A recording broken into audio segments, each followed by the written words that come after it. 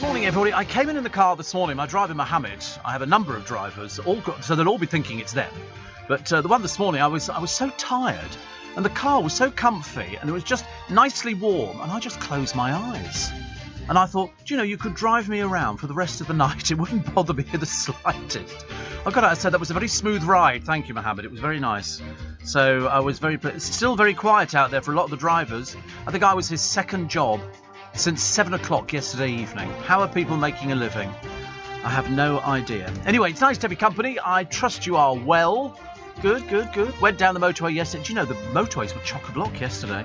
But I got down to my brother in record time. I keep thinking, if I go down to my brother, will I remember how to find the way back again? You have to remember which junction you come off and it was all fine, actually.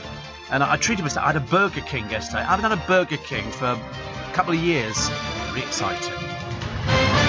Nothing like pushing the boat out, is there? You think that's an everyday occurrence, for us celebrities in the media world. But I mean, to me, it was quite novel. And they do a meal deal, but I don't like their Coca-Colas, anybody's Coca-Cola, because it's not proper. If it was a bottle of Coca-Cola, I could understand it, but it's not. It's a gooey liquid that they add fizzy water onto, and it turns into Coca-Cola. So I didn't have that. I just had a double. What was it? A double bacon cheese, which was very nice. Luckily, it wasn't full of all this gunk that they put on some burgers, which was, the mayonnaise and the lettuce and I didn't want any of that. I just wanted 2 cheeseburgers and some bacon on it, and it was lovely. And a portion of chips, which were beautifully cooked.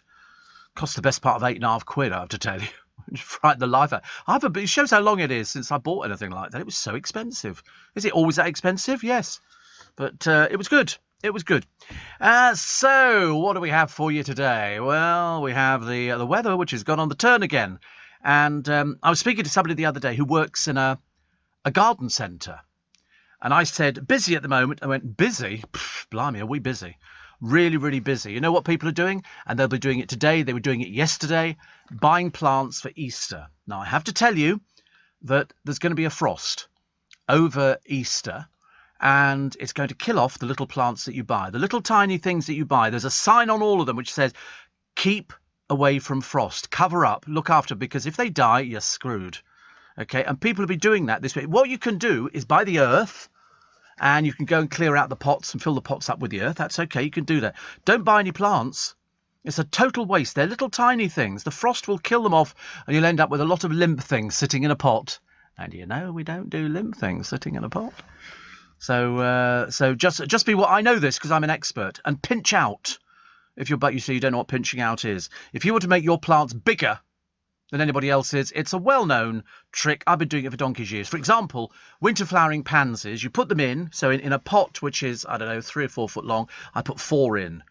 The moment a flower appears, pinch it off, because the plant will use all its energy into that flower. But if you cut that out, it will spread the plant. So the plant spreads, and you can do it with, lots of little things. Especially, it works better with winter flowering pansies. And so I used to go out every morning, and I used to have so many of the bloody things. It used to be a half-hour job. And you pick off the little flowers, throw them in a bag and throw them away. And the plant will then spread. And then when you want them to flower, just leave them, and they will then go overnight. They go berserk. So pinching out, very good. Good earth is good. Nice compost. And remember to water and stuff like that. At the moment, I've got daffodils and tulips up, but I need to clean the pots out. So what I might do, it's such a tedious job to do. I've got my rubber gloves. I can clear out the pots, chuck all the earth away, and a couple of the pots have given up. They got caught by the frost, and so they've cracked, so they have to be thrown away. And a couple of planters that I've got, which is sort of like a plant which goes in the top of it. It's on a stand. It looks lovely. And that will all be done. I shall sort things out like that, go and get the earth. And because I seem to remember last year trying to get earth was a nightmare. If you remember, I ordered it from Amazon. What an expensive thing that was. So now you go to the garden centres, there's no shortage of earth. It's just you might have to queue for it, which is not so good. But anyway, everything good. What else have we got for you? We got happy birthday to... that's an interesting one. 2 bacon baps a week raises the chances of a heart attack. Won't stop people having them, will it? It really won't.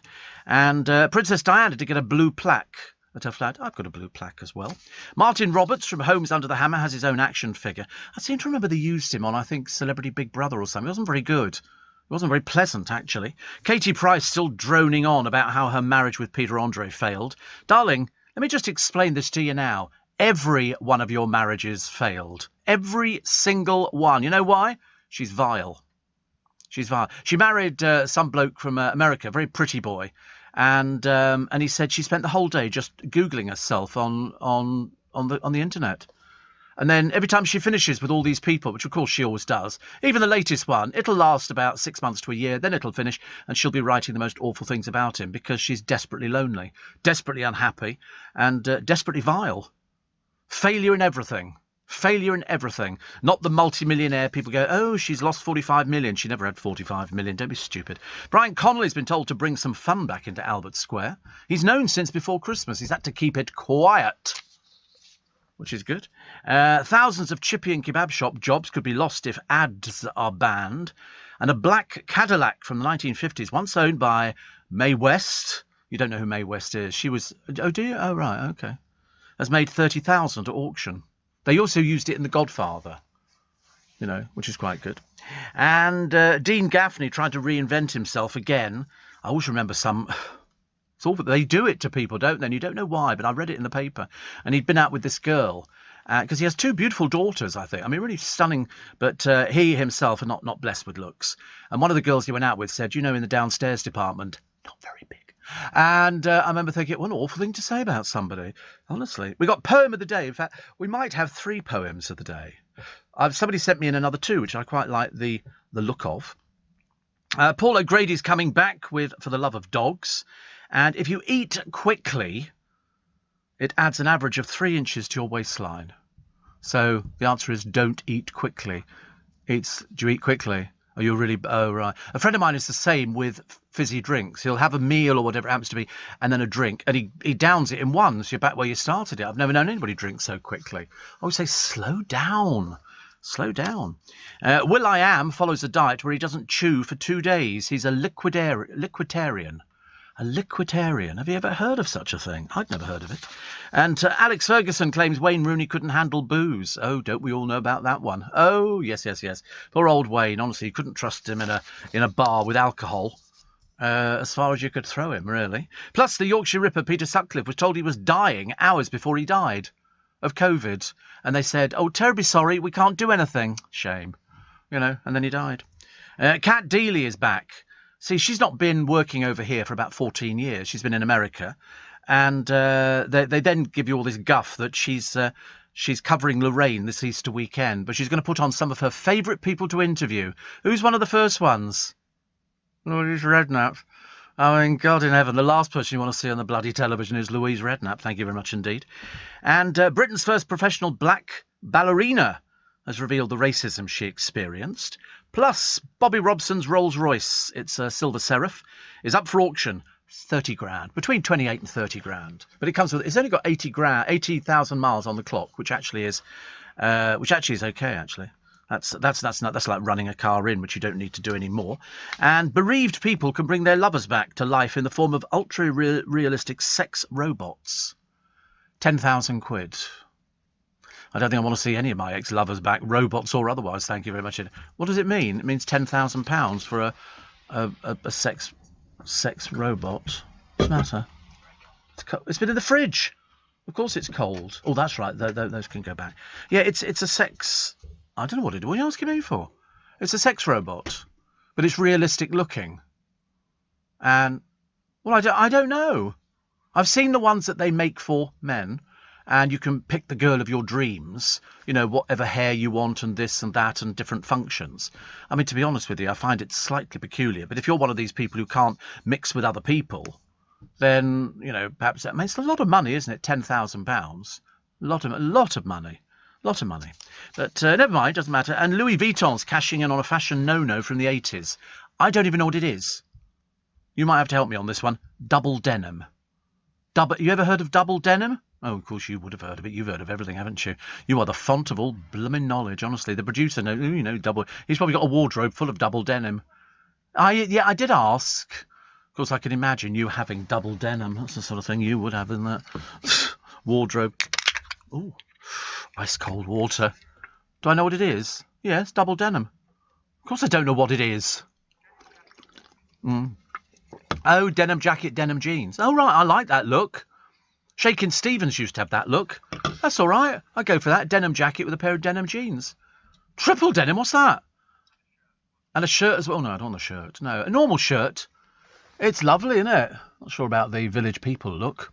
But, yeah, it's very fashionable. Louis Vuitton have brought it back, so expect to pay a small fortune for something that years ago you picked up for threepence. It's as simple as that. Oh, the living wage has risen. 19 pence it's gone up. £8.91 now. Well, small fortune, isn't it? Don't know where to begin. And Martin Robert... Oh, we've done that one, haven't we, as well? And Denise Coates has died. No, she hasn't. Not Denise Coates has died. I do beg your pardon. Denise Coates is the richest woman in the country. You know who she is?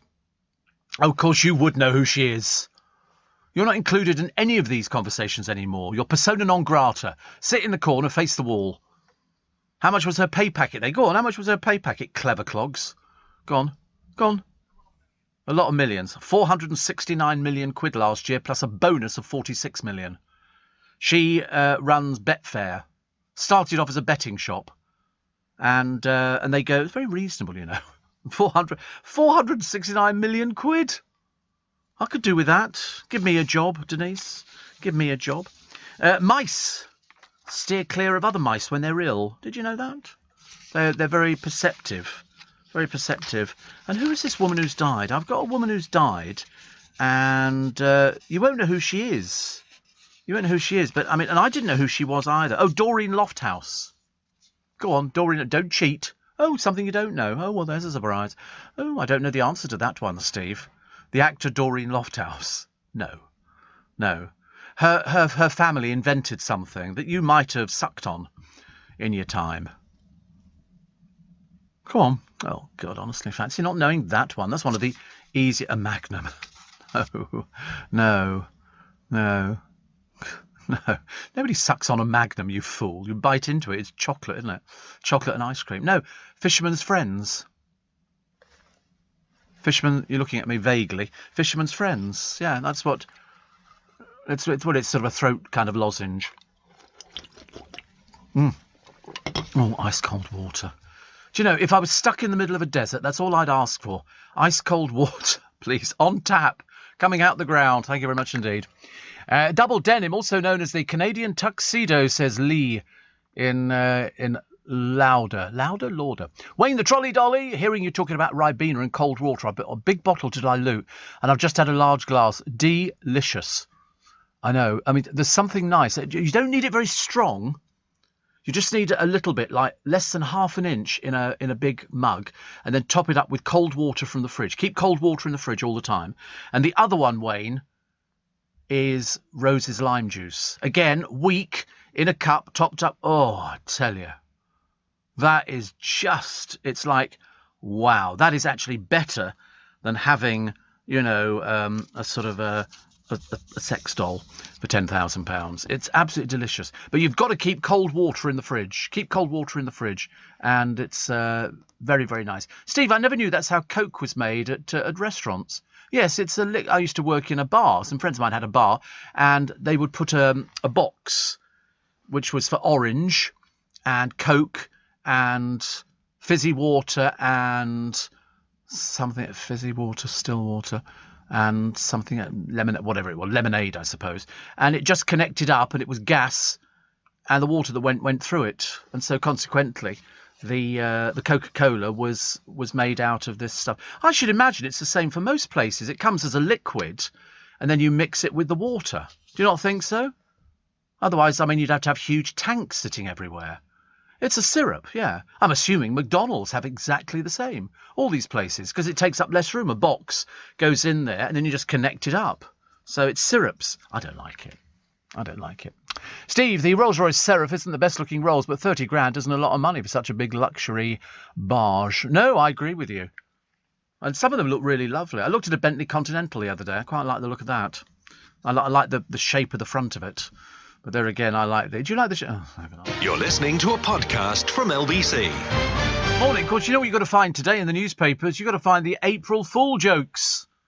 I found the first one in The Sun. Meghan and Harry. They're not the April Fool, but they might be. They look blissfully in love as the Archbishop of Canterbury performs a ceremony for their secret vows dressed as Elvis Presley. Okay, April Fool, I think, on that one. Plus, what else have we got here? There'll be quite a few of these. April Fool. Trying to find them in the newspapers is always a thing. Let's have a look. Monday. Apparently, Monday was the busiest day of the week on the roads. Very, very busy. People like that. Also, a burger, a bacon or sausage sarnie a week can kill. Oh, I could eat a bacon thing now, couldn't you? Oh, I'm surprised you've not just made one. I'm really quite good at doing things like that, aren't you? Yeah. Oh, why did he say that? Surprised you didn't bring a bloody cooker in or something and start cooking sausages. They had a thing on the television the other day. It was a cooking thing, and it's round. It looks like you could do pizzas in it. And they put all the breakfast stuff on there, the bacon, the sausages, the hash brown, tomatoes, beans, loads of other things. Put the lid down. 6 minutes later, it was all cooked. All done, and the eggs and all. I thought, well, that looks good. I wouldn't mind one of those things. Oh, look, another picture of dreary Rita Ora. Why don't you go away? Sorry, I do beg your pardon. I was thinking out the box. She's in Australia. Good. Stay there. Don't ever bother coming back. Also, so Doreen has died, the fisherman's friend. It's family business. 91 she was. 91. She transformed the throat lozenge into a global brand. And they're based in Fleetwood in Lancashire. She was called the Mother of Fleetwood. They were invented by a pharmacist. And it was sort of licorice, eucalyptus and menthol to aid fishermen with croaky throats. Who cares? I can't help feeling, I'm sorry, a fisherman with a croaky throat. It's like I remember seeing an advert on the television once, and they said, even fishermen in the North Sea use Neutrogena hand cream. I go, yeah, you're going to be surviving a long time, aren't you? What you got there, pal? I'm just putting some hand cream on. Over the side of the boat you go, pal. We're not having people like you on it, thank you very much indeed. Using hand cream? We're fishermen, mate. We're bringing in the haul, for Captain Birdseye and all that kind of stuff. Does anybody else want some hand cream? I don't think so, no. Would you like a lozenge? I'm sorry, how did you get a job on this fishing boat? Supposed to be all butch, aren't they, really? Also, prescriptions could cost more than £10. I suspect that's probably quite serious. And very difficult to find out different things here. Sam Smith has lost out in the nominations. This is for the Brit Awards, after organisers decided to keep the gendered categories. What does that mean? I'm losing track of it now. Oh, they're going to keep best male, best female. Yeah, exactly. They're not putting in anything else. Sorry, Sam. Sorry, love. Okay, that's the way it's going to go. And a gang who attacked 2 football stars in a shocking crime spree and have been jailed for more than 100 years. They terrorised homeowners and drivers with machetes and guns, even attempting to rob an undercover flying squad officers who had them under surveillance. They tried to steal £200,000 watches, and CCTV clips showed Kolasinac jumping from a 4x4 to fight off Jordan Northover, who goes to prod him with a needle. And Ashley Smith, 20 robberies were believed to have been carried out. And so this little gang are spending time in prison. There you go. So Patrick Delaney, Martin Delaney, Kieran Jones-Hewitt, Andy Kiasander, Cheyenne Cato, Ryan Lures and Stephen Barton got a total of 82 years. There you go. Won't be doing that again for some time, will you? How lovely. Actor Russell Crowe has been left heartbroken by the death of his father after he collapsed on a plane. He did get CPR for up to 20 minutes. And thousands of people admit working from home in their underwear. No, that probably isn't them next door. I shouldn't think so. Apparently in a poll, a third said they wore scruffy clobber on their bottom halves. Well, who's going to see you? Who is going to see you? Mind you, the people I can't understand. The people who go to take their kids to school in their pyjamas. I mean, that's not chav. That's really low level. That is really low level. I'm sorry, you went in your pyjamas and slippers. Yeah. Couldn't you be bothered to get dressed, love? Or is that sort of what you do? You just sort of sit at home and slouch? Answer, yes. A boy of 15 has been arrested after fleeing cops in a 100-mile-an-hour car chase. I was pootling down the motorway yesterday. It was a lovely little journey. The only thing I didn't have was a clean car. But then I saw my brother's car and his was dirtier than mine. So I said, I can't wait. 12th I've got to wait for. And how's he doing? He's all right. He's all right. He got a day off yesterday. So that was quite nice. And I bought him a lawnmower. He wanted a lawnmower. Well, he's got a Flymo, but it throws all the grass cuttings all over their stones, and they've got a Japanese Zen garden. So it's lots of and it just looks messy. So I bought him a mower, only £100, with a grass box at the back, but all fitted. So it's quite a nice idea, isn't it? So I thought £99, and they'll be delivering it tomorrow. So he's very excited, and then he can sell his other Flymo, let somebody else buy it, sort of shunt it off there. And then we emptied the boot of the car, not really, but we managed to fill up, I think, about 10 bags full of stuff. The boot of the car, everything. There was everything in there, and it's made no effect on it whatsoever. It looks as full now as it did when I went down there. What I need is a social PA or AP or something. Somebody who comes around and they go, right, today you've got to go to hospital. I'll come with you and hold your hand, and because they're all offering. Even my friend Helena, she said, "Do you want me to come to hospital with you and wait for you?" No. I can go. I'm fine. I think I should be good. Somebody else says, wait a minute. I've lost my blooming, there's my mouse, actually, I'd lost it. And, somebody says, I know Mae West, I'm old, says Shane. I know, but the trouble is, Mae West was sort of really every gay man's camp friend. You remember the story of Mae West? When she was 80, she made a film called Sextet, because she was doing all of these things. And she played a sex Lothario when she did the Variety and the musical, stuff like that in America. She was selling a little bit of sex. And unfortunately, because she was over 80, she couldn't remember her lines. So they fitted her up with an earpiece. Her hair covered it. And they read the lines to her behind the cameras, and then she got the line coming through. And the story goes that they were filming Sextet, and then she was going, the car's outside, 22 Mayflower Drive. And they were going, May, what are you doing, dear? She said, I'm hearing this. They'd only tuned her into the local cab company's frequency. She's repeating the cab bookings. Bless her. Sort of thing the producer would do. He'd do that, wouldn't he? Yeah. Car for 2 people. Oh, another picture of roast potatoes. Oh, God. Oh, a British beef roasting joint. Whole salmon, British lamb. Oh, no, I can't do lamb. But carrots, no. Whole swede, no. Spring greens, no. Parsnips, no. Broccoli, yes. But roast potatoes. Crispy roast potato. I want those. I want those for this Christmas. Thank you very much indeed. I really want those. I really want them. Also, what's this one here? Will Meller said he wants to be back in the pub with 2 pints of lager and a packet of crisps. I'm so glad I don't drink. I can't think of anything worse. It doesn't interest me the slightest. Bet you can't wait to go back to your little wine bar, can you? Delicious. And will.i.am is giving Gwyneth Paltrow a run for her money with his latest madcap health regime. He calls himself a liquitarian. He doesn't eat on Mondays and Tuesdays and only has salads on Wednesday and Thursday. These people are really weirdos, aren't they? I don't care what anybody says. That can't be a good idea, can it? Not a good idea at all. Goodness sake. Oh, by the way, that thing we got sent the other day from Phil Vickery. Remember I showed you... I didn't show you the picture. I was telling you about the picture of this thing with hot cross buns. It was an ice cream cake. It had ice cream in the middle of each. How about that, eh? Oh, God, honestly. Trying to please him next door. Steve, Daily Mail, April Fool is the Queen interview. Is it? Wait a minute. Let's have a quick look.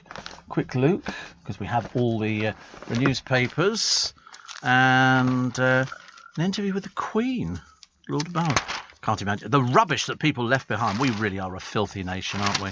Filthy, filthy nation. I can't find the Queen. Can't find the Queen. Reasons to be cheerful. Well, everybody's going out doing things, aren't they, now? But, I mean, it's not gone away. Not gone away. I can't find the Queen interview. Are you sure it's not sort of a genuine piece? Because she was doing something the other day with the RAF. But I don't find anything. No, definitely not. Well, not as far as I've noticed at the moment, unless I'm missing out on these things. I'm generally quite good at finding things quite quickly. But couldn't find that one. Queen giving an interview. Yes, I'd rather give an interview for breakfast. We have shredded wheat. Philip, do you like shredded wheat? He likes Shreddies. That's what I found in the boot of the car. Box of Shreddies. Box of Shreddies. How cool was that, actually? How cool was that? And I see you like Katie Price as much as Gemma Collins. No, I can't stand lying. I'm sorry, I'm not remotely interested in what somebody does for a living. I just can't stand people lying. You know, so and she's never corrected it. Whereas in fact, even that bloke from Made in Chelsea, heir to the United Biscuits fortune, has admitted no, he's not. Like Paris Hilton, she's not heir to anything at all. And Katie Price never had 46 million. Jordan says, I always love that Mae West story. It's a good story, isn't it?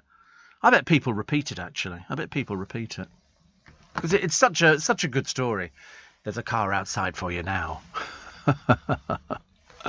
Honestly. And I'm now trying to find one from just locked into the spike after watching TikTok videos. Probably a good feeling to take the car for a long run and have it opened the taps a bit, whatever that is.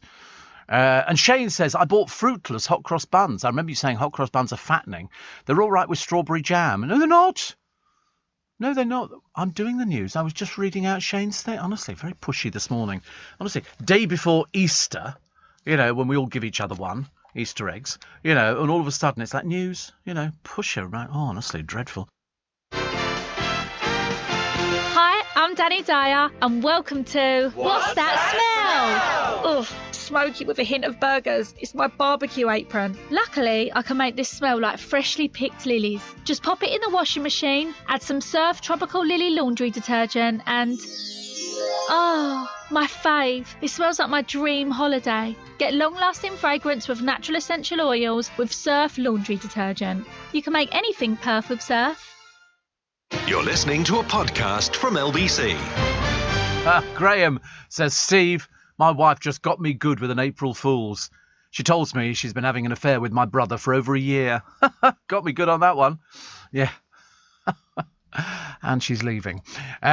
Steve, the Daily Mail, page 3, now Queen tells her truth to Oprah. That could... the Queen doesn't do stuff like that, does she? She doesn't do that. Have you ever been to the Coca-Cola Museum? They allow you to sample 100 different beverages. Brilliant, Steve. And until you're in and out of the loo.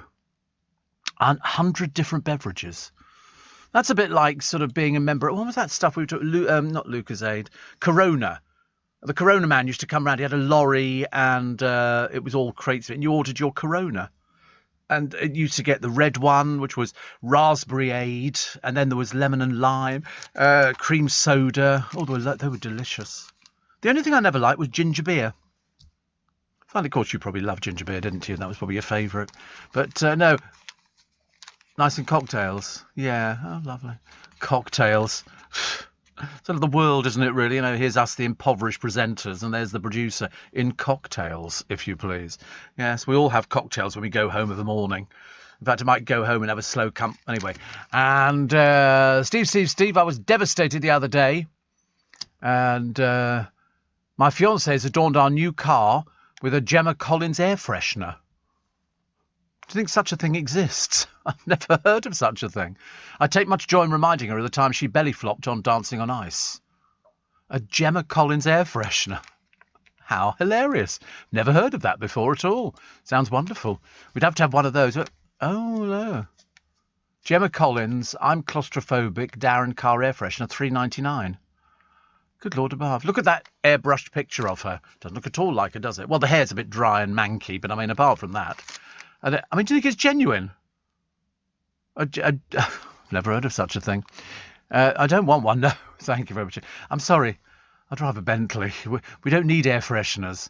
I have Connolly Hyde on my seats.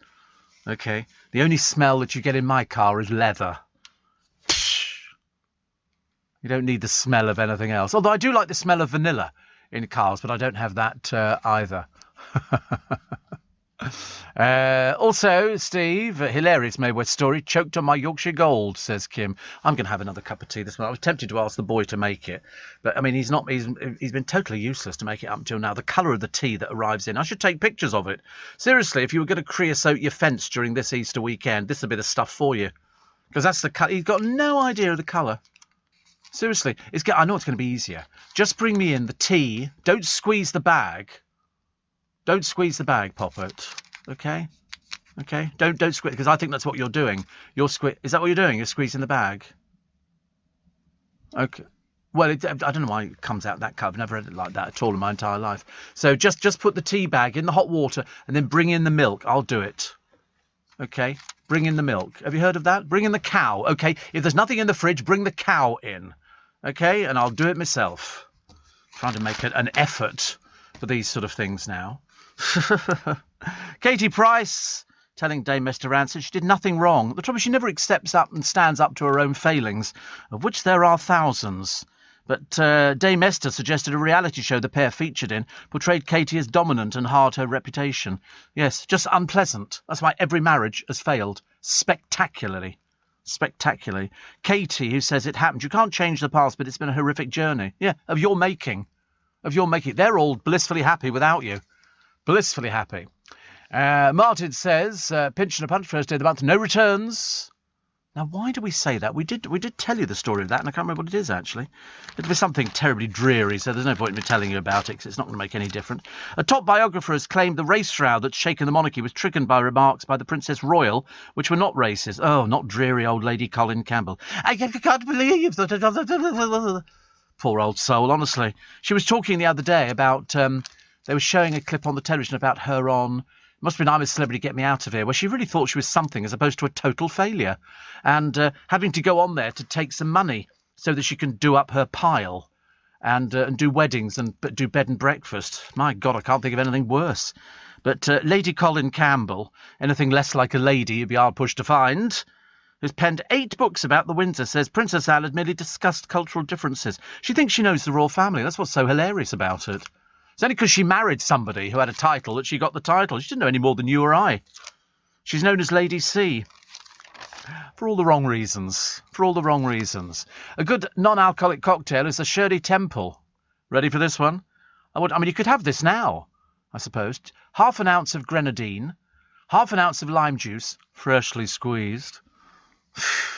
5 ounces of ginger ale, garnished with Luxardo maraschino cherries. Is Luxardo the same as a maraschino? Oh, that's pretty colour, isn't it? That's lovely. And that's a Shirley Temple. So half an ounce of grenadine, 3 ounces of lemon lime soda, 3 ounces of ginger ale, and garnished with maraschino cherries. What does it taste like? Is it nice? It's quite sweet, is it? Oh, right, okay. And you have that, do you, regularly? Do you have it over ice? Looks delicious. Got to be shaved ice.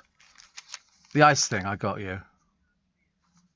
Oh, right, yeah. Oh, I don't remember those. What are those? Is it ice balls? Oh, ice balls. Oh, right, okay. Are they still working? Still working? It's nicer? Good. So happy for you. And Steve, we saw you yesterday driving down the M3, says Ian and Wendy. We knew it was you. There was a nodding dog on the back shelf of the car. Very bitter, aren't you? I've noticed that. Got a look of Eva Braun. Oh, is it? He just sort of brings in dumps it down, and then gives me one of those looks like, okay, make the tea yourself, big boy. So now, what are you standing up for? No, you don't need a spoon. That's the whole idea. You don't need a spoon. So look, tea bag in the cup, and then you fill up the cup, and then this is the milk from cows. But if we hadn't had it, we'd have brought the cow in, and then you. There you go, pour it in like that, and it's gone the same colour as when you make it. You squeezing these bags, you're doing something. You are absolutely... I've never had tea that looks like this. What is going on here? Honestly, I don't ask for a lot in life. I come in, I'm very good, I go to church, done all my good bits, and I've ended up with tea the same colour as the creosote we had yesterday. You're squeezing the bag, that's what you're doing. Don't you sit there and fib to me. I know what a squeeze bag looks like. And this is it. Wait a minute. Ooh, God. Where are you getting the tea bags from? Are you just taking them out of the jar? Or are you using different tea? Wait a minute. What tea bags are you using? Out the jar. Okay. The ones I normally have. You're not using the specialist tea, are you, in the little packets? How come your tea doesn't taste like anybody else's? No. I'm not trusting you at all. You'll be trying to get your own back. I'll be flat on my back with the legs in the air. Steve, the Gemma Collins air freshener, would that be the same shape as the pine tree ones? Do you know, I used to love an air freshener. I don't know why. Steve, great to hear you back on the airwaves. Haven't stopped up this late in months, says Chris and Webby, Strawberry Hill, temporarily in Bournemouth. Hopefully our club will reopen soon and we can listen to you again every morning on the way home. Oh, I do hope so. Oh, please back to normal, please. Check out the Ramoska cooker available from Lakeland. Brilliant bit of kit I use most days, from cooking a full English to heating up pies to cheese toasties, says Kim. That sounds nice. Show me a Ramoska cooker. Let's have a look what a Ramoska cooker looks like. I'm assuming it's sort of like a little, sort of like a sandwich toaster thing. And, £169? Good Lord above. Works like an oven, but cheaper to run. Great for caravan or motorhomes. What do you think I'm living in? And you say you just pop everything in there. Great for... It's £150. That's ever so expensive, isn't it? I'm not sure I can run to that sort of money. I really can't, actually. So where does it go, then? Do you put it on... It's dishwasher safe. Is it plug in, or does it sit on a simple on-off switch on them? Oh, no, it's obviously got a cord that we can't see. And you just sort of plug it in. Oh, right. Not really for me. Not really for me, I don't think. I do like heated saucepans. I think they're actually quite good. But I'm happily going for the Shirley Temple. We used to, when I worked in a pub years ago, they used to have a big jar of maraschino cherries, and every so often you take one out. Where they got the colour from, I got no idea. They don't look like any cherries I've ever eaten in the past. They're sort of fluorescent red, but nice, actually. Shane says, "G'day to you, Corey and the Groovy Gang." Woo. Yep, they're all very happy this morning. You know why? Because it's getting to the weekend, and they're both off for the weekend, which is nice. They're doing sort of Easter something. I don't know what they're doing. Probably going away something. Going to the sea to paddle, are we? Going to be sort of mini golf thing near you. That'll be nice, won't it? They'll welcome you with open arms. Mini golf thing. I don't know what I'm doing for the weekend, actually. Haven't decided. Spoiled for choice. Sorry? Egg hunt. Oh, no. We're not allowed to do egg hunts. Apparently adults are not allowed anything to do with Easter eggs, because apparently it's silly. It's silly. Can you believe it? It's ridiculous. You're listening to a podcast from LBC. Hey, where would we be without a laugh? Here, right here, every morning, at this time, 10 to 5, for all those people who are up and about, like milkmen, like people driving delivery lorries, you know, parking and getting the stuff off the back of the thing, people getting their trains ready. Do you know, I went to Waterloo Station yesterday and I was amazed at how many people were getting off the train. A week and a half, 2 weeks ago, hardly anybody, like 10 people. Now, there's like a few hundred heading towards you. And some people without their masks on. Stupid people. Very stupid people. Steve. Dandelion and burdock from the Coronavan was my tipple in the 60s whilst watching The Big Valley, says Kim. Dandelion and burdock. I never read that. I do like elderflower cordial. Have you had that? That's really nice. When you consider it's just made out of hedgerow plants. I think that's really, really nice. Very nice indeed. A locksmith who stashed £1.5 million worth of cocaine in his van has just been jailed. Alex Guest from Ilford admitted hiding 15 kilos of that. What is it with these people? Do you not realise, you know, you're going to tell somebody and they're going to be dobbing you into the police. They've just sent him to prison for 11 years. What a fool. What a fool. But never mind. Listen, I mean, some people are too dim. You can't explain to them. Every time I turn over the paper, there's a picture of Maris Piper, roast potatoes. It's not helping. It really is not helping at all. Elon Musk's girlfriend says she wants to move to Mars and is ready to die there. Okay, bye. Off you go. If that's where you want to go, dear, you go there. It's not going to make any difference to us. Recruitment has started for an astronaut. I'm putting forward my two here. They would love to be astronauts. And anyone can apply. No experience necessary. The UK could have you could go. You could be an astronaut. That'd be very good, wouldn't it? The agency's Libby Jackson says the UK could have a new astronaut. Anybody who thinks they have what it takes. Oh, well, that's hopeless then, isn't it? Anybody who thinks they have what it takes, they haven't. They're going to be sick. You could just tell them, sort of sitting there and go, okay, so 10, I don't feel very well. 9, 8, I really feel sick. Yeah, because when this thing, whenever you see rockets taking off, they seem to go off very slowly, don't they? And yeah, I'm convinced they must be going a bit faster than that. Otherwise, they barely make it above the trees. But then all of a sudden, you get out there into space and you go, "Wow, this is cool. I'd like to go. I would like to get. Who would I take? Nobody at all. The Russians have sent dogs into space, cats into space, all sorts of things. It's the re-entry I'm not keen on. Not keen on the re-entry when you sort of splash down.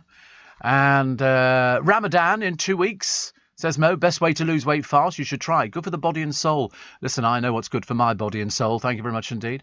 Somebody says, please carry on slurping your tea. That's Joe. Absolutely, Joe. Don't you worry. We're doing it just for you. Just for you. Sad little person. Bear Grylls. We like Bear. It's not his real name, actually. Can't remember what his real name is. Like Nigel, isn't it? Something like that.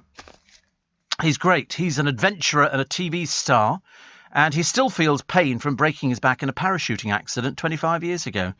People sometimes ask if my back ever hurts. The answer is every day, but life can at times be a battle for everyone. Yeah, we've all got our cross to bear. Edward, Michael Grylls, Bear Grylls. Good, isn't it? Edward. Oh, so Edward Bear. Edward Bear, Teddy Bear. Yeah, Edward. Oh, look, you never got that one. That was so. I like to help them out occasionally. And anybody watching snooker on the television? Isn't it the most boring thing you've ever seen? Men lying over snooker tables, trying to get their balls in one side of a pocket. And I'm thinking, this is the dullest thing ever. It's like synchronised swimming.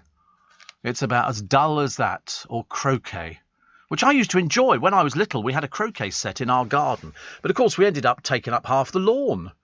Because every time you had to knock your ball through the hoop, and they do a lovely set now. I think croquet is a great game. I love it. It was always, and the noise of that ball banging against your mallet. Happy birthday to Pip Schofield today. Is it Philip Schofield's birthday? It is. How old is Philip Schofield today? We shall find out. Let me have a guess. 56? 56? 59 is he today? Wow. I wonder what they're going to buy him on this morning. Certainly won't be a cake dripping in candles. He'll never get anywhere near it. 59. That's good, isn't it? So happy birthday to him. Elderflower tonic, apparently, is quite nice with gin, says Aussie Nick, on a narrowboat. Oh, how lovely, a narrowboat. That's lovely. Where you just sort of pootle along very quietly. I could just sleep forever on a narrowboat, like in the car this morning. Steve, and I'm just pondering the irony of sending a locksmith, the one with all that cocaine, to prison. He would be the most popular man in the place.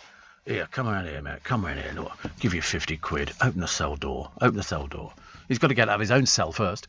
I took my COVID jab yesterday, feeling a bit rotten, but it's all worth it to protect the family and fellow countrymen. Yes, I mean, isn't it funny? I'm the only one who hasn't had any effect from the COVID thing. Mind you, do you think they gave me a placebo? I'm beginning to wonder whether or not they did actually give me the COVID jab. They might. You never know. Sorry? Yeah, oh, you know people as well. Well, whatever. As I say, whatever I do, one of them will top it. You can just guarantee it, can't you? I bought a Rolls Royce, they've bought a Sherman tank. I've been to Mars, they've been to Pluto. It's the way it goes. It's constantly one-upmanship on this programme. But I don't care. I don't care because I'm a fairly happy little soul. Well, I will be after this latest operation. I'm debating and telling my boss today on how graphically to go into it. Because Noreen knows all about these things. She's my world expert. She said it's a bit uncomfortable. But so far, all these things that people have told me, Noreen, about, this and that, nothing's happened to me. I haven't felt any uncomfortableness. I just they did recommend a medication. I got a list of the things that they sort of said, which has gone to my doctor. And so I'm hoping that they will give me whatever it is this thing is, and then I can sort of, be heading in the right direction. Because I just want it to go away. It's dreadful. Online addicts, people who are hooked on social media, are more likely to be cyberbullies. Ain't that the truth? They're the ones who write all the filth. People who are online, they write all the bad stuff. I always name and shame. My ultimate ambition is to find an internet troll. The sort of people who target all sorts of people. You know, people on the television, people who've been in the news, people who've won an award, people who won the lottery, and then find out who this person is, because you can find them fairly quickly. The police can find them, and then say to GMB, listen, this person's been writing all these things, and it'd be quite nice to expose them on national television, and then take a film crew up to their house, knock on their door, and then go, you're live on GMB. You're a troll, aren't you? And totally embarrass them, put your foot in their door, so they can't close the door again, and then just sort of follow them into their hovel, because it will be a hovel, and just expose them for what they are, and all their family be going, oh my God, that's my Auntie Beatrice. She's a troll. Oh yes, loads of them. 84850, Steve, the coke-dealing locksmith who's banged up, has 11 years to fashion some keys to escape. I'm not even sure if they use keys anymore, do they? Do they use keys in locks, or are they more sophisticated than that nowadays? I don't know.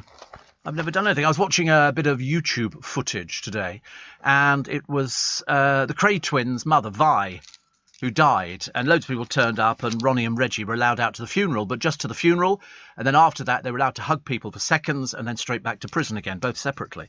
And it was funny, because what they did was they actually put both boys with very tall CID people, so it made them look even smaller. It was done deliberately, I'm totally convinced. What else have we got here? Soap star Danny Dyer may need surgery to sort out a giant spherical object. He apparently has, he says one of his spherical objects is the size of a jacket potato. Well, I mean, they vary in size, don't they? I saw somebody once, it was like an elephantitis kind of thing, where they were at the size of footballs. And I remember thinking, good Lord above, that looks ever so painful. Very, very painful. He says he confessed to Ryland Clark Neal on a podcast he has with daughter Danny. God, blimey, honestly.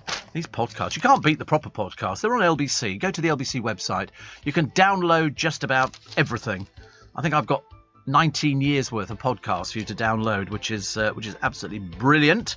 Amanda Holden's stepping out the other day from this building. As she gives a huge hint, she's the new host of Blind Date.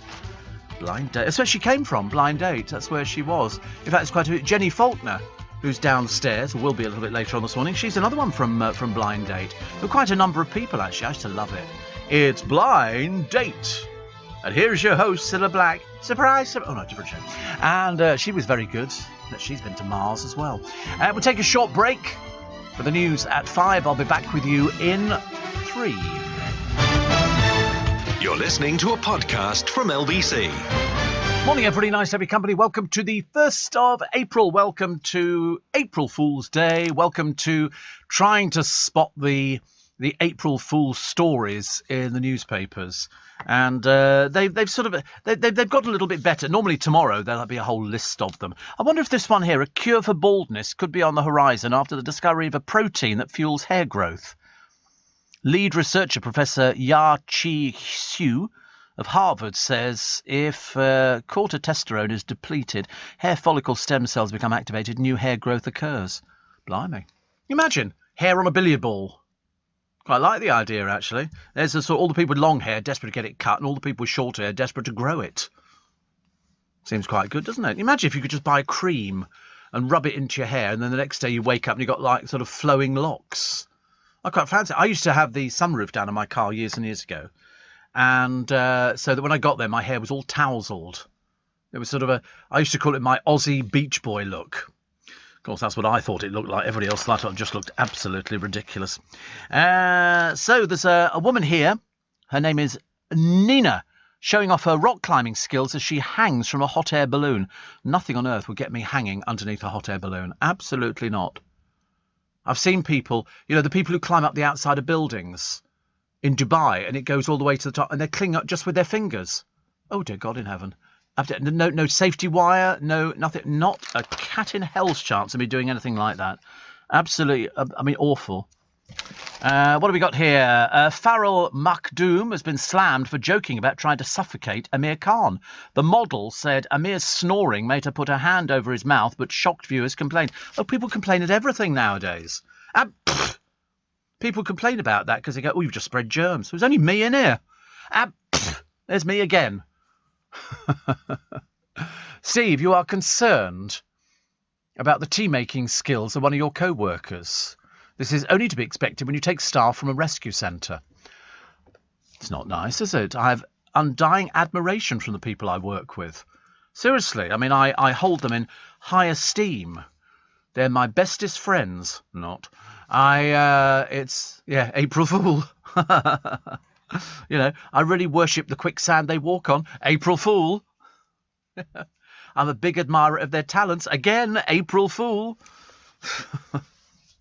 We discussed this the other day on the programme, where people were sort of saying about, you know, what's it like working with the same people day in, day out? Why do you think I'm ill?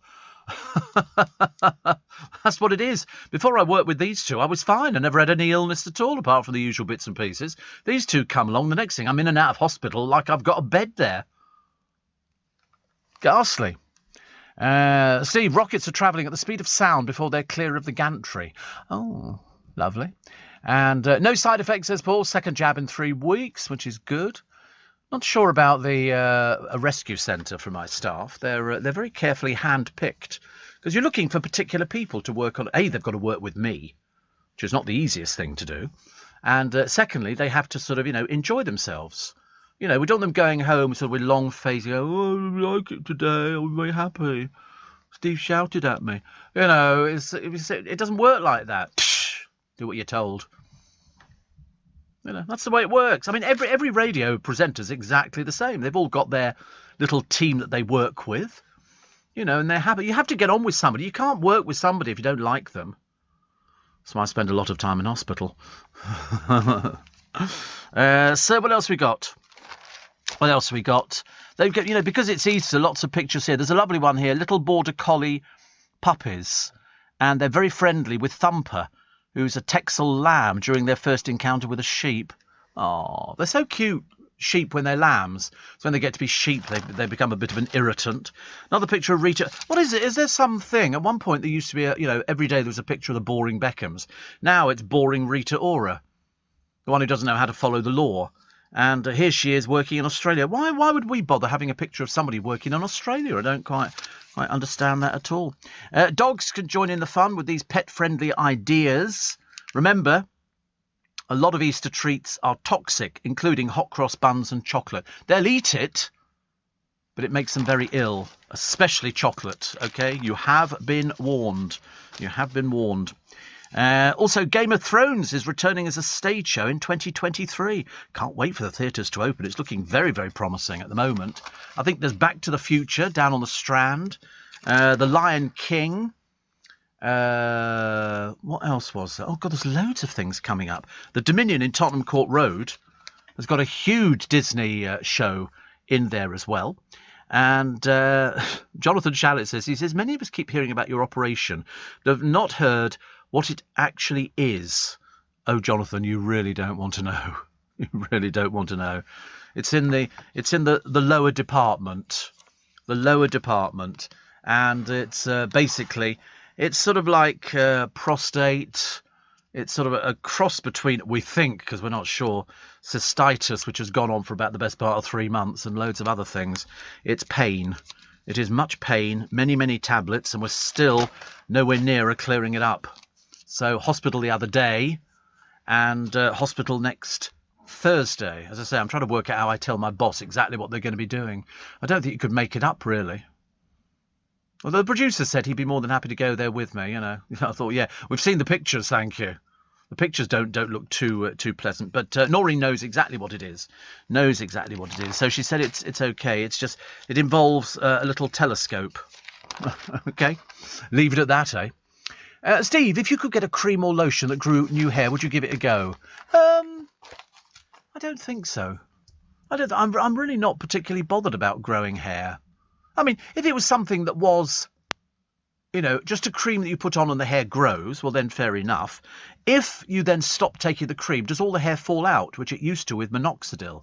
Minoxidil, grew hair for a lot of people, not everybody, but you had to pay for it. The moment you stop paying for it and you stop using the minoxidil, your hair goes back to how it would have been had you never used the minoxidil in the first place.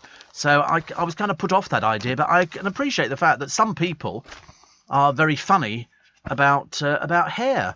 They don't like the idea of not having hair. That's the thing that sort of worries people. I don't know why. I don't know why it should make any. It makes no difference to me at all. Makes no difference. There's nothing worse than people who sort of use toupees or cover-ups or things like that, or spray hair or anything like that. I think you should just go with the flow. Makes it so much easier. Celebrities learning the secret to eternal youth is altering your age on Wikipedia. You can change Wikipedia. You can change anybody's. Seriously, mine had me down as 67. I ask you. Honestly, for goodness sake, honestly. What a joke that turned out to be. Steve, is it a colonoscopy? No. No, it's not. It's whatever it is, it's an injection. And it looks like, in the pictures that we saw the other day, it looks like you're about to give birth. That's what it looked like, which didn't sound very exciting. Key workers being offered free cruises in recognition of their efforts. Royal Caribbean have announced 999 rooms allocated to personnel from the emergency services, armed forces, social care sector. Workers can register online. Wow, that's nice. If you've never been on a cruise before, you should do a cruise, provided it's guaranteed safe. It would have to be very, very safe. Sewage spilled into England's rivers and seas over 400,000 times last year. Diluted sewage spills from overflow outlets in heavy rain. To stop sewers overloading into homes and businesses, but it can run into rivers and the sea. Oh, God. How disgusting. Don't like that idea. And another one here.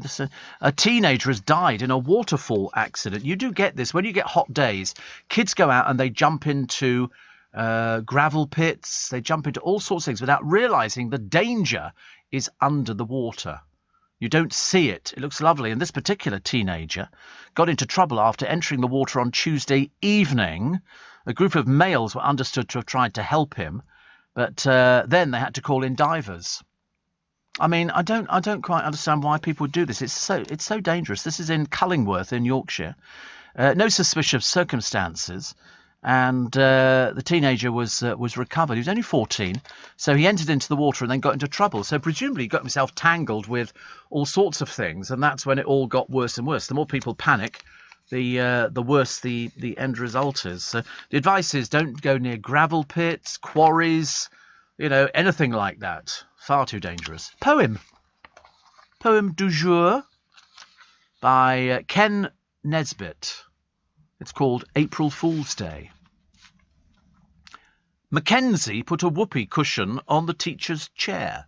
Michaela told the teacher that a bug was in her hair.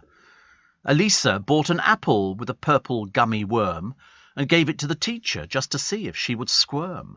Elijah left a piece of plastic dog poo on the floor, and Vincent put some plastic vomit in the teacher's drawer.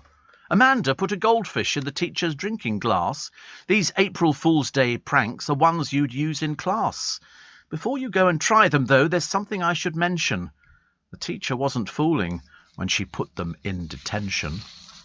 Oh, no sense of humour, teachers, have they? No sense of humour at all. Did you ever do that? Did you ever sort of do pranks? No, we didn't either. We were far too sophisticated. We did take teachers something in, though. When we did Harvest Festival, you took in a teacher, say, Mum, it's Harvest Festival. Oh, right. So she'd find you a tin of something been in the cupboard for about the past 10 years. And you'd take that into school, and it would eventually go to some poor pensioner, who sort of, they go, this is all going to be distributed to local homes. I remember thinking then, how nice. Lucky old local homes. Having sort of a tin of beans or something like that. It was always something a little bit naff. And we used to do that, and it went for the Harvest Festival.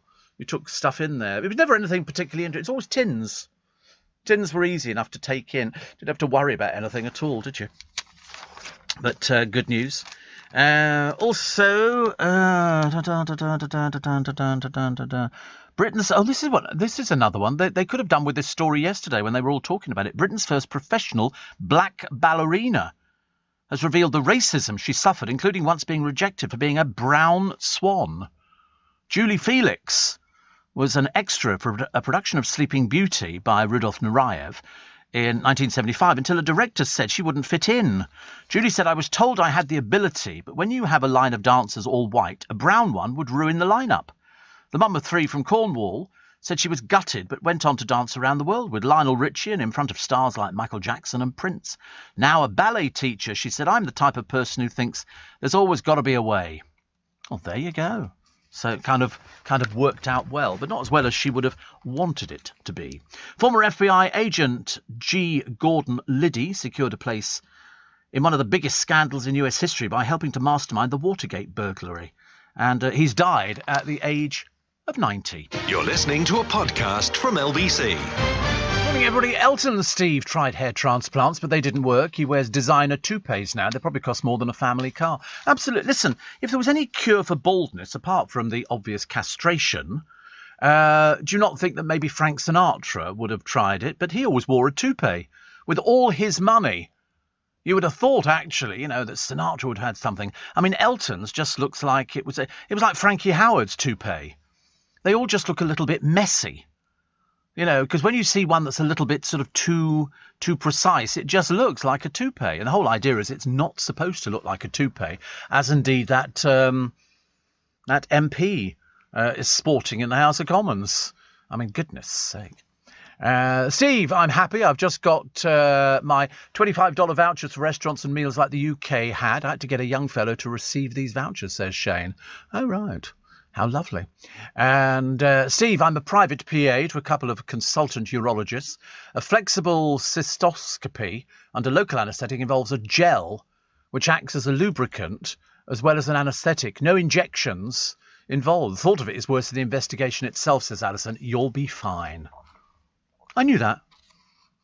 Producer was one who was winding me up, saying, oh, you're going to be screaming in agony, Steve, and it's going to be dreadful. And I thought, no, I don't want it. Is that what it is, though? Is it a flexible? Yes, it is flexible. Why is it called flexible, Alison? Is there a reason for that? You have to tell me these things, because I just don't know. But so there's no injection. I feel a bit better about life after that, actually. So we've had the blood test. And we've had all the other little bits and pieces, which is lovely. And, somebody's asked me about my experience. What is your experience of being inside? Oh, God, I'll say. Do you get so many things in these hospitals now, because it's all sophisticated. You have to sort of open up this and open up that, and then this app will tell you. So once I've found what this thing is, wait a minute. And, so it just says, you've got a new hospital letter. And so then you have to go onto the hospital. We did this yesterday, if you remember, on the programme. And go onto the letter page, and then you've got to fill it every single time. You'd think that by the time you'd done it first time, you'd be fine. But it doesn't work like that, actually. I wish it blooming did. And then you have to put in your date of birth. My God, if only I could remember that half the time. Makes it so much easier. Then people say, oh, and what's your password? I've got no idea. Not a clue at all. Let me just finish doing this and I can tell you exactly what it is, just so I make sure I've got the right one, Alison. And then that's there.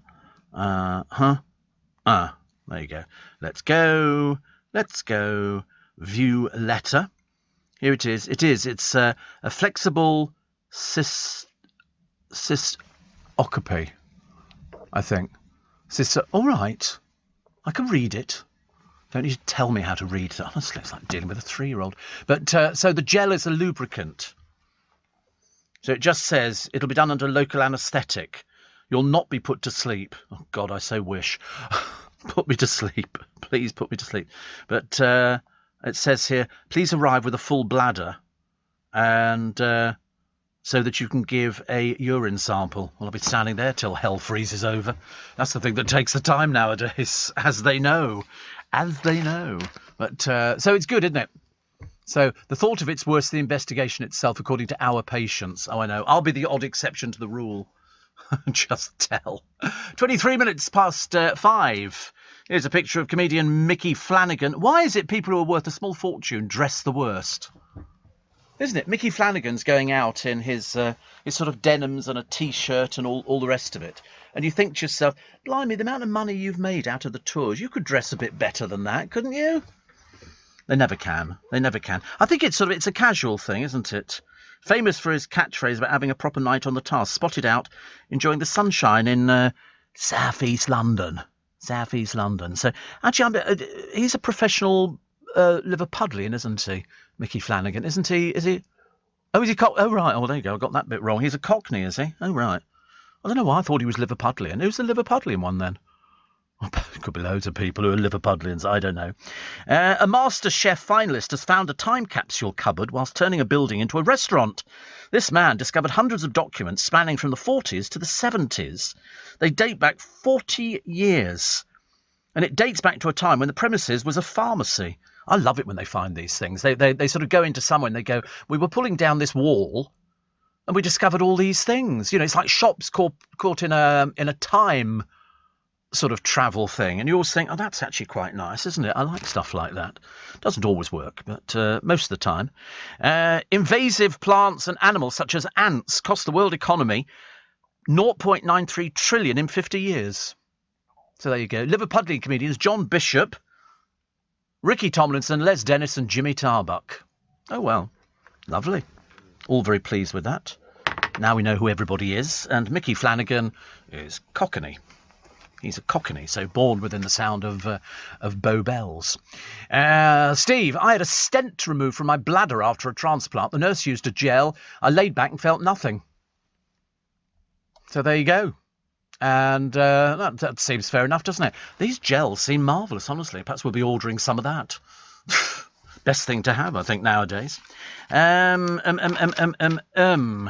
Plans for a statue of 2 female 18th century pirates have been dropped after complaints. Constantly putting up statues, aren't they now? Isn't there one of that girl, that very young girl, Greta Thunberg? She's got one which cost £24,000. It's an awful lot of money. It's at in a college, isn't it? University? Yeah, Winchester. I went past Winchester the other day, actually. Bicycle thefts have jumped by 2/3. You know why? Because everybody's cycling. I was always worried about a bike. You see bikes now. You see some of these professional cyclists around our way. These bikes cost thousands. Absolutely thousands. I thought to myself, I wouldn't want one of those around at all, I'm afraid. Also, Steve, I love you and your Stevie crew, says Lisa. Oh, you're the Stevie crew. No, they are the Groovy Gang. And you make me laugh. I remember taking a 10-year-old tin of pears to school for Harvest Festival many times and bring and buy sales at school. My brother took a bag of old toys to school, which my mum packed up for him, gave him some money to buy stuff, and he spent all his money buying back all his old toys. It's the whole idea, isn't it? Like going to a car boot sale. You know, the idea is don't buy anything, just get rid of stuff. The whole idea is to clear. Because when I went to my brother yesterday, what was the first thing he gave me? My Christmas presents. My Christmas presents. So I came away with a bag of stuff. I've got a lovely Bentley cushion. I've got a Bentley face mask, which I might wear tomorrow. Are we all in tomorrow? Are we all here tomorrow? All right, lovely. Just sort of checking, make sure we're here for the weekend. And I'm here on Sunday as well, Easter Sunday. And Monday. You're not here Monday, are you? You here Monday? Yeah, you're here Monday. Put your hand down. You don't need to go to the toilet now. You know, put his hand up, bless him, like that. I'm here. I am. Yes, miss. I'm here on Monday. So that's Easter Monday. Actually, I have a horrible feeling that all the trains and the buses, it's going to be a weekend service or something like that, bank holiday service, where there aren't going to be as many things around. What a pain, honestly. I tell you, that mayor's got a lot to answer for, charging you the congestion charge all the time, even at a weekend. Even at a weekend, it's going to kill everything. Kill everything. So here she is, Doreen Lofthouse. In 1963, she changed a throat lozenge popular with the local trawlermen and began the creation of a global brand. The sweets, Fisherman's Friends, are sold in 100 countries. It's worth £180 million. And as the tributes poured in, everybody was saying she was an incredible benefactor. Isn't that lovely? Well done to her. And in 2019, Doreen, who'd been a widow when Tony died, set aside $30 million to pay for future community projects. So she's their greatest advert. She set up the Lofthouse Foundation. She got an OBE. Unfortunately, she was robbed by a gang, her and Tony, in the £2 million house. And she donated thousands to Lancashire Police to find a number plate recognition system to fund it. Good for her. But she was 90. Oh, that looks nice. Cherry Bakewell pots. I've got a thing about yoghurt at the moment. I love yoghurt, but I don't like the yoghurt. The pots are getting, you can barely get the spoon in to yoghurts now. And they've got a little layer of fruit at the bottom, and then they've got the sort of the other stuff on the top of it, which is not as exciting. I've had quite a number of yoghurts, and I keep trying to convince myself they're really good for me, but I'm probably talking a load of old gobbledygook. Probably not true at all. Britons are clueless about Outdoor activities. I bet neither of these two can do these things here. Could you erect a tent? So. Can you read a compass? You can read a compass, can you? And you think you can read a compass? What do you mean you think so? You either know you can read a compass or you can't read a compass. It's like, could you ever operate a slide rule at school? No. You could do a slide rule, could you? Oh, right, okay. I never understood it. It was in my pencil case, but I could never do it. Steve, I had cystoscopy in 2003. It didn't hurt at all, and for me the bonus was the registrar let me look at my bladder. How lovely. I had a flexible... Oh, we've all had it, haven't we? Oh, we're all jumping on the bandwagon now. Everybody's had this thing. A few weeks ago, not as bad as it sounds. Slight stinging from the liquid. Didn't feel the camera. You do have an overwhelming desire to wee, though. Well, what do you mean? I get that now. Mickey Flanagan was born and brought up just off Brick Lane. I did filming with him years ago, and it turned out... that I was his mum's milkman when he was in senior school, says Kevin the Milkman. Wow. There you go. Claim to fame. Wayne the Trolley Dolly says, I've just had a look on the amazing NHS website and some great explanations about the cystoscopy. Most people say it's only slightly uncomfortable, but not painful. You'll be fine and we're all rooting for you. I don't think quite the term there. But yeah, it should be fine. I hope so anyway. I'm hoping they just find out and then they can sort of say, oh, it's this, and then we sort of go back to normal, and I can bounce around like a normal sort of 43-year-old. That'd be quite nice, wouldn't it? Steve, an older guy, accosted me in the local supermarket the other day. He had one of the council wigs perched on his noggin. It was the colour of a fox's tail, says Kim. I couldn't keep my face straight. The trouble is you do tend to stare, don't you? And I don't want to stare. But I always think, no, take it off. You look so much... When... Paul Daniels took his wig off. It made all the front pages of the newspapers. He looks so much better. So much better. And I think Brucey did as well. Brucey sort of went for a toupee, and then I think he didn't. I do like watching him on these quizzes on the television. Great. James in Kent, thank you. The oldest joke in the business. Be aware, Steve, a lot of buses in Richmond and Kingston are on strike today, says Ollie, as I've just found out. Oh, while trying to get to work. Yeah, we had that the other day. Some of the buses were on strike. Luckily, there's so many buses that sort of cover me. I don't have to rely on one or two buses. There's about 10. Steve, ask for gas and air if you want to feel relaxed before the procedure. You need a good 20 minutes at least. Thank you very much indeed. See, we're all in this together, you know. We're all in this together. We're all going to get there at some point. And Steve, not listened for 2 months, is back on furlough, says Paul. I've had your forthcoming procedure twice. No injection, yes, gel to numb the area, no feeling, and get the offer to watch it. I declined. I think I would probably decline as well. At Virgin Active, there's something for everybody. Whether you like to work up a sweat in a strength and conditioning class, or tone your limbs in Pilates and then head to the spa, we can help you find your thing. From swimming to boxing to gentle jacuzzi bubbling. Whatever gets you moving, it all counts at Virgin Active. Join now and get your first month free. T's and C's apply. Offer ends October 31st.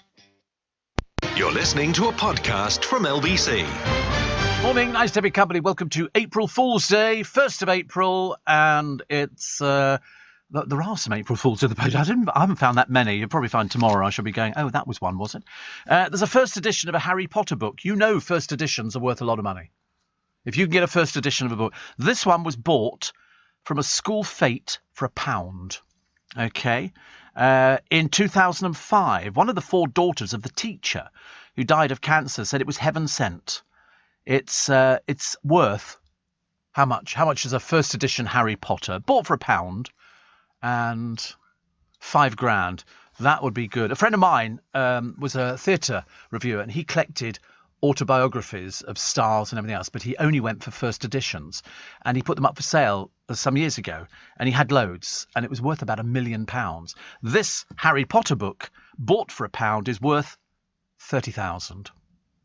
That's what they're worth nowadays. If you get a first, it's amazing, isn't it? Really, you sometimes it's like, you know, I've constantly said, you know, I wish I had family members who owned a diamond mine in South Africa, but I don't think it's very likely.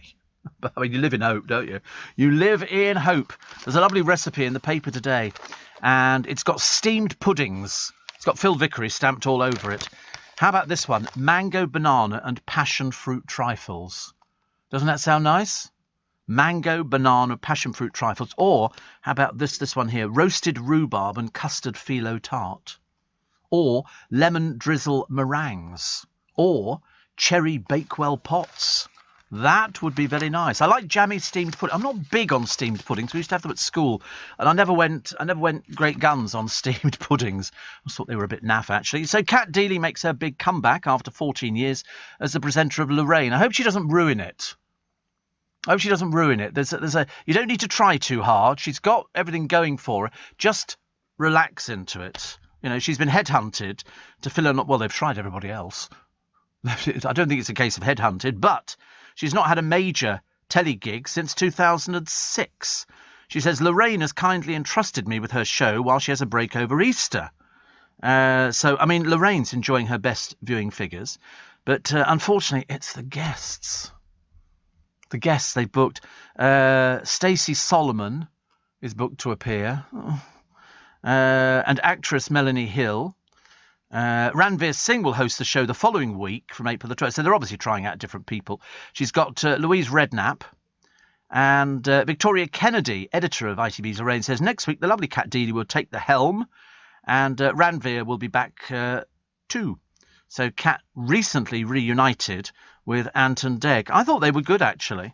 And I always thought Patrick Kilty was good, but I think he did a show once with Anne Widdecombe. I think she found him incredibly rude. Which I thought was quite funny, actually. I don't know why. It shouldn't really be funny at all.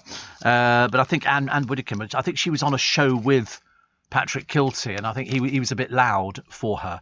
And I don't think Anne Widdecombe went a big bundle on that. Prince Andrew. Oh, look, Prince Andrew again. Under pressure to talk to investigators after Ghislaine Maxwell faced new charges coinciding with his friendship with Jeffrey Epstein. You know, I'm telling you, the arrogance is almost beyond belief. All he's got to do is talk to them and fill in missing gaps for them. It's not complicated. Why would he not want to help? You know, he's gone down in everybody's estimation. Mind you, not that he was particularly high first time round. Also, girl power. This is the Brits. So the Brits haven't had this much girl power since Geri Halliwell wore a Union Jack dress. In 1997, that's how long ago it was. Wow. With 6 weeks to go for the big night, Jack Whitehall's banishing any lockdown fatigue thanks to a night pampering regime, including LED light therapy.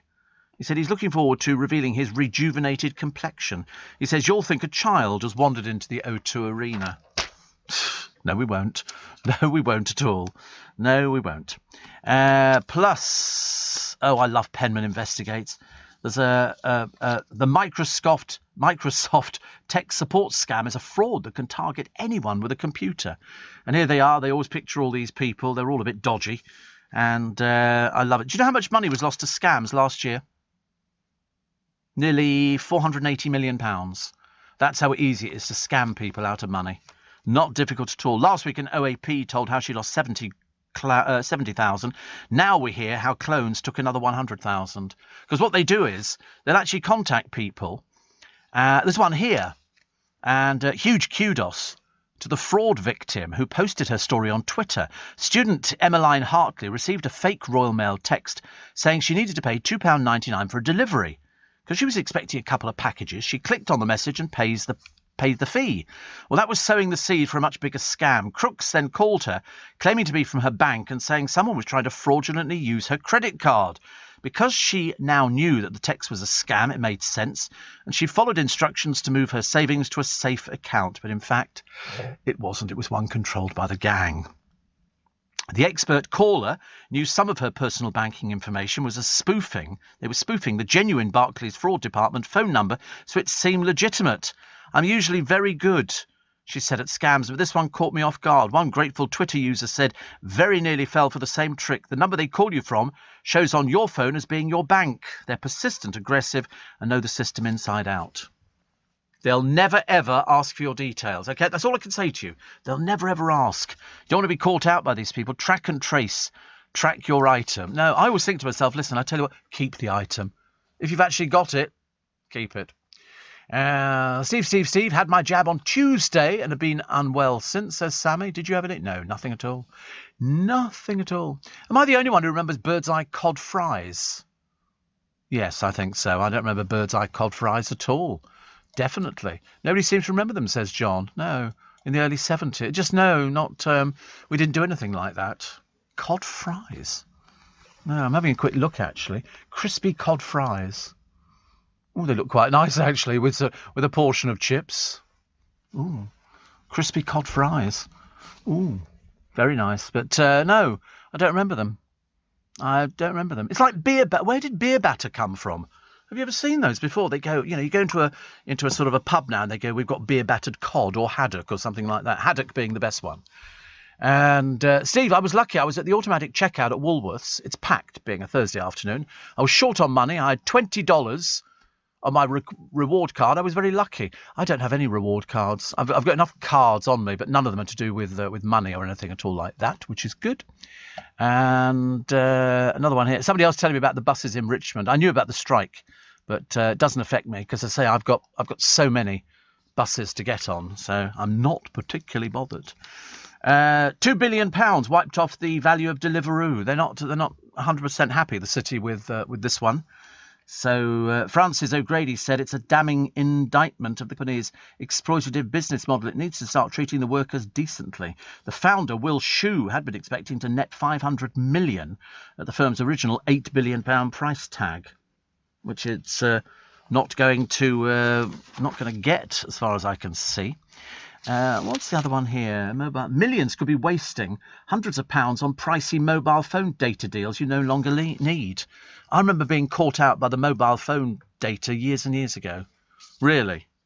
And I went in there and said, if you have this, you have that. It was in the days before we knew. We just wanted to get the mobile phone and walk out. That was it. But I ended up paying a small I was paying about £60 a month. And I was walking through Regent's Park one morning. A friend of mine said, give me a phone. He got it down to £15. Because he just threatened to leave. He was pretending to be me. He said, no, but just put me through to disconnections. I've got to get a better deal elsewhere. Oh, how can we help? And it was solved. You're listening to a podcast from LBC.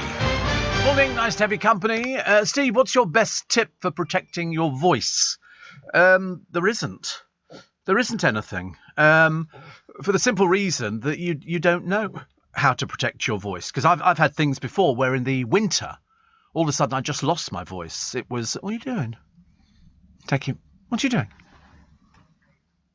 Oh, right. He's having pictures taken. Dave's downstairs. He's leaving today. They're having a party. Is he waving? Oh, bless his heart. Bless his heart. He's very smart today. But the good news is, before he starts another job, he's got 11 days off, I think, 11 or 12 days. So, of course, he's been so used to getting up to produce Nick Ferrari that I said it'd take you ages to get back. Of course, the one thing he's going to miss, the show. Bless his heart. So we've now had all the information we need about the cystoscopy thing. Thank you very much indeed. And it looks okay. No injection. They just rub gel in, which is good. Joseph in Salford says the government are giving £50 vouchers to fix bikes. I claimed mine today. Oh, it's a good idea. I do wish people would mark their bikes. That's what the police always say to you. Mark it so that they can see it under ultraviolet, because so many bikes are being stolen at the moment. There's some right little toe rags out there, which is not so good. I've got a couple of poems. I'm not sure if I can read them because I'm not sure if I can read all of them. This is one called Early One Morning. Okay, this was sent in. It's M. Jameson.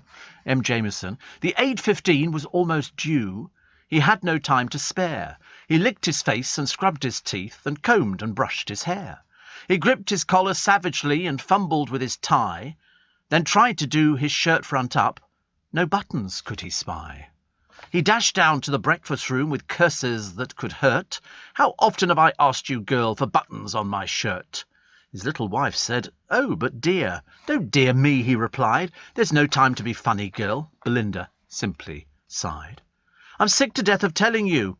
Boot buttons on my shirt. It's dastardly to treat me thus. I'm not a lump of dirt. Belinda looked a little glum. Her lips began to pout.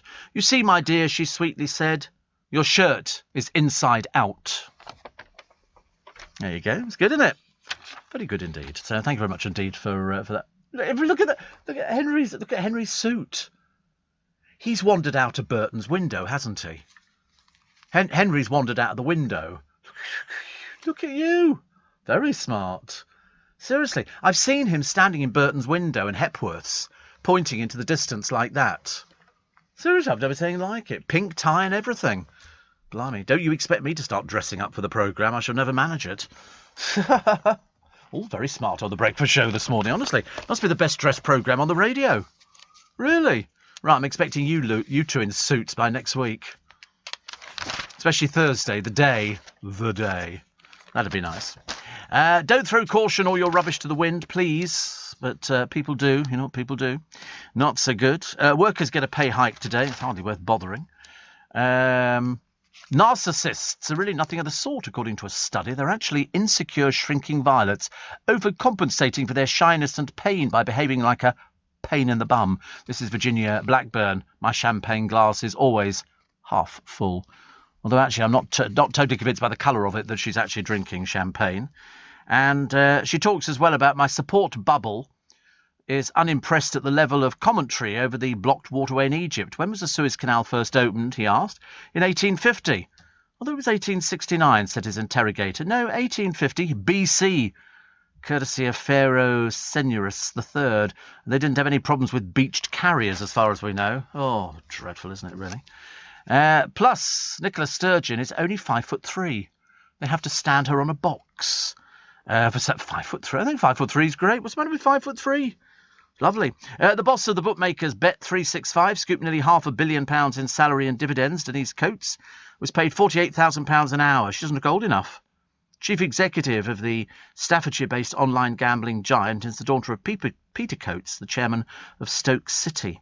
So her pay since 2016 is over £1.2 billion. That's an awful lot of money. Awful lot of money. It was founded in 2000 in a porter cabin, Bet365. And Bet365 sold its betting shop chain for $40 million to Coral and paid off its loan. And then they handed over $573 million in tax in 2020, considerably more than anybody else in the UK. Her firm now employs 5,000, and then she got a CBE for services to the community and business. She's richer than the Queen. Richer than the Queen. Fantastic, isn't it? Also, the Duchess of Cambridge's visit to the Sarah Everard Vigil was legal.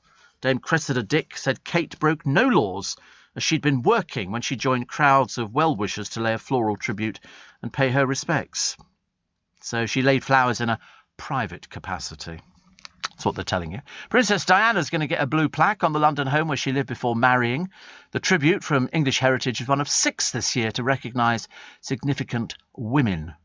So Diana was only 36 when she died in 97. And so it's about time she got a plaque up. I agree. Mind you, not everybody who's in flats, it's easier to put plaques up because it's everybody will sort of join together. But in houses, some people say, I don't want a plaque up. Don't want people coming gawping at their house, do they? I'd love to live in a house that's got a blue plaque on it. That would be very nice. Very nice indeed. Plus, the Watergate plotter dies at the age of 90, which I told you about earlier on this morning, as you will discover when you podcast this programme later, as indeed all of you do. And it's been a tough year. So here are some quick tricks to kickstart your happy hormones. Do you have happy hormones? They could be if you bake a cake. Warm cake fresh out of the oven is one of life's pleasures. Step back in time.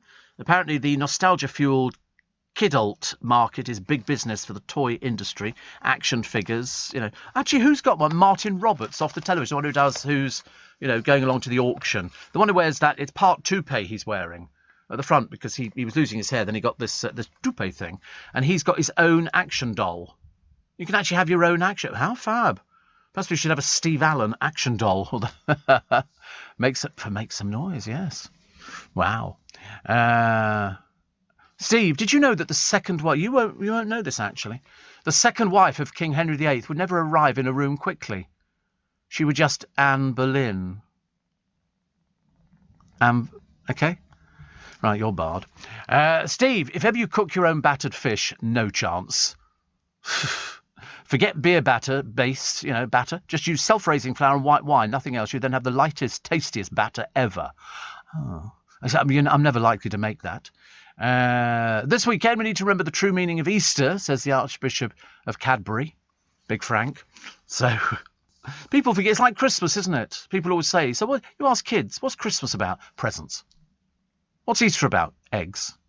All right. Chocolate Easter eggs. Don't remember those in the Bible. Anybody remember those? No, I didn't remember them either. Mainly because I don't think it was true. What else we got, which we found in the papers today? We're not totally convinced that we found all the April Fools. So Brian Connolly, he's known since before Christmas that he's going into EastEnders, which is good news for him. Good news. He'll bring some fun back into Albert Square. Bless his heart. Tony Hadley has got dents in his legs because he was too tough to wear shin pads. Do you think the bereaved people bringing their lovers back is an April Fool? Ultra-realistic sex robots for £10,000. Do you think that could be an April Fool? I think so. Paul O'Grady's back with For the Love of Dogs because he loves his dogs. He can't help it. He used to get the dogs on the programme and he'd see them and go, I'll buy it. He'd have these dogs. I forget how many he's actually got. Oh, what's going on here? How many dogs he's actually got at the moment. Quite a number, actually. Strictly's first same-sex pairing to dance together on tour, which is no big surprise. Plus, Alex Ferguson claiming Wayne Rooney couldn't handle booze. I think we've all seen evidence of that, especially the other one. Chris Evans' Sports and Music Festival is racing ahead with a new location, and I think it's going to be Laverstock Farm. They're the ones who make those nice pies. There's the place to go to. There's the place to... What is going on here? Well, my papers are going to pieces. So Martin Roberts had that. The living wage has risen, but I mean, not really by anything at all. Do you think the baldness one could be an April Fool? Just rubbing a cream on? That sounds a bit April Fool, doesn't it, really? I mean, neither of my boys need to worry about things like that. Charities are warning... An NHS prescription could cost more than £10 in the future. Well, it's obviously going to go up, so I don't see. Fitting rooms set to reopen, having been out of bounds for a year. A friend of mine, she went out and she bought some things from M&S. You can't try them on there, so she has to go home, try it on. If they don't fit, go all the way back to the shop again. I don't quite understand. What's the difference? Why can't they just sort of let her try it on, then put it on a rack, and then it goes to be whatever they do it? Desalinated, I suppose, really.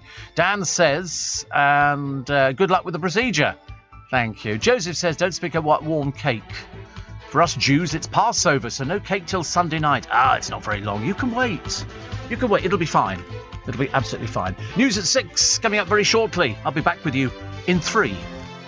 You're listening to a podcast from LBC. I can't believe it's April already. Can you believe it? Where did the time go? Where did Christmas go? That's what I thought was funny when I went down to see my brother yesterday. First time in ages and ages. I only go down there to empty the boot of the car. And I got my Christmas presents, which was slightly bizarre. So take stuff down, try and get rid of it, come back with another load of stuff, which was all lovely. I got some very nice things. Got gloves, shirts, mask with the Bentley logo on it. I was very pleased about that. I got some really nice things, actually, and some shower gel and stuff like that. Dawn Neeson, she says, shiny new month to play with. It is, isn't it? It is. Starting mine, writing her woman's own column and listening to the Steve Allen Show on LBC. Very loyal. Very loyal is our Dawn. Very loyal. Very glam. Very glam. Very nice. Very nice. So good luck with the column today. Somebody says... Catherine says, I thought Jimmy Cranky was shorter than 5'3". Do you know, I nipped onto YouTube the other day. I'm prone to doing things like that. And it was a Royal Variety performance. And who came on? The Crankies.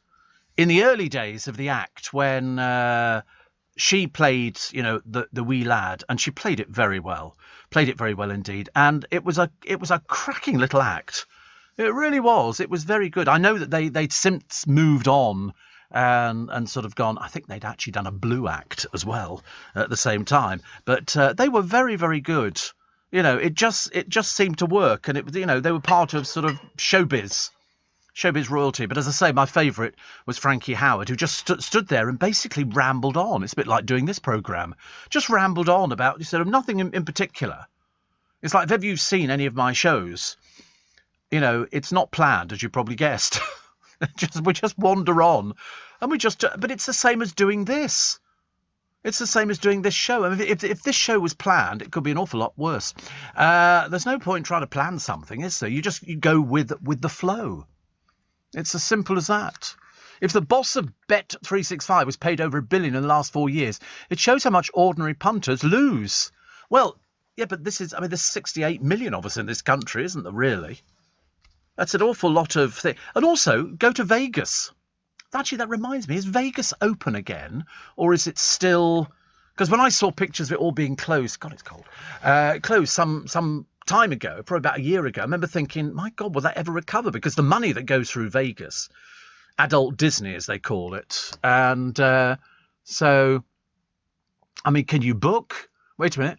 Vegas is open again, but is it worth the visit? They've got hotel reservations. And my return visit to Vegas is open. So there you go. But are all the shows on as well? Because most of the hotels in Vegas have got showrooms, and the big shows are the things that bring the punters in. Because what they do is you go into the showrooms, and they're very bland places, but it's just lots and lots of seats. And then when you come out, you're into the casino, and that's what they want. They want you to gamble, and so of course you do. But you've got to play it cleverly. You've really got to be clever. It's easy to sort of go there and just keep pumping money into machines. But I spend ages. I'm like a child with my little sort of my loot in my hands. I go, which machine do I like the look of? Wait a minute. Nobody's playing this machine. Why? That's unlucky. Go somewhere else. You go somewhere else. But the one thing I was amazed at with Vegas is how big the place is. All you hear is the sound of clatter. Have you been to Vegas? You must go. You'd love it. It's the sound of clattering of fruit machines. That's all. From the moment you get off the plane at Vegas airport, fruit machines. You can play while you're waiting to pick up your luggage. Oh, it's everywhere. You wake up in your room in the morning. You can play on your television. It really is. It's just absolutely phenomenal. And they've got, funfair rides, but it's huge. I mean, if you go to Caesar's Palace, you've never seen a place the size of it. It is enormous. You don't need to move outside of the hotel. If you're booked into Caesar's, you've got the, it's a case of they've got the big showroom. That's what I want to know is whether or not the big stars are going back to play Vegas again. Because that's what people go to Vegas for. They go to Vegas to see it. My friend Ian says Vegas is open, and he knows he's over there. He says, I keep getting emails from the Venetian inviting me back, but I don't know if many shows are on. I'm seeing a lot of scheduling for a few months. Aha. Right, for a few months. Billy Idol has announced October dates this week. Billy Idol. How old's Billy Idol now? He must be getting on a bit. But actually, Ian's our benchmark for when everything's open in America, because he's literally down the road from Vegas, bless his heart. So it's open again. I could do that, actually. I could sort of do a Vegas holiday. Because I just sort of... You don't have to do anything there. Just lay by a pool and then go... Oh, my God. Isn't it funny? When you see... I'm looking at a picture of Billy Idol. He's 65. He's 65. I mean, he's aged, obviously, because he's 65. But I remember him from Aged Eddie, but he still bleaches his hair. Isn't that funny? Nice day for a white wedding. Jan says, love Vegas, best things are the shopping outlets. Yeah, I would absolutely agree with you. I love shopping outlets. That's what I need to go back there for. Because I need to go to Tommy Bahama's to go and get the shirts there. Because I've got loads that they wash really well. Ian says, don't forget, we're meeting in Vegas for some fun. Then you're going to fly back to Dallas with me so we can go to South Fork. You know South Fork, which was in No, did you ever see Dallas? The TV show? No. With Swellen. You never see that? And JR and... No. Am I facing the right way? Da da da da da da da da da da da da da. But apparently South Fork, the ranch that they only use exterior shots. The interior is all done in a studio. That's a bit of a killer, isn't it? JR, the terribly rich man with the big Stetson and all the rest of it. Is he still alive? Is Larry Hagman still alive? Actually, he might not be. He used to have all his meetings in a hot tub, naked, because he said that if you're all sitting naked in a hot tub, you've got no you can't hide anything, quite literally. And so that's what he used to do. Is he still he died in 2012. Good Lord. P used to love him. He came on stage at a Royal Variety performance. His mother was Mary Martin. Big star. I'm going to watch that man right over. And he sang his song and he forgot the words. On a Royal Variety performance, he died. Lum-ti-dum-ti-dum, he went. It's so embarrassing to watch because he obviously hadn't learnt it. And his mother sort of helped him out. You know, he was J.R. Ewing. He owned Ewing Oil, Jock and Miss Ellie and all those. We loved it. We loved it. It was the most fantastic thing ever. Yeah, you're right. Thank you, Ian. Larry Hagman died. How old was he, as a matter of interest? I don't seem to remember. He wasn't. I don't think he was hugely old, was he? I don't like it when people go. You just want them to be around for ages and ages, which they're not always. When they booted Dallas, he was in the first two. First two seasons, and they had to write him out of the show. Mind you, do you remember he died at 81? Oh, right. He came over to this country. They brought him over. The BBC paid for him to come over. As opposed to giving him a fee, they gave him money to go shopping. He came over with the family to do Christmas shopping. I remember it very well. On the Wogan show, they went. He was a big name guest to get. Very big name guest to get because, the BBC had paid a fortune for Dallas. But when Jock Ewing, Miss Ellie's husband, died, Jock, in a plane crash, it took them ages to. She was still talking to him on the phone, and we're all going, "He's dead," because he died in real life. But they have to keep these things going. They have to pretend. "Oh, hi, Jock, is that you?" went Miss Ellie. We're going, "He's dead." It's not going to happen. So the shopping outlets, yes. Steve, you must remember Las Vegas was not built on winners, says Nick. I know, but I love it. I love downtown Vegas. Have you been to Vegas, Corey? No, you haven't been to Vegas, thank you. That's all we need to know. We're not interested where you've been. Didn't ask you where you'd been. It's the fact you haven't been to Vegas. No. You should go. You quite like it, actually. They could use you as a target. And, yes, tip the radio presenter out of bed. Good. You've been to Macau. Yeah. What's that got to do with it? It's not like Vegas at all. I said, have you been to Vegas? You went, no, but I've been to Macau. Well, it's not the same at all. It's ridiculous. Still, Steve, best to go to Vegas away from the heat season. It's in the middle of the desert. What do you mean away from the heat season? Southport mansion bedrooms, for all their wealth, had clothes hanging on cheap wire hangers, says Jane. I know. I saw Riverdance at the New York, one of the best shows I've ever seen. Slots even in the restrooms. Yeah. It is. You have to go there because it's just so... It's just funny. When you fly in over Vegas, I thought you flew in and there is Vegas. It's huge. Lots of elderly people live there. You'd like it, Corey. And you'd have so many people with something in common. And they all live there. You know why? Because it's warm. And they work in the hotels. So people in their 80s are still working in the hotels. And the best, you know what the best job to get is in Vegas? The taxis. All the crowds come out of the showroom. You stand there. Taxi. The taxi's waiting there. It pulls up.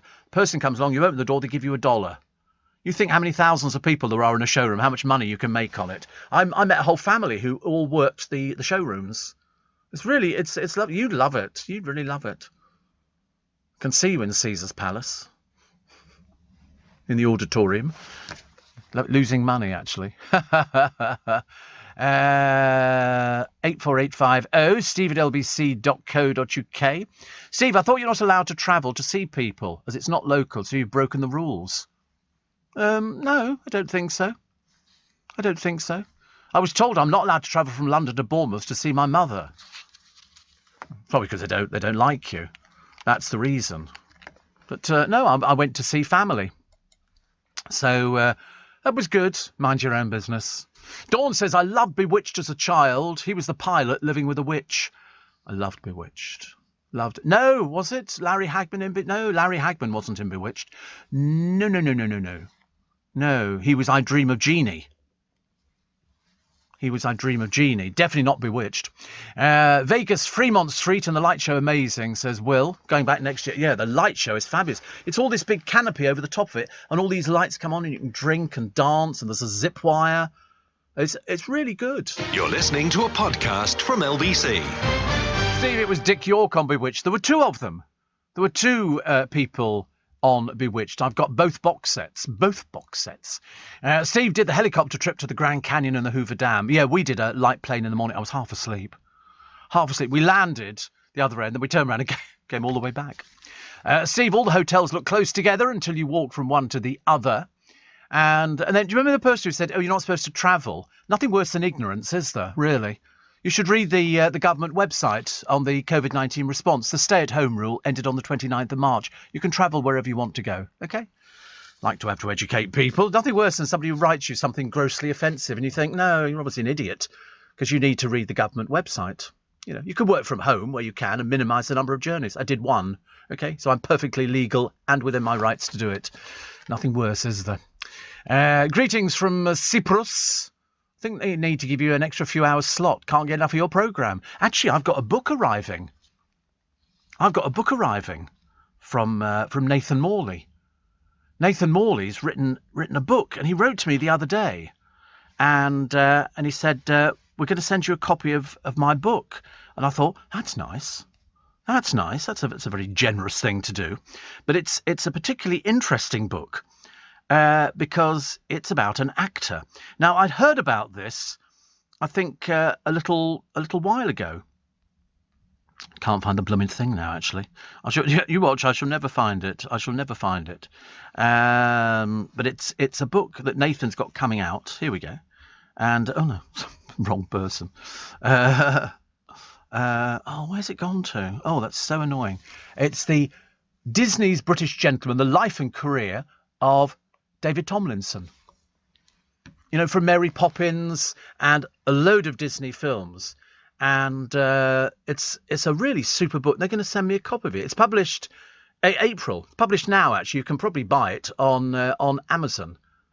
An account filled with far more ups and downs than its subject's languid demeanour. How lovely. Nathan Morley, the author. Good old Nathan. How lovely. I'm a big fan of things like that. I bought the Blue Peter book, which gave you the history of Blue Peter, which I thought was lovely. But David Tomlinson, big fan of. Big fan. Endora from Bewitched would have done well in Dallas. She was a scary piece of work. She was, yes. Did you watch the new Dallas a few years ago? No, I didn't. No, I've got all the box sets of Dallas. Bobby and Swellen were in it. Loved the original. He said, I've been downloading your best bits and I listen when I go to bed, says Jilly. Oh, read your book. Don't think I want to be a celebrity.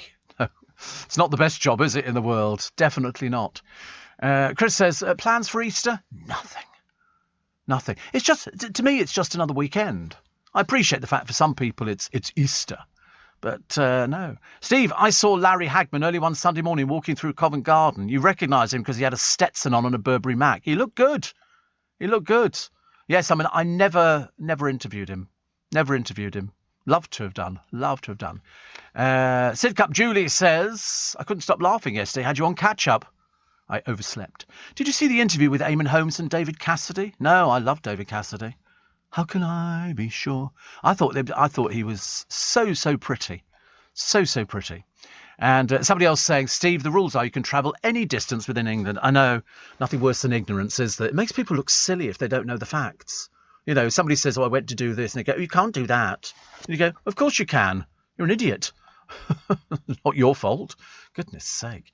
Also, Judy Kahn played in I Dream of Jeannie. She was in Rona Martin's Laugh-In. Lily Tomlin, Goldie Hawn, all the best. And Art Johnson as well. No, I remember I Dream of Jeannie. Yes, master, she used to say. But no, Bewitched was my favourite. Definitely. But they had two Darrens in it. One, unfortunately, had a slight drink problem. A bit of a problem for. I loved it. I thought it was brilliant. So clever. You used to go do-do-do-do-do, and they twitch their nose. Who's the uncle in Bewitched? Gould knows.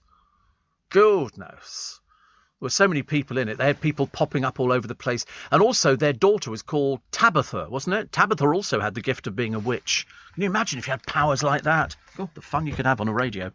So 100 years for the gang who targeted the Arsenal stars. Unfortunately, one of the cars they targeted was actually a load of flying squad detectives.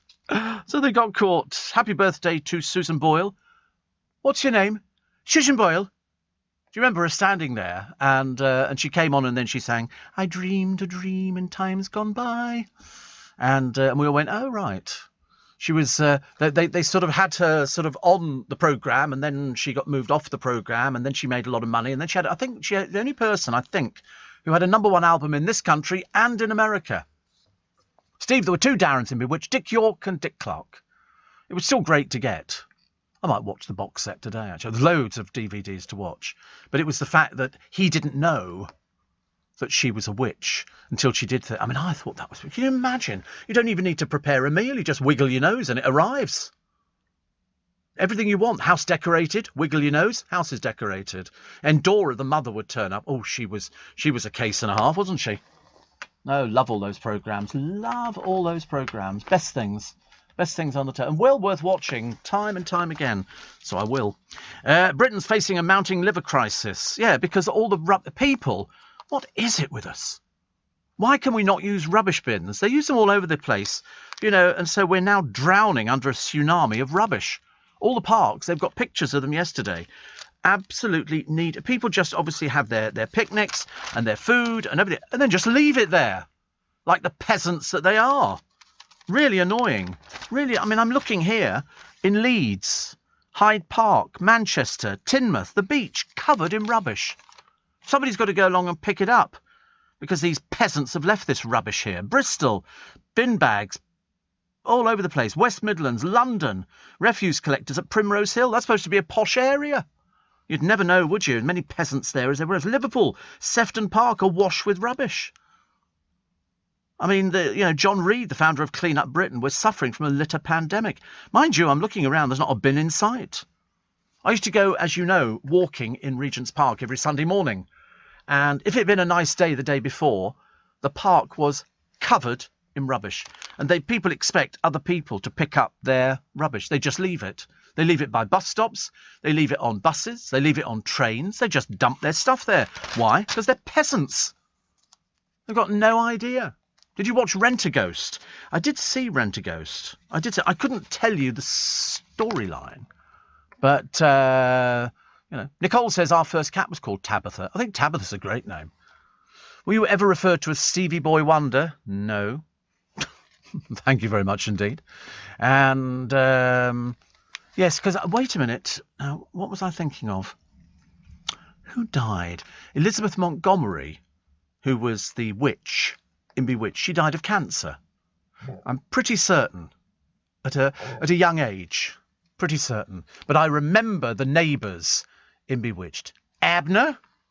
They were really... They were convinced they were living next door to witches, but they couldn't quite ever prove anything. They were really good. There were some great characters in it. Great characters. Good programme, actually. And Phil says, wherever you go in the world, never take an idiot with you. You can always pick one up when you get there. Yeah, the one this morning was you shouldn't be driving down to your brother's. Completely not understanding anything at all. Makes you wonder if people actually manage to vote nowadays. How do you manage to vote if you don't even understand the rules of when you can go and visit and when you can't go and visit? So Cat is back. Also, Novichok victim Alexei Navalny has begun a hunger strike. Do you don't ever want to upset anybody in Russia, do you? Upset the Kremlin and things like that and Putin, and then before you know where you are, they'll try and do away with you. He's got acute pain in his back and both legs and wants officials to allow him medical attention. Since his poisoning, he's been in intensive care. I mean, it's a no-win situation. He flew back into the country knowing damn well that the moment he landed, he'd been in intensive care in Germany. The moment he landed, he was arrested, put into prison. The jail and the Kremlin made no comment at all. You can imagine, can't you? My God, honestly.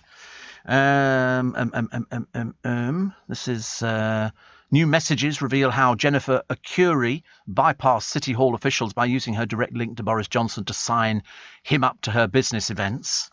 I'm a bit bored with people like this. I mean, we used to get it years and years ago. You'd open up the papers on a Sunday morning. Sunday morning was absolutely classic of who slept with a footballer over the weekend, and that would be a budding model who sort of slept with a footballer to try and further her career, whatever she thought the career was. And what they do, they sort of, I slept with this footballer and he was married. And you think, don't you feel embarrassed? Don't you really feel embarrassed? And the answer is they don't. They don't feel remotely embarrassed. It's their only claim to fame. Ridiculous. Dick York and Dick Sargent played the Darrens. Thank you, says Brian in Vancouver. Rubbish everywhere, Steve. Council pick it up, then they all wonder why the council tax went up. I know, that'd be the first thing they all worry about. They all worry about it. It's terrible, isn't it, really? I work at a petrol station, Steve. You wouldn't believe how many people just dropped their bin bags full of rubbish on the floor, and we've got bins everywhere, says Lali. I can well imagine. Paul says, not peasant, Steve, just plain ignorant. Did you ever watch Champion the Wonder Horse? Of course I did. With UK Export Finance, I'm fulfilling more export orders from around the world with working capital support. Export insurance means I'll get paid when exporting to challenging markets.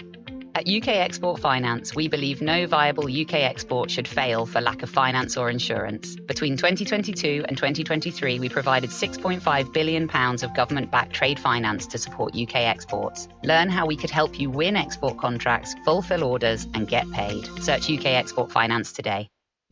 You're listening to a podcast from LBC. Morning, box set. Not box it, says Lisa. Box set. Box set. I've got loads of box sets. Loads of box sets. Steve, the park is full of rubbish this morning. It's disgusting. I spend all my time trying to stop my dogs eating all the filth these idiots leave. I know. And Elizabeth Montgomery sadly died at the age of 62 in 1995. Very sad. Loved the show. Had the box set too. She was born in 1933. Do you remember Clarence the Cross-Eyed Lion? Yeah, the programme was called Daktari. And what they did, they used a chroma key thing. And they were very good, actually. And White Horses, yes. I'm not quite as old as you. Yeah, people always say that, don't they? Steve, I just love waking up, says Barbara, before the alarm goes off so I can listen to Steve Allen. I'm always in a better mood when I've listened to you. There you go. Thank you very much indeed.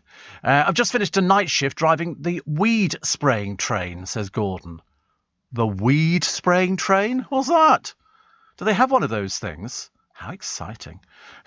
The weed spraying train. I love it.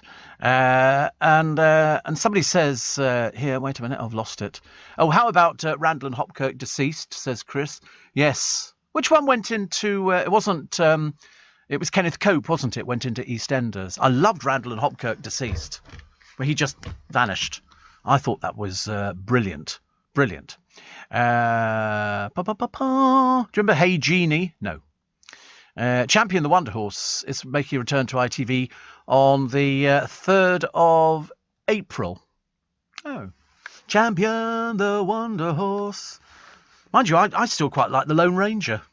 But please don't write in with your favourite programmes. It's not the BBC. OK? You can do that on the BBC, but you don't do it here. The Yorkshire Ripper knew he was about to die. Well, I mean, literally, it was within a few hours, I believe. But still refused to apologise for his heinous crimes. Well, there you go, he's dead. That'll sort him out.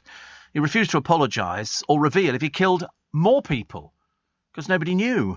After being struck down by COVID, he was told he was being transferred into palliative care following full discussions with doctors. He died hours later at 1:45. And he was aware he was going to die, but chose not to confess or say sorry. Couldn't care less. Couldn't care less. Really couldn't care less. I've got no time for him whatsoever. Somebody said I wrote to him 3 times. He chose not to reply. Yeah, some people are like that. I mean, why on earth would you want to write to somebody? You know, unless, of course, you had a vested interest. But it's very interesting, isn't it? When you look at the amount of women, 1, 2, 3, 4, 3, 12 women.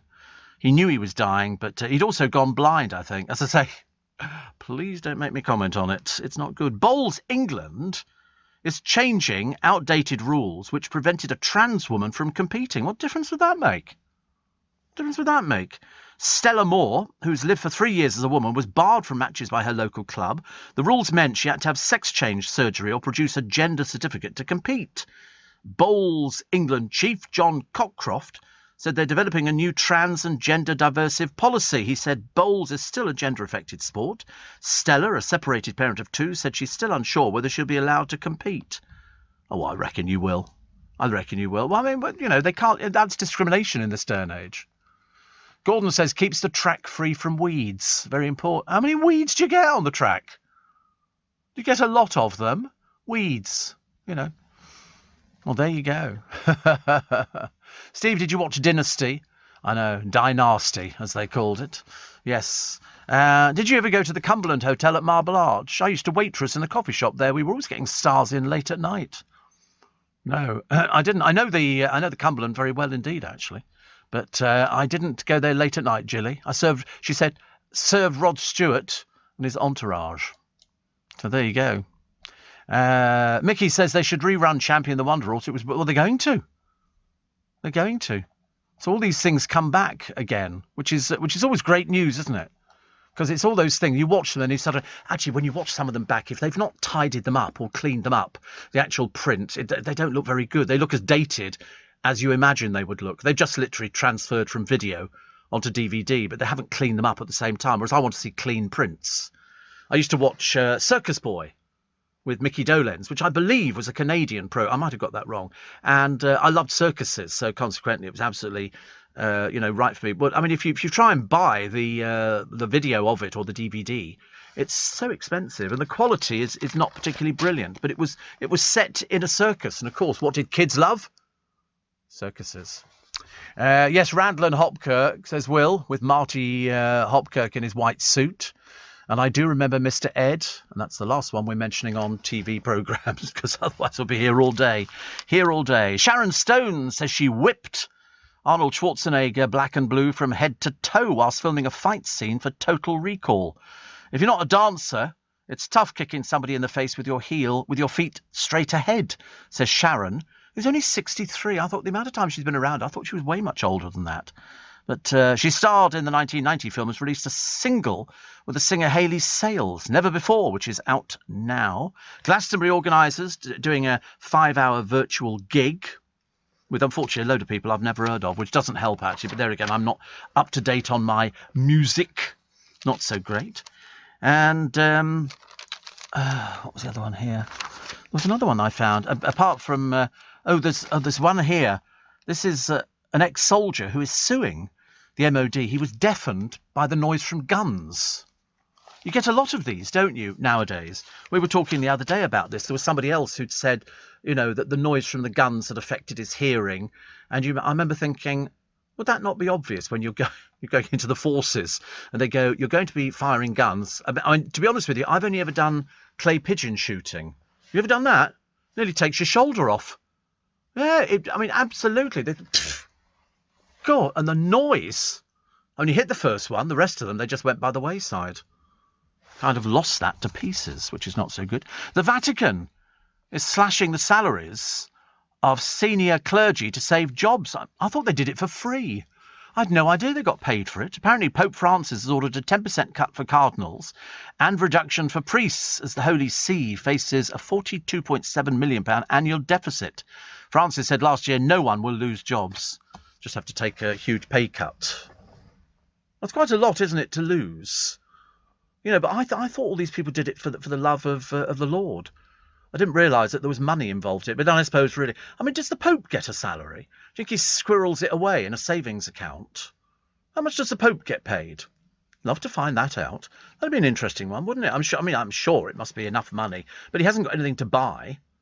He lives in Vatican City. He has his people around him who look after him. They take him on tours and trips and stuff like that. But I wonder, really, whether or not he's on a seriously... he is the Pope. Doesn't get any bigger, does it? He doesn't get any money in the form of a monthly salary, but he does have all travel expenses and living arrangements paid for by the Vatican. Never has to worry about food or shelter, but doesn't have any income to spend on Amazon orders. Pope sitting there going, let's order a box set. Jesus of Nazareth, that's a popular one. You often wonder, don't you? But all his outfits, they would all be paid for by the Vatican. And he lives there all his life, and he'll be buried by the Vatican. So just underneath the dome. But no actual salary as such. But I suppose if he wants, if he sort of feels a craving for a cream cake or something like that, I'm sure somebody would nip out and go and get him a shoe bun or something like that, or a cream horn or something. Or a cream and apple turnover. Or a cream slice. Do you think he's ever had KFC? Do you think the Pope has ever sat there going, listen, I keep hearing about this KFC. Get me KFC. And they go, Your Holiness, maybe not really. Maybe not. Because I wonder, he might have tried. Do you think he's had a big whopper? I think he's had onion rings. I mean, all these sort of things. You said, I mean, to us it seems perfectly normal. We've all had this stuff. Well, most of us have anyway. And so I begin to wonder whether or not he would have had the same things. I wonder what he eats. Does he have favourite? Is he vegetarian? What does he eat? With UK Export Finance, I'm fulfilling more export orders from around the world with working capital support. Export insurance means I'll get paid when exporting to challenging markets. At UK Export Finance, we believe no viable UK export should fail for lack of finance or insurance. Between 2022 and 2023, we provided £6.5 billion of government-backed trade finance to support UK exports. Learn how we could help you win export contracts, fulfill orders, and get paid. Search UK Export Finance today. You're listening to a podcast from LBC. Morning, nice to have your company. The Vatican is worth about €4 million. No, they're not. They're in debt. They were always in debt, actually. I don't think Vatican City ever managed to come out of debt. There was an awful lot of, let's call them issues, some years ago. So the Pope gets his outfits, but whether or not, I mean, that's how they're making the cutbacks. They're £43 million in debt. Because I should imagine it costs quite a lot to run stuff like that. If you've ever been to Vatican City, of which I have, I mean, there's a lot of people working there. So if all these people are going to... But what they haven't told you is how much they earn. So they say they're going to take a 10% cut, but how much are they earning? I'm always fascinated with things like that, because I don't even know what vicars earn.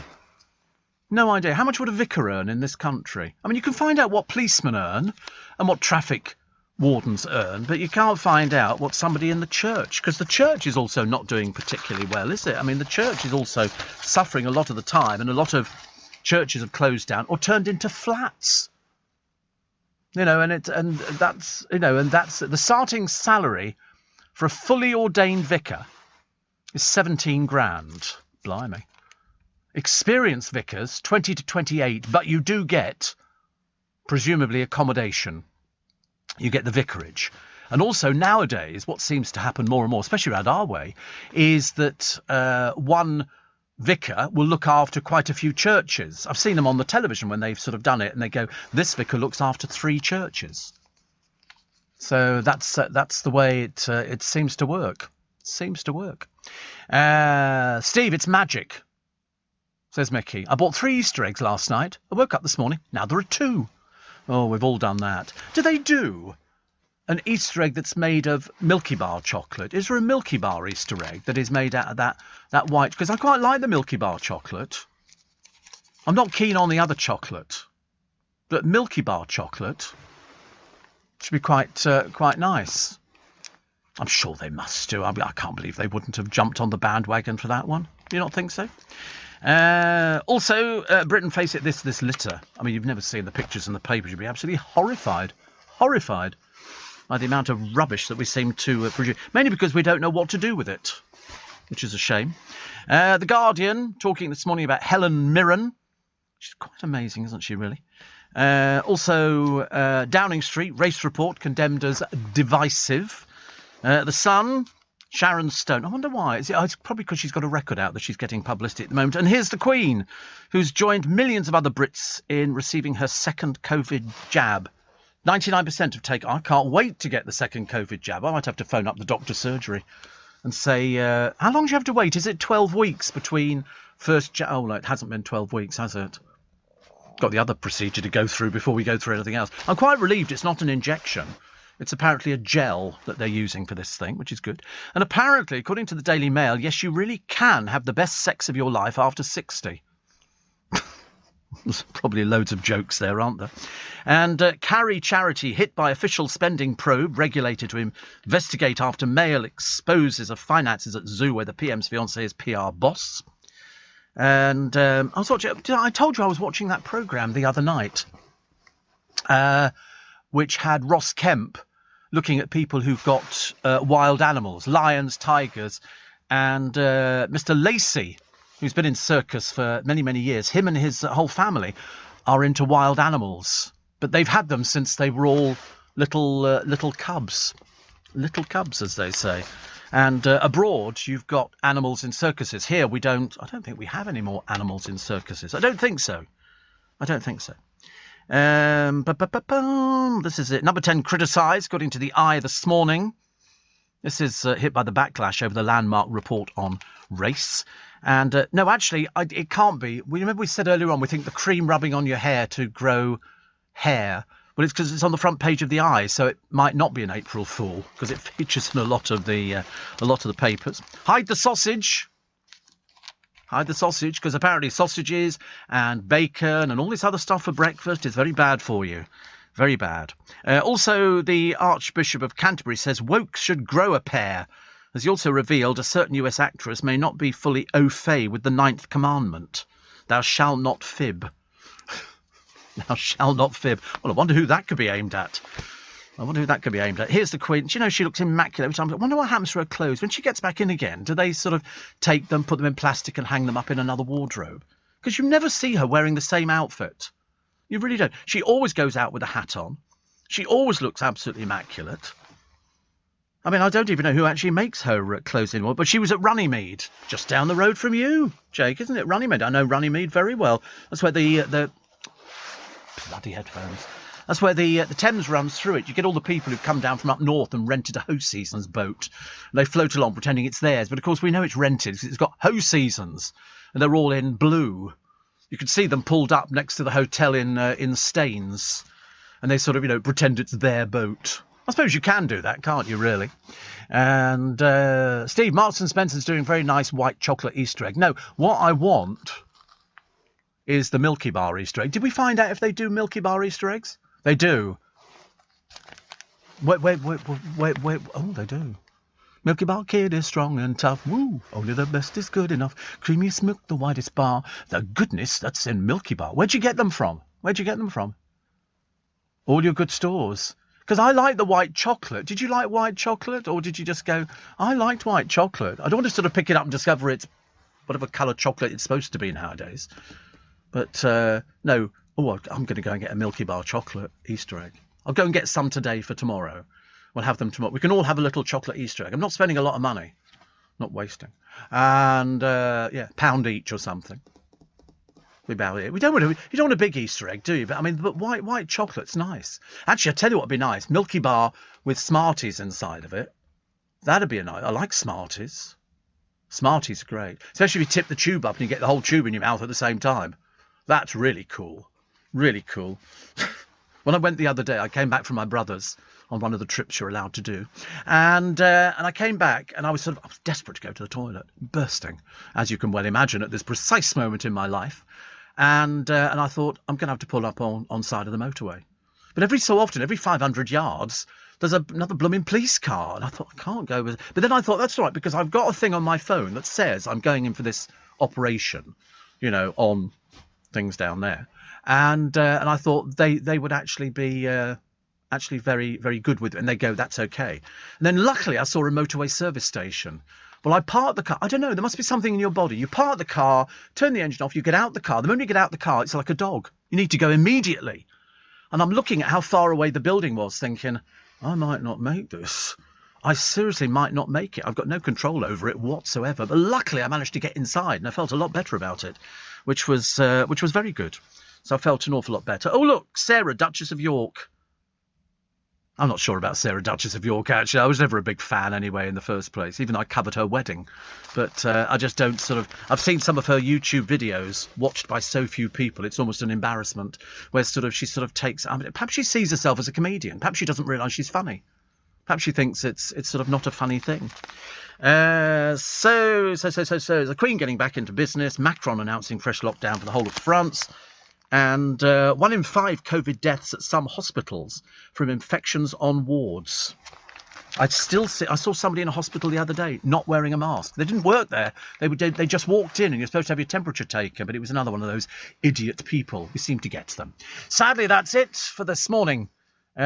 Steve, my son has severe allergies and has to have dairy-free chocolate eggs. They're fine, but they're not the big brand exciting kiddie ones. They won't make it because they come off the machines. They're not going to install all the machinery.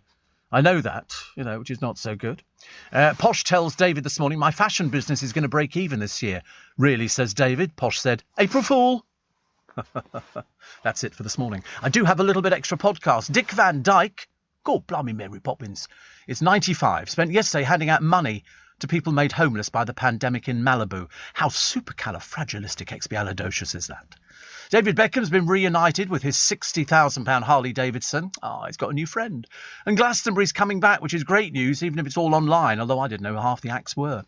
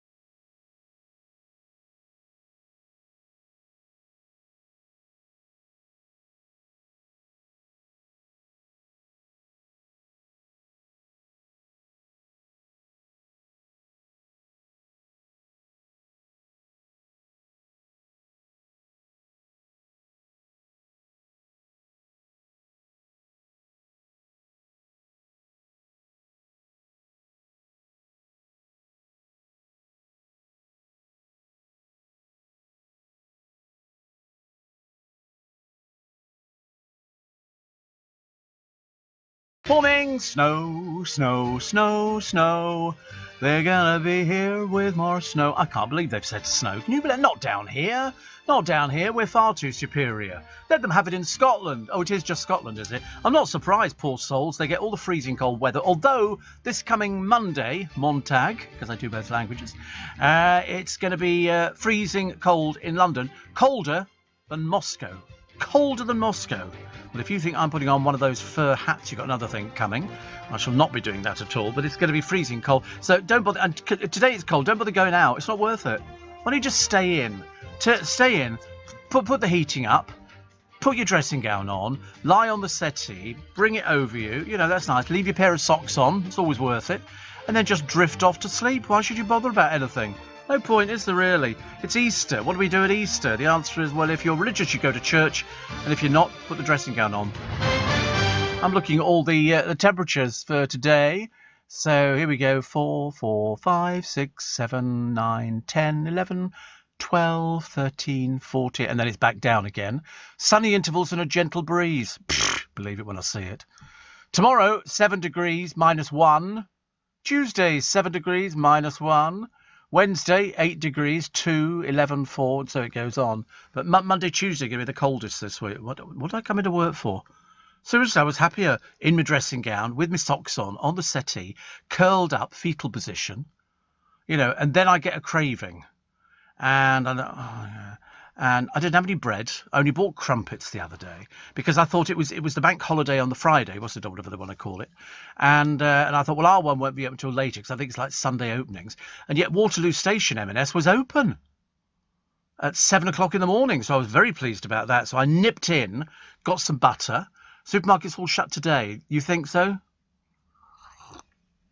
Does that mean they're all going to be open tomorrow? Things should be back open tomorrow, but everything closed today. So if you haven't got anything in, I mean, I'm going to get some bread on the way home because there's an M&S on my way home at a filling station, which is very good. So I'll be doing that. Anyway, I hope you've had a good weekend up until now. I don't really care. I'm just asking, you know, hope you had a good weekend because that's what radio presenters say, isn't it? They always go, so how's your day going? It's like television presenters. They say, nice to see you. You think, what? What's this? Nice to see you, Malar. You can't see me. Because at that moment I stand up and drop my pants and just to wait to see if there's any reaction. But they never seem to notice anything, so I'm now assuming they can't see you. This morning, presenters make you happy. Holly, Philip and Alison are top presenters, making you smile. No mention of Dermot O'Dreary, who doesn't make you smile at all. You just sit there going, you really are a dreadful presenter, you know. He's not a natural presenter. He doesn't know what to do with his hands. He sort of hops backwards and forwards. Oh, this is very tedious. Harry and Meggie baffle advisors by leaving the Sussex Royal website up. There's a picture of them and Oprah and her sort of chickens. Perhaps Harry can get some chickens, some other people his own age to play with. Can't quite work out what the point of that is, but you never know. You never know. Keir Starmer's under fire. He visited a church which has anti-gay policies. Oh, blummit, I thought we'd seen the back of that. And it's what? Oh, look. Sussex Royal, is that it? Sort of Harry looking vacant up to the skies. Is that a spaceship up there? Supports community. Connecting with the people in the organisation that make the world a better place. You know, it's a load of old cobblers. It really is. I can't, but honestly, who are these people who go, oh yeah, I'm Harry and I'm like making the world a better place? Really? I don't believe it. Didn't make my world a better place. We were doing quite nicely, thank you very much indeed. I don't need to be patronised by somebody. I really don't. When they say making the world a better, perhaps they believe it. Perhaps they believe it. 84850 steve at lbc.co.uk. How are you this fine Easter morning, says Kim. It's been real sunny up here, but nippy. Bloody freezing down here. I mean, it really is cold, which actually is good because it keeps everybody off the streets. You know, if it's cold out there, who goes out on the streets unless you're really stupid? No, you'd stay in. Stay in. As I say, the dressing gown trick's that. Put a scarf and a hat on. You know, if you're a bit thin on the old heating, then you put a hat on, don't you? Because that's where you lose most of your heat from, through the top of your head. So you can. Oh my lord. Oh dear, you're desperate for the hairdresser to open, aren't you, Nick? It is Rapunzel. Let down your hair. There's probably a story there. Uri Geller is back with his old tricks again, and I call them tricks because that's what it is. He's inviting Daily Star readers, if you all concentrate together, we can fix the royal family. Mad as a broomstick, I'm afraid. There's no, power of the mind helping the royal family. They also claim that Daily Star readers managed to get the Panama Canal open and running. Again, spherical objects. A load of old rubbish. Suez. Sorry, not Panama. No, Panama's a palindrome, isn't it? You know what a palindrome is? A man, a plan, a canal, Panama reads exactly the same forwards as it does backwards. A man, a plan, a canal, Panama. Read it backwards. It says a man, a plan, a canal, Panama. And that's a palindrome. There's loads of them. A man, a plan, a canal, Panama. Well, it finishes with an A. No. Believe you me, I've known this one for about 50 years. Write down a man, a plan, a canal, Panama, and then read it backwards, and you'll see it says a man, a plan, a canal, Panama. And it says exactly the same. Doesn't have to be. Man, a plan. It's a palindrome. Man, a plan, a canal, Panama. I'm just telling you. It's the whole, yeah. Oh, blimey, I tell you. It's slow this morning, ladies and gentlemen. So, in other words, Madam, I'm Adam is exactly the same, backwards or forwards. Madam, I'm Adam. But sorry? Steve, I do beg your pardon. Have we not met? Honestly, Hannah, I ask you. But no, I knew about the Man, a Plan, a Canal, Panama years and years ago because we did it at school as a joke to say to little children who weren't learning, it's a palindrome. And they go, is it? And you go, yeah. And they learnt. What else we got? This morning? Well, we got loads of your texts and emails. We've got a birthday to celebrate later on. If you're celebrating your birthday and you've not writ to me to tell me that you're celebrating your birthday, I shall wish you a birthday, anyway, because I'm feeling in one of my sort of generous moods. The mega muncher, Max Stanford, what's he done? He's eaten 53 Cadbury's cream eggs in 23 minutes. I felt physically ill even thinking about it. Ella Ray. Do you know who Ella Ray is? No, she doesn't know who she is either, but she wears her underwear, so her parents must be thrilled. She's showing co-star Pete Wicks from Towie what he's missing. I think that's why he's turned her down. You only have to look at her to realise the word is plastic. It's as simple as that. She's 20, he's 32. And you think to yourself, of course he's not interested in going out with you. Obviously you're a bit desperate, but, surely if you can't find anything better to do, Ella Ray, as opposed to posing in your scanties, there's something the matter with you. Mind you, we've got the voice to sort out as well, haven't we? Also, what the traffic lights mean for your holiday, the red, green and orange, or red, orange, green, most of them you can't go anywhere. And your anti-woke starter for 10. University Challenge questions have now become too obscure. So I'm going to go through them, and you can see just how badly you do it, because I'm rubbish at University Challenge. I mean, I really am bad at it. 15 minutes a day. I don't even know what they're talking about half the time. Theseus and so on. Oh, for goodness sake. Yes. Global Alan. William and Harry have apparently put aside their differences. Yep, they're just throwing knives now. So that's going really well. The Ford Escort was the greatest motor of the 1980s. And Alan Titchmarsh has launched a new show celebrating the great outdoors. So there you go. Steve, since you're interested in Egyptology, did you watch the road mummies being moved to a new museum through Cairo? I didn't actually. But I love Egyptology. I love the whole Tutankhamun story and all of that kind of stuff. I absolutely love it. The mummies were on the move. Now, as far as I'm concerned, this is 18 kings and 4 queens. Sounds like a small deck of cards, doesn't it, really?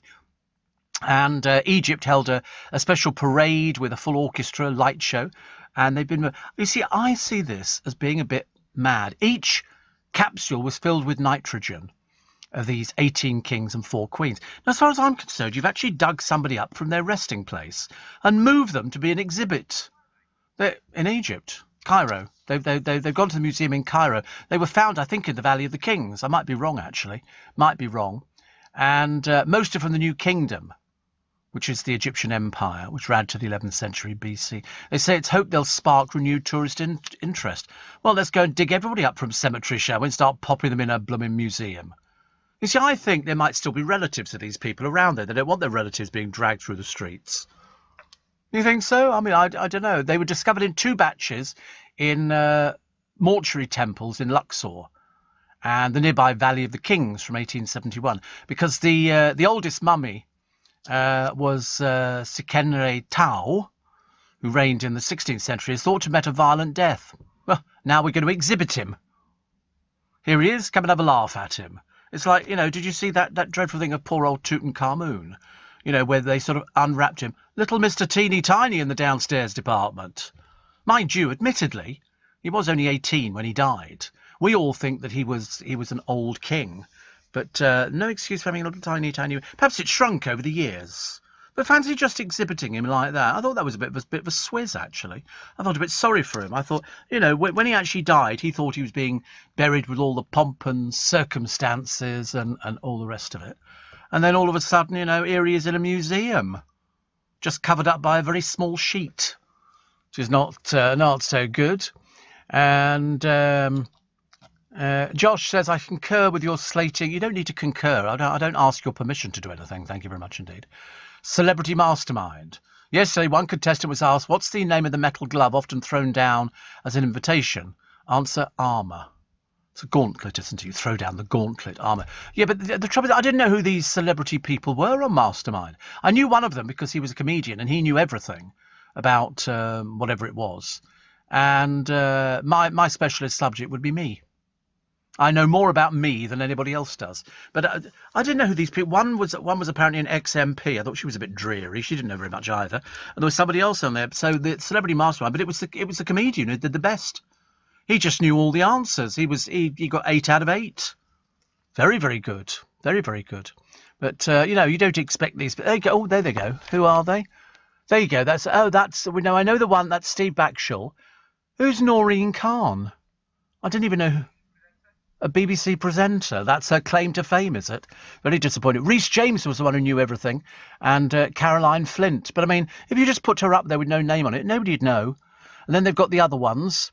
Marcus Brigstock, Vic Hope, Bryony May Williams, Amanda Abingdon, Rick Edwards, Richard Blackwood and Laura somebody, Joe Pasquale, Grace Dent, Moaxi and Robin Ince.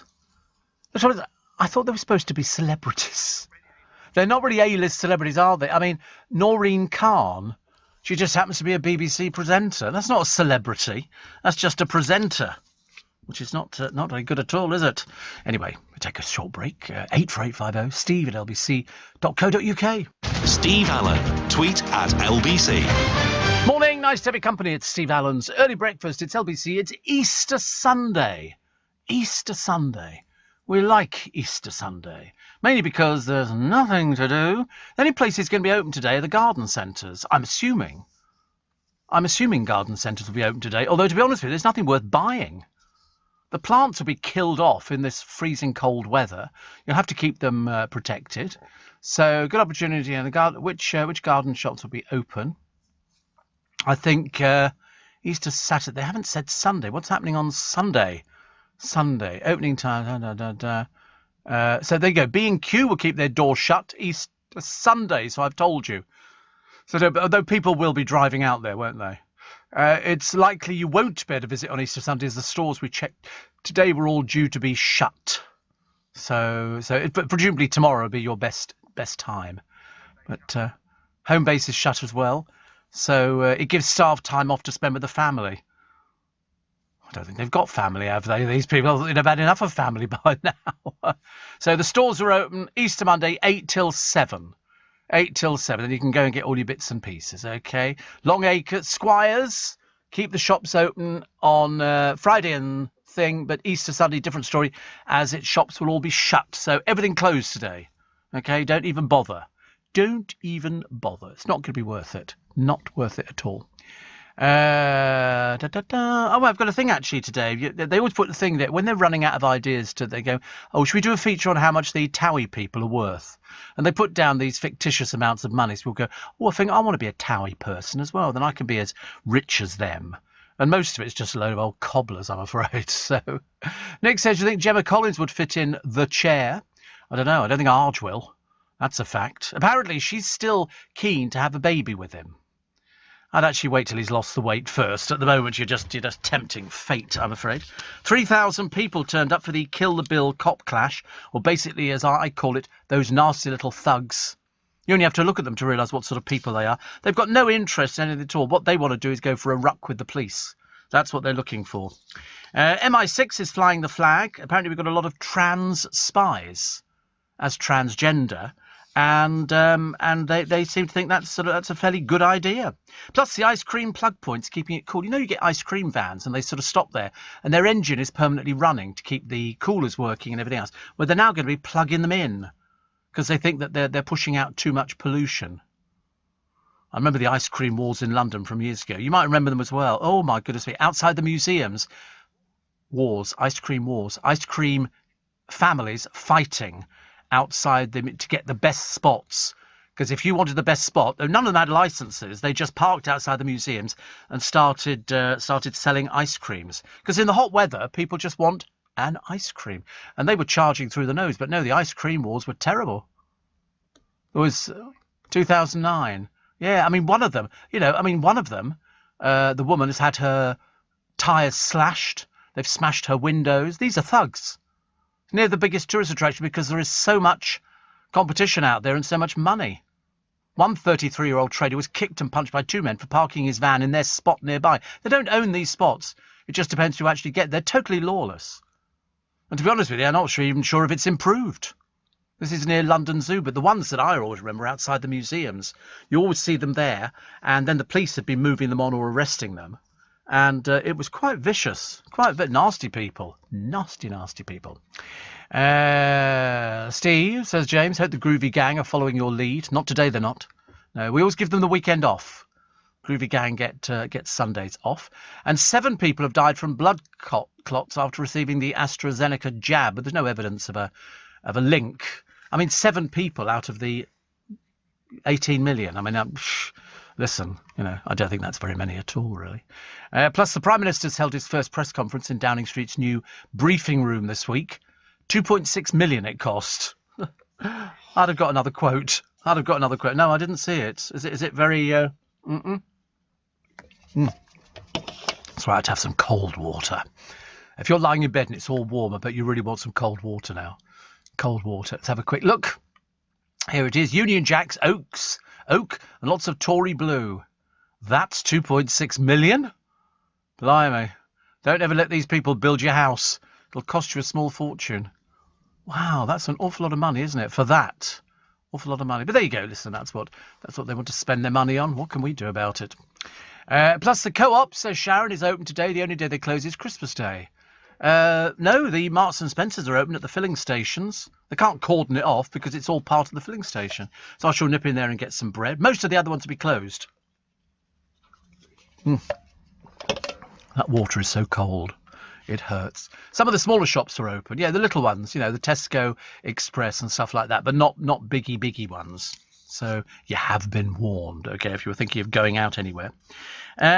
So 15 minutes a day of walking makes you physically and mentally happy. Yeah, right. I don't think so.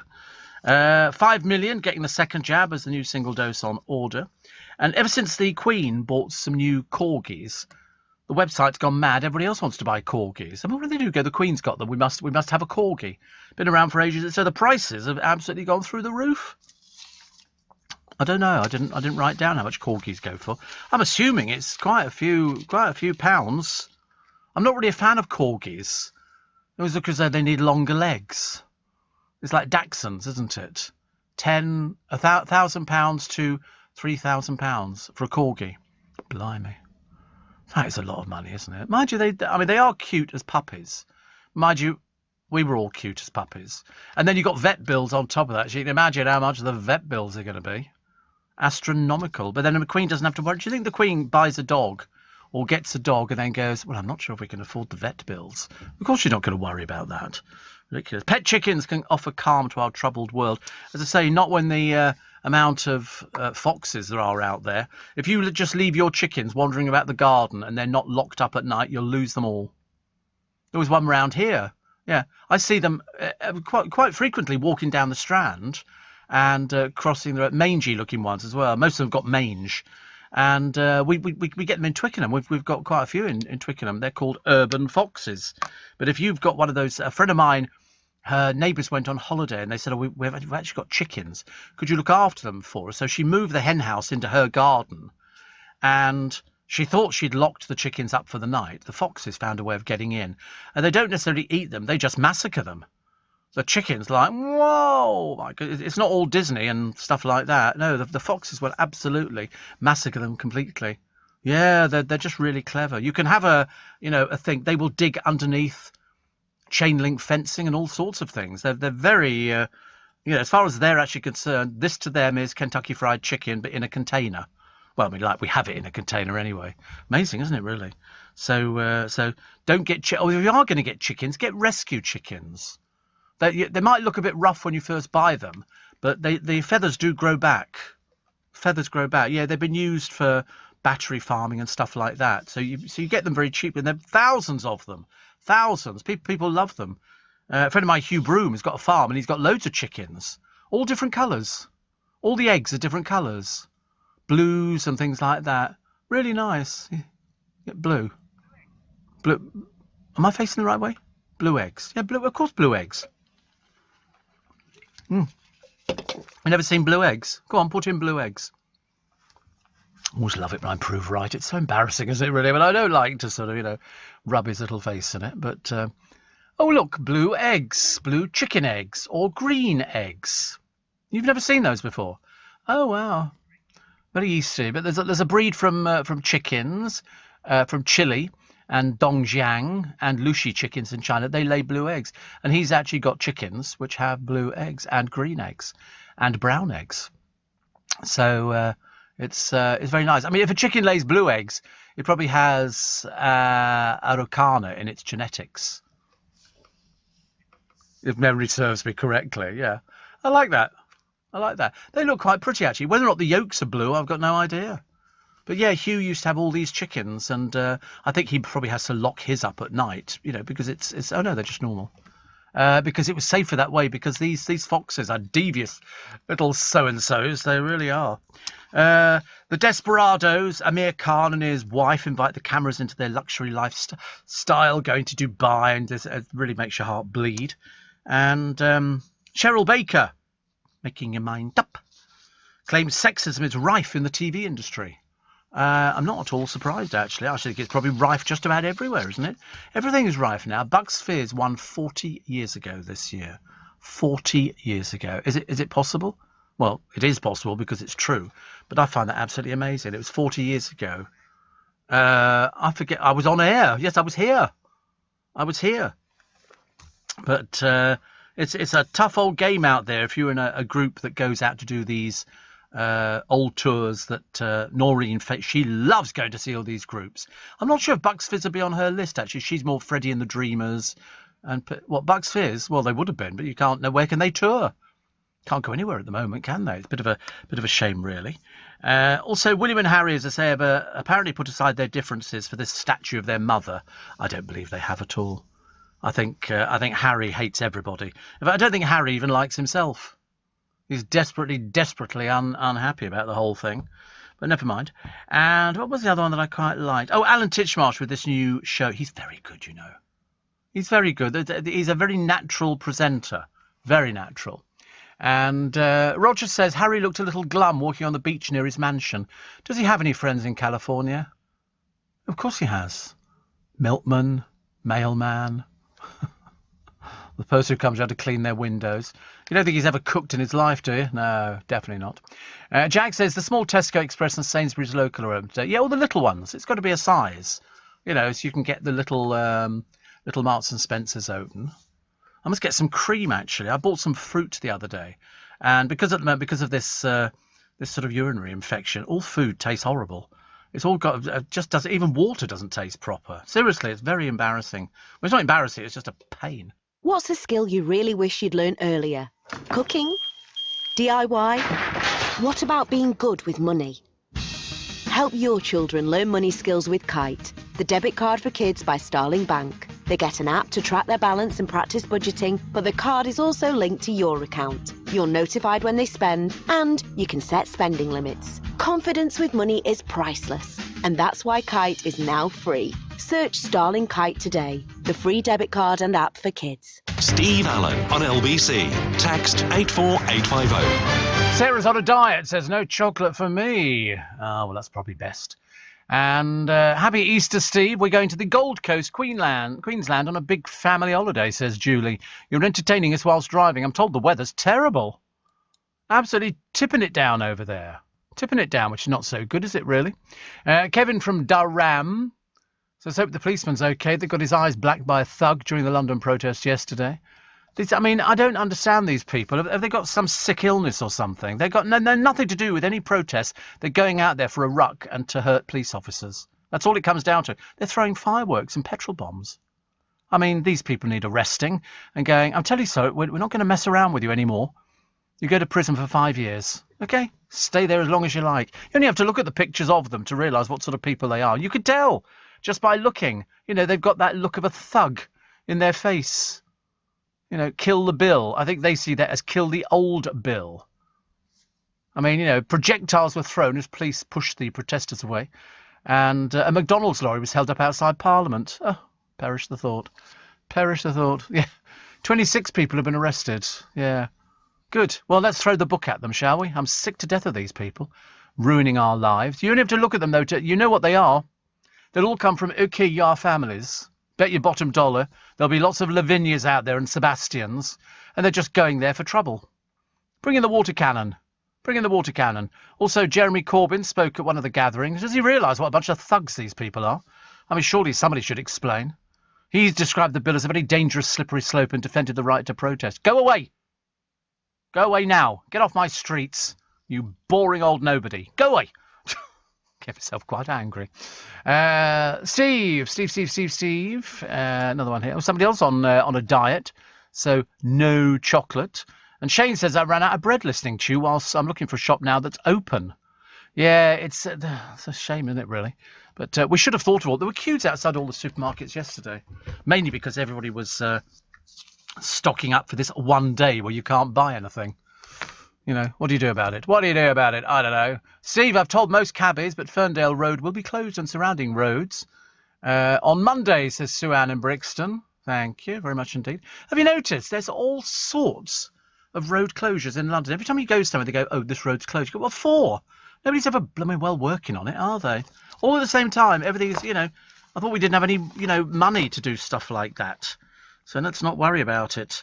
Also an Easter vigil at the Church of the Holy Sepulchre in Jerusalem. Incense burnt round the stone of anointing, which is, it's believed Christ's body was laid after being taken down from the cross. I don't believe it. I'm sorry. I'm quite big into religious places and relics and all the rest of it, but I don't believe half these things here. This is where, well, I mean, how do they know?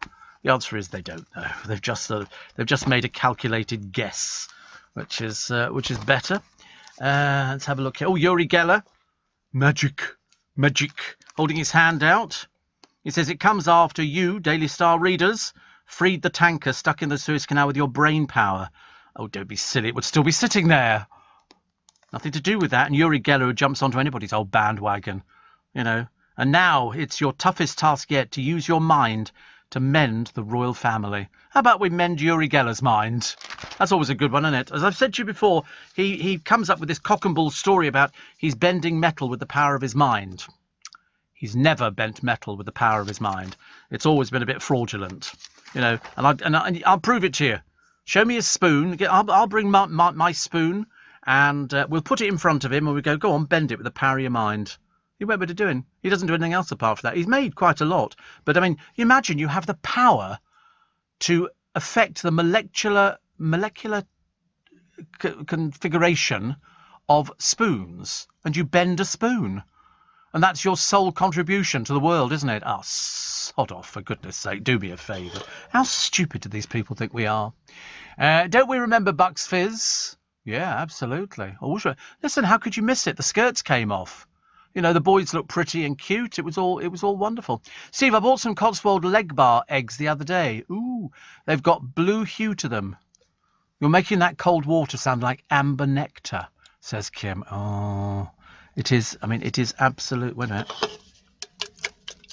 Amber, ice cold. Wait a minute. It's so cold. So cold. The producer's got fizzy. Joe's got fizzy water. And I've got still water. Healthier, apparently. Well, fizzy water are healthy. Yeah, mine is probably not much, actually. Not much. Jack in Hull says, Happy Easter, first church service of the year. So excited for that. Yeah. If any more people went to church, but they don't. They don't go. We used to go when we were at school because we went to prep school, and that's what you did. I intended to do an arge today and gorge on much missed chocky and cheesecake, says Simon. Had none for months. I was watching the Golden Girls the other day, and I've suddenly worked out that you've got Blanche, who's basically the scrubber of the group. I mean, but every episode she's picking up more men. Then you've got, who else have we got? You've got Rose. Well, there's something the matter with her. She's not the full ticket at all. She doesn't know anything that's going on in the world. And then you've got the mother. Well, she's just irritating. In fact, the more you watch it, the more irritated you become by them. And then you've got Dorothy, the one who looks as if she's a bloke, but she's not. And Beatrice Arthur was Dorothy Zbornak, nee Petrillo, and Rue McClanahan as Blanche Devereaux. I mean, she just basically was. I mean, if she lived next door to it would be a brothel. It's as simple as that. I was watching it all back thinking, has nobody ever realised what's going on here? Estelle Getty was Sophia Petrillo, Dorothy's mother, born in Sicily, but yet can't speak a word of Italian. We know that because they had somebody in to try and build something in the garage from the other day, and she's speaking Italian to the builder. Her Italian is so bad that it's just they're all dead, except one. I don't know if they hated each other. I'm really not sure. The only one who's alive is Betty White. All the rest of them sort of went one after, which is amazing, isn't it, really? Because she must be in her 90s. Easily in her 90s. But in fact, she's 99. But the one thing that they always used to do is that sort of somebody would wander into the kitchen, because it either revolved around the lanai, not very often, the sitting room, or the kitchen. And, oh, Mum, what are you making there? This smells like your 14-hour sauce. You think, oh, grow up and get over yourselves, honestly. As if anybody had ever lived like this in Blanche. It's Blanche's house. Blanche Devereaux owns this house. And then they go, should we have... I tell you what, I'll get the ice cream. I'll get this. I'll get the sprinkles. And that's all they do is sit down and have cheesecake and ice cream. I mean, how these women weren't as big as houses, Gould alone knows. Stephen in Birkenhead, I've just looked outside and lots of frost on the cars. It's minus something at the moment. It's freezing. He says, I'm glad I've taken your advice and not done any outdoor planting yet. You'll kill them all off. It's a waste of money. Well, you can't buy anything today. There's no places open at all. So the nearest you'll do is tomorrow. But even then, you'll have to save these plants. That's why if you order from any of the online shopping channels, they don't send them out for about another month. When the weather's got a little bit better, yeah, I've ordered in the past, and they turn up about a month from now. Because if you put anything in now, they just keel over. I know you'd have thought so, but then all of a sudden it sort of just goes mad. All abroad for a summer holiday if you can afford it. Well, you can if you've got 122 million. Be nice, wouldn't it? That one person. I think it's me. They haven't said where this person is, but they've got 122 million. I know that. So in other words, if you're going on an aeroplane, you're going first class. You get your own cabin with a double bed in it. I mean, that sounds lovely. And then you just sort of, I'm lying down. I'll wake up. I'll have some tea and something like that, and then I'll sort of just disembark the plane. Or failing that, I tell you, I'll go sod that. I'll get back on the plane again and go to sleep again. How lovely. Must be like going to sleep on a train. I quite like the idea of going on a train, a 4-hour journey on a train, and that really sounds like fun to me. I've never done a sleeper train, no. No, I've never done one. I don't know where I'd do it. Well, you'd have to do it as far away as possible. There's no point in them going, okay, you've just lain down. You'd have to go to Scotland, wouldn't you? Have to do the Highland Express or something like that. Because I don't actually want to get off the blooming thing. I just want to go to sleep on a train, have a nice cup of tea, have a nice cooked breakfast. A round trip, yeah. Something that takes about 8 hours or something. That'd suit me fine. Steve Mulhern celebrates a birthday today. We don't know how old he is.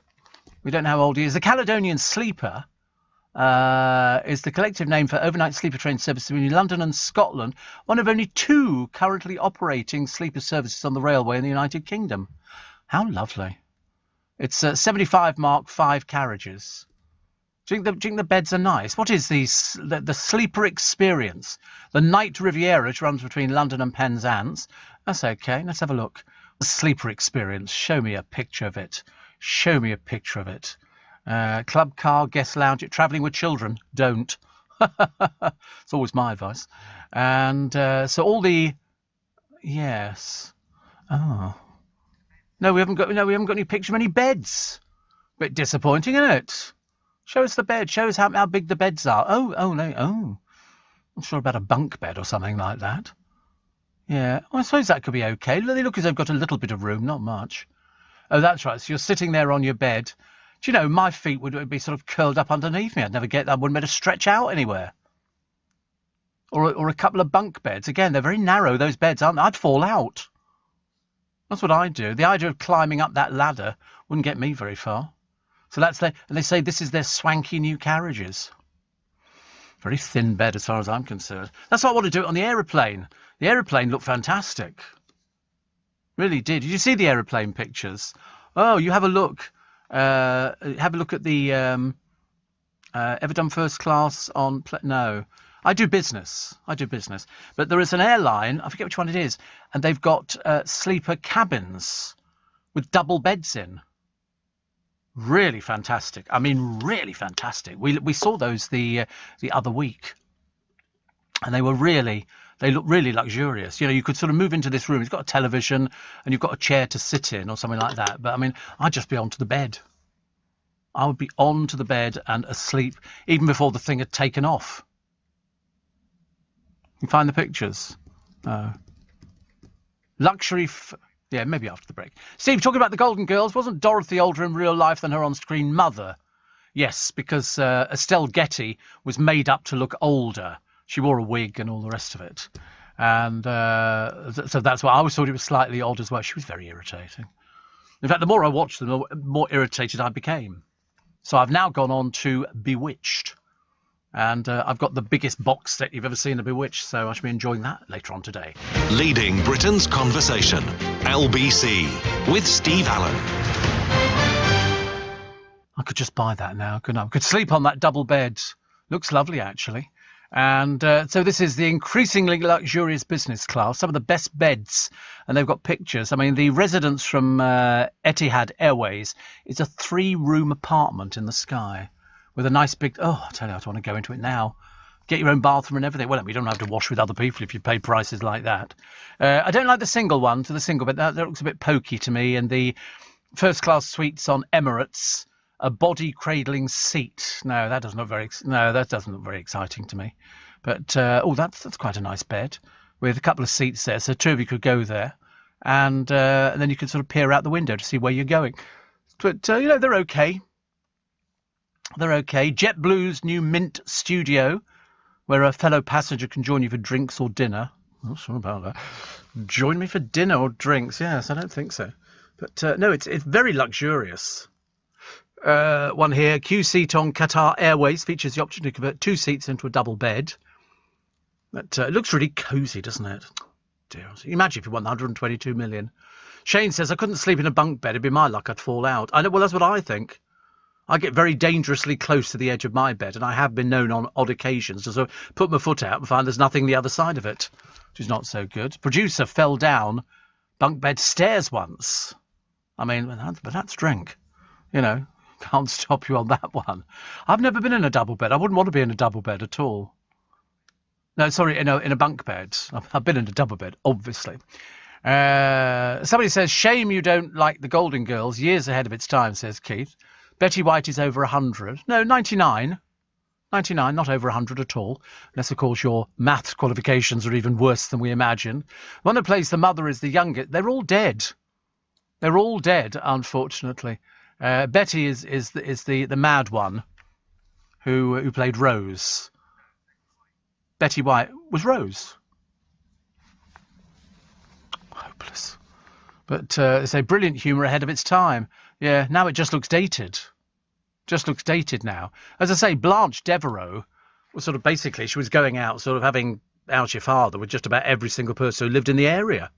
It was all very embarrassing, you know. She'd be sort of chatting up anybody. And I was thinking, God, in my day, we had names for people like that. Mind you, in this day and age, we have names for people like that as well.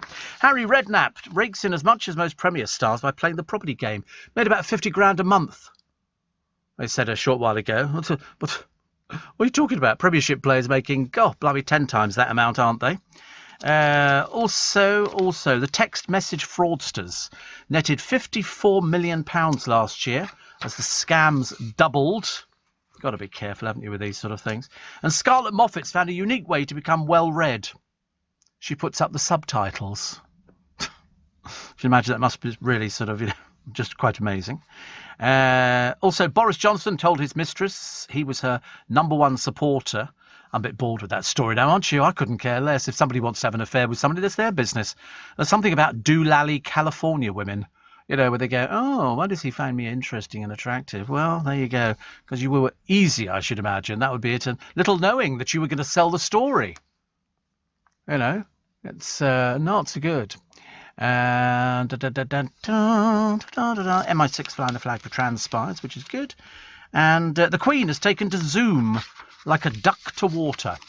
More on Yuri to fix the royals? I don't think so. Why does he always tell you things afterwards?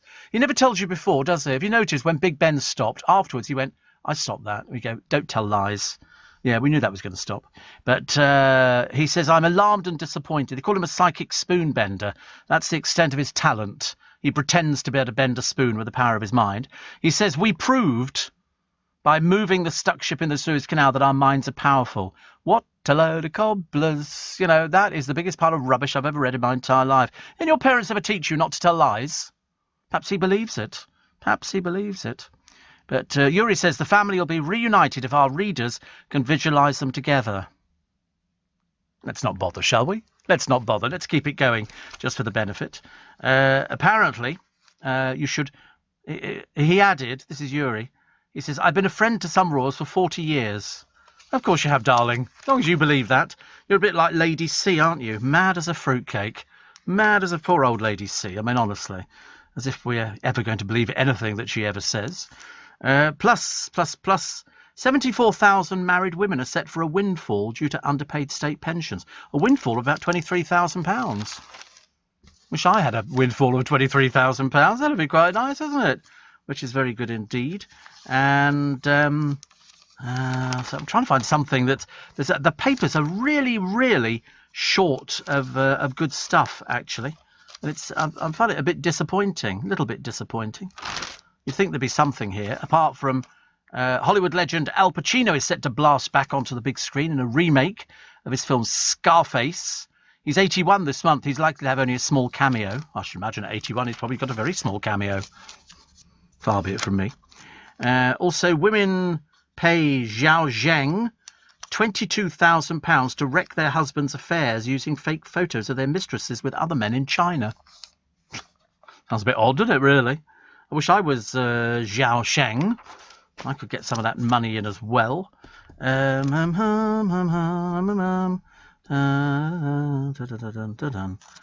are the laughs on mainstream television, says Gary Bushell. I don't know. Where are the laughs? I don't think there are there? Here's the picture of Towie babe Ella Ray. Poor old Ella, honestly. That's about as good as you're going to look, dear. Somebody else's fake hair stapled to your head and putting your underwear on. She's 20, so she's not the brightest penny. And this jaw-dropping photo, well, it's just somebody in their underwear. My Aunt Enid looks exactly the same, but without the hair. This week, Pete Wicks, who's 32, also not the brightest penny, ruled out a relationship with Ella. He apologised to a mugged-off Ella for playing down their secret off-screen kiss and said he wanted to focus on self-love. Well, you can't go out with a 20-year-old, for God's sake, Pete. You're an old man. You're better off going out with Sam. Really, he does a podcast with Sam, and that's about as boring as anything else you've ever seen on the television. It's a shame, really, isn't it? That you so hope for sort of something a bit exciting, and it never happens. What was I watching the other day? Something. James Kabootas here. Contestants on The Voice UK get to learn their trade from music greats like Ollie Murs. Ollie Murs? Blimey. I mean, in the States, you get Ariana Grande, Pharrell Williams, Usher, Miley Cyrus, Alicia Keys, and we get Ollie Murs. What a shame. And Iggy Azalea. The only days she can land a hit is by pouring milk over somebody's derriere. Oh, right. I never understand these things. Megan Thee Stallion. Ever heard of her? Oh, you've heard? Oh, right. Oh, rapper. They say the hot girl summer rapper with enormous bazookas. You've never seen the bazookas the size of it. Who knows? I don't like to ask things like that. Oh, Black Forest Gatto. I'm not really a fan of Black Forest Gatto, but I could eat some now, which had some cream poured over it. They've got cherries, yeah. I love cherries. Cherries in Kirsch. Very nice. It's like Christmas time. I always buy jars of that fruit that's pickled in, different things, plums in vodka or something. They're always fairly nice. And pears. It's called plums in vodka. And pears. And they do cherries in Kirsch, which is like a sort of a cherry brandy, and they're quite nice. And you have those spooned in. Or just make a rum top. That's what I'm talking about now. Ah, lovely. Steve, Scarlett Moffat has always been well read. She was born on a sunbed. In fact, now she's so well read, she's almost orange. Thank you. Bewitched was a great series with great characters. Mother, played by Agnes Moorehead, was great in the series. She was gay, Agnes Moorehead. She was gay, yes.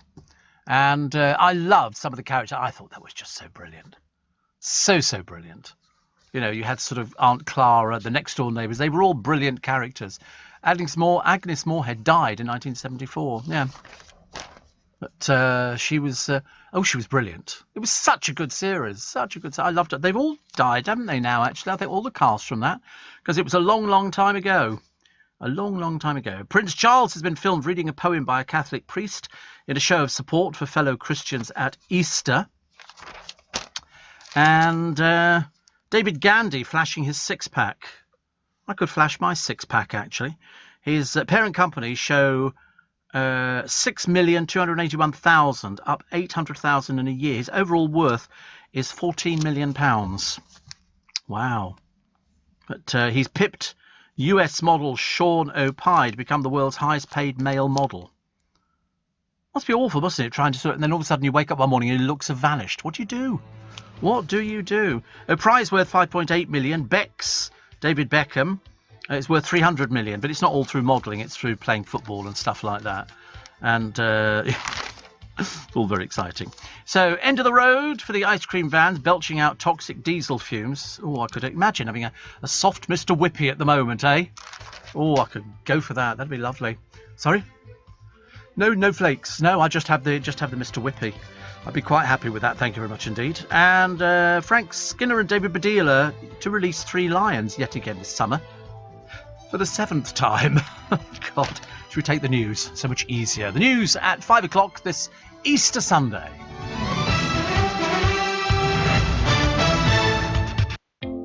With UK Export Finance, I'm fulfilling more export orders from around the world with working capital support. Export insurance means I'll get paid when exporting to challenging markets.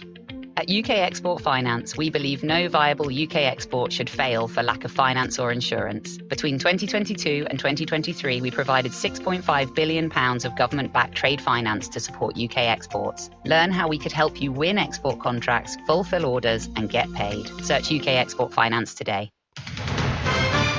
This is LBC from Global, leading Britain's conversation with Steve Allen.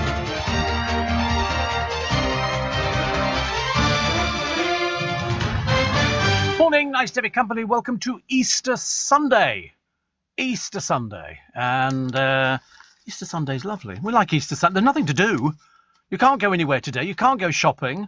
Well, you can go to the little supermarkets, and that's about it. Steve, if you're asleep on a plane, would you want to be woken to get into the crash position, says James?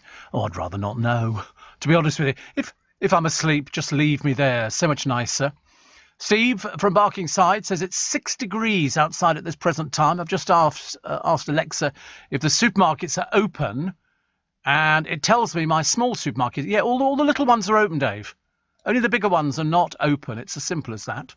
I love listening to you every morning, but since you've started to talk down to your director, My director? What the hell are you on? The way you speak to your director is not funny. They started to do this in America, get attention, but it's not now. Are you on drugs?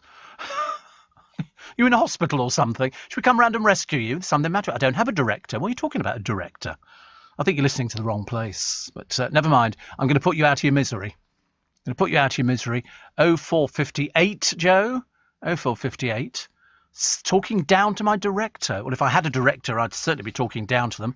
But unfortunately, you've now disappeared. I'm so sorry. Never mind. So sorry. Also, the paper today, Hong Kongers fleeing Chinese persecution to Britain could change the UK's electoral map.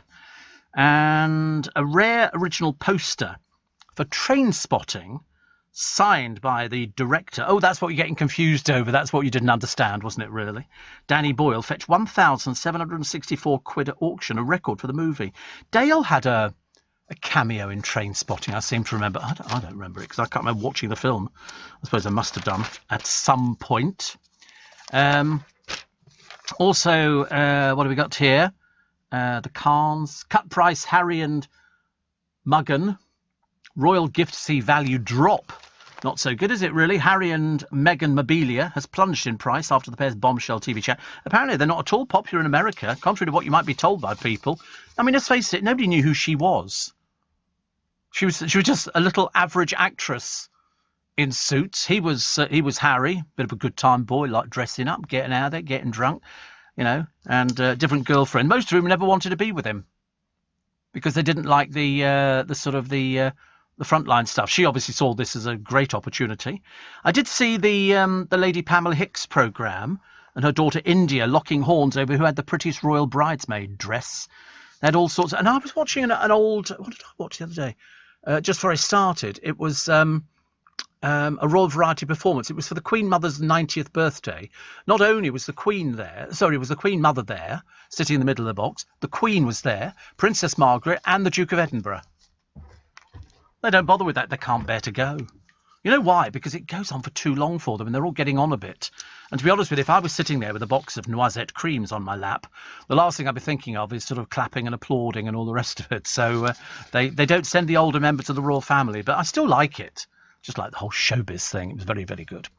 So more of your text and emails in a moment. What have we got here?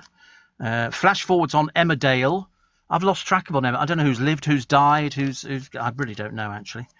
And I'm not watching anything else. So there's nothing 6 times a week. Well, Emmerdale, is it really? Good Lord above. It never seemed to get the publicity, did it, really? I felt a little bit. Gaynor Faye, leaving Emmerdale was a tough decision. Helen Skelton,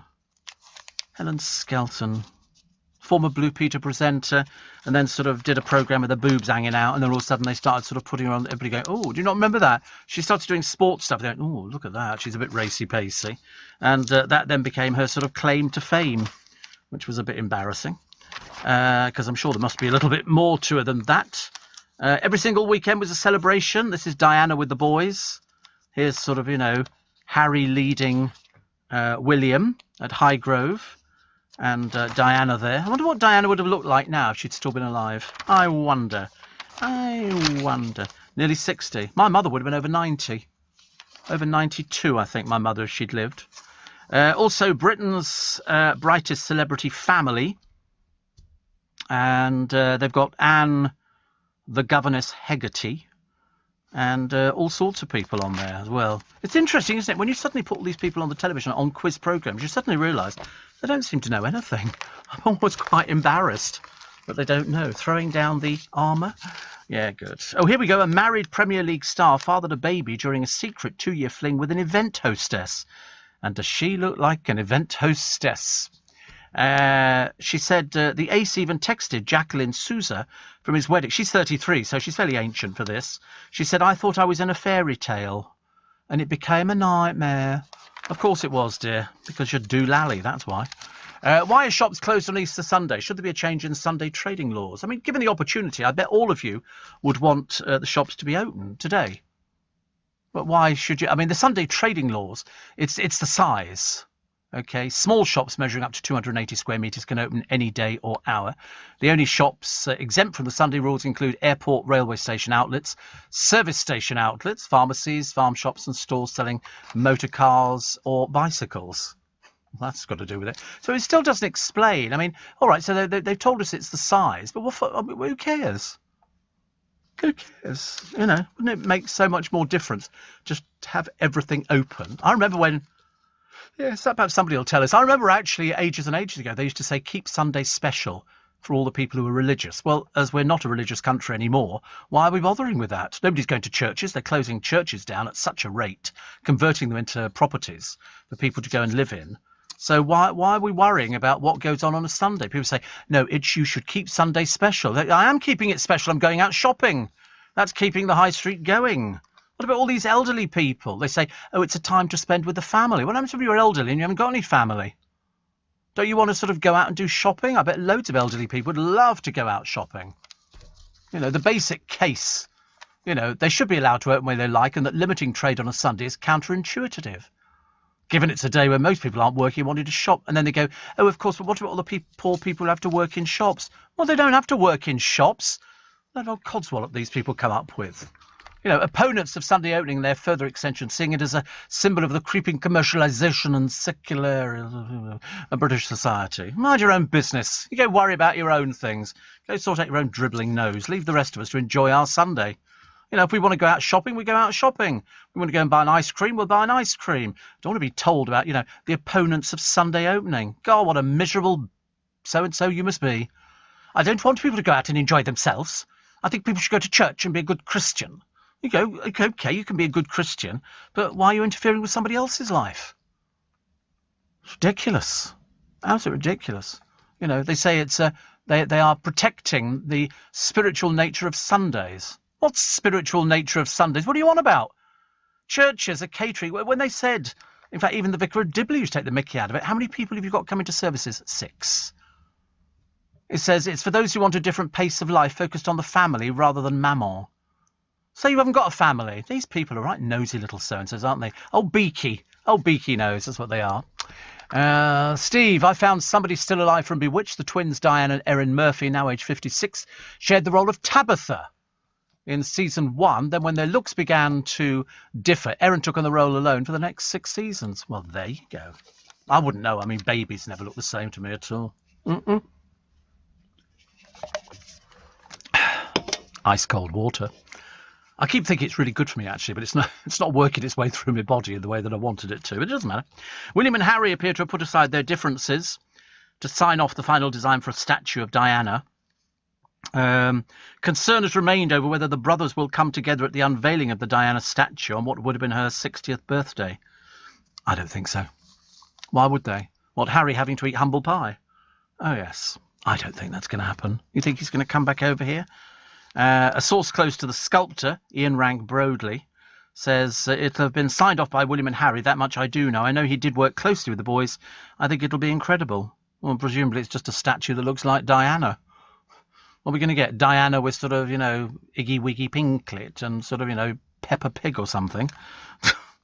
The brothers set up a working committee to oversee the project. It's a statue. He's a sculptor. What do you mean, oversee the project? You show us what it's going to look like. OK, we like that one. We'll take that one, thank you. Zara Tindall plays Peacemaker. Oh, God, not her. After the Oprah interview left the Duke of Cambridge furious. I'm not surprised. Nobody liked it. The only person who seemed to like it was good old Oprah Winfrey, who's gone down in everybody's estimation.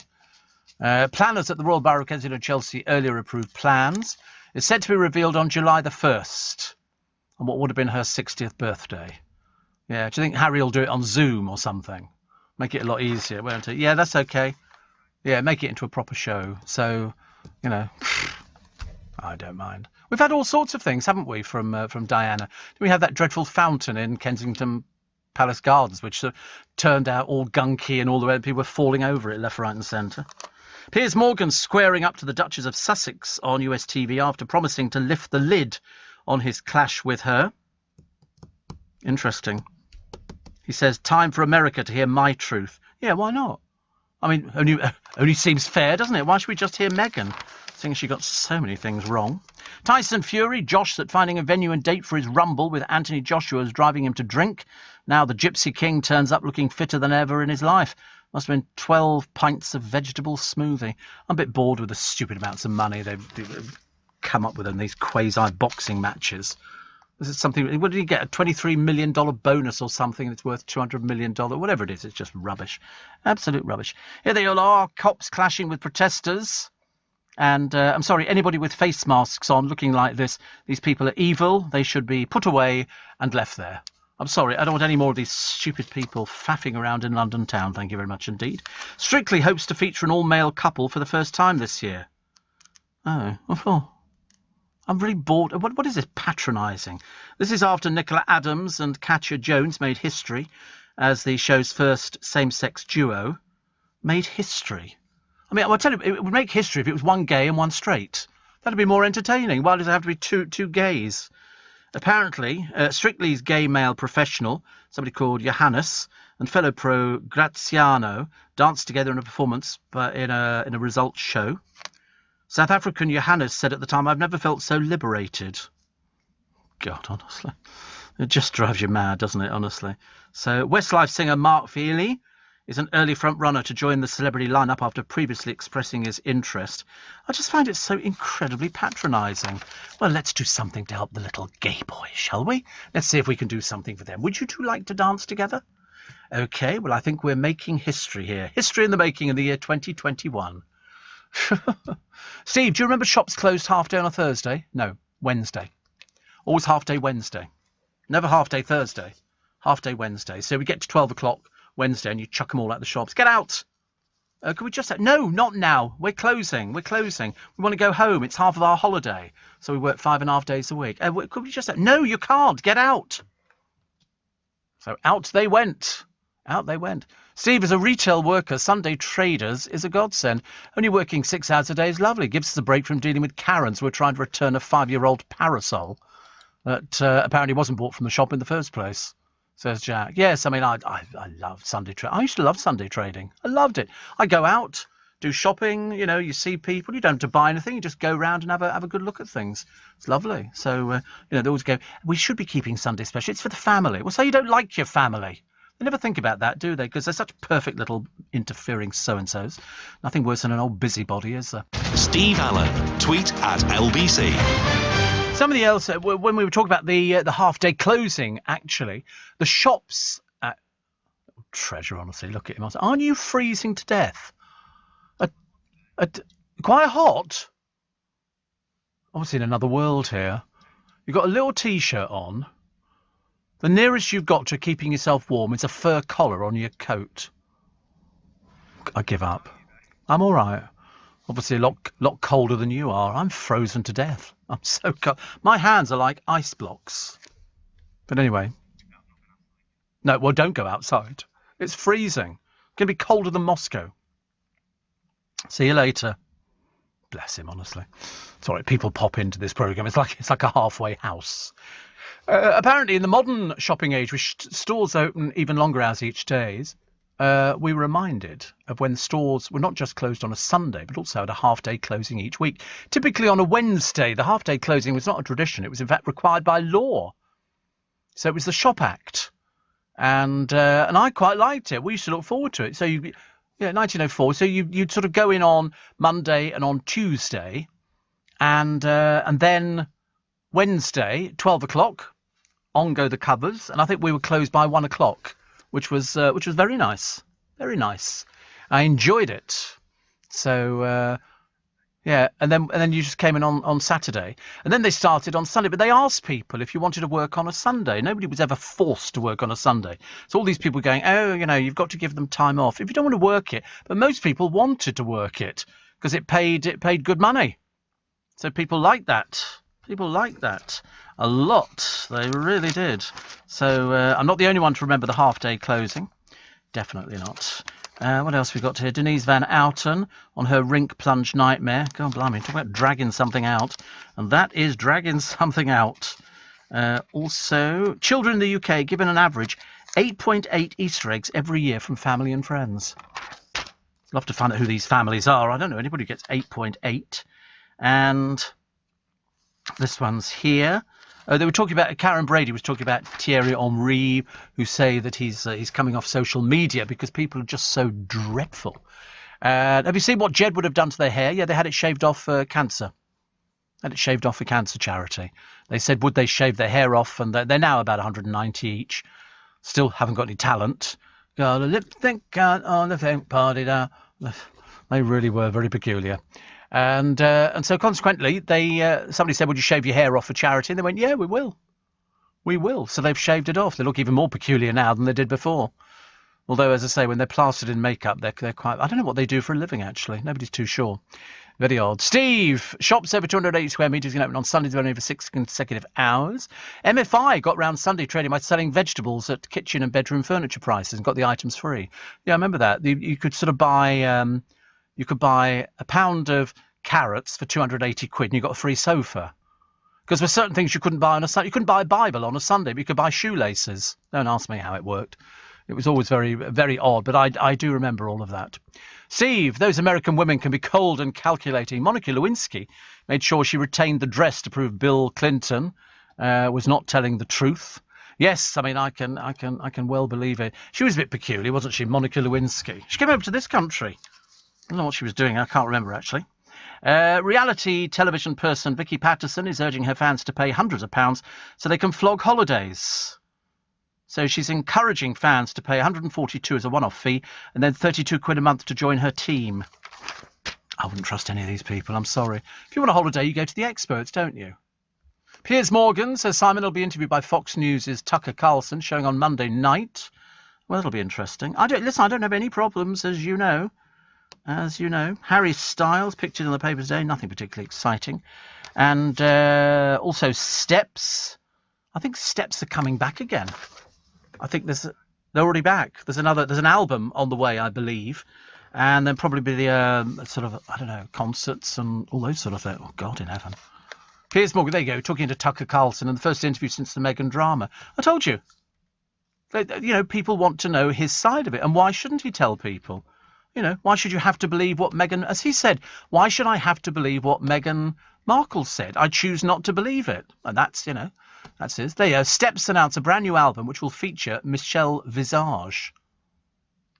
10 brand new unheard songs set for September release.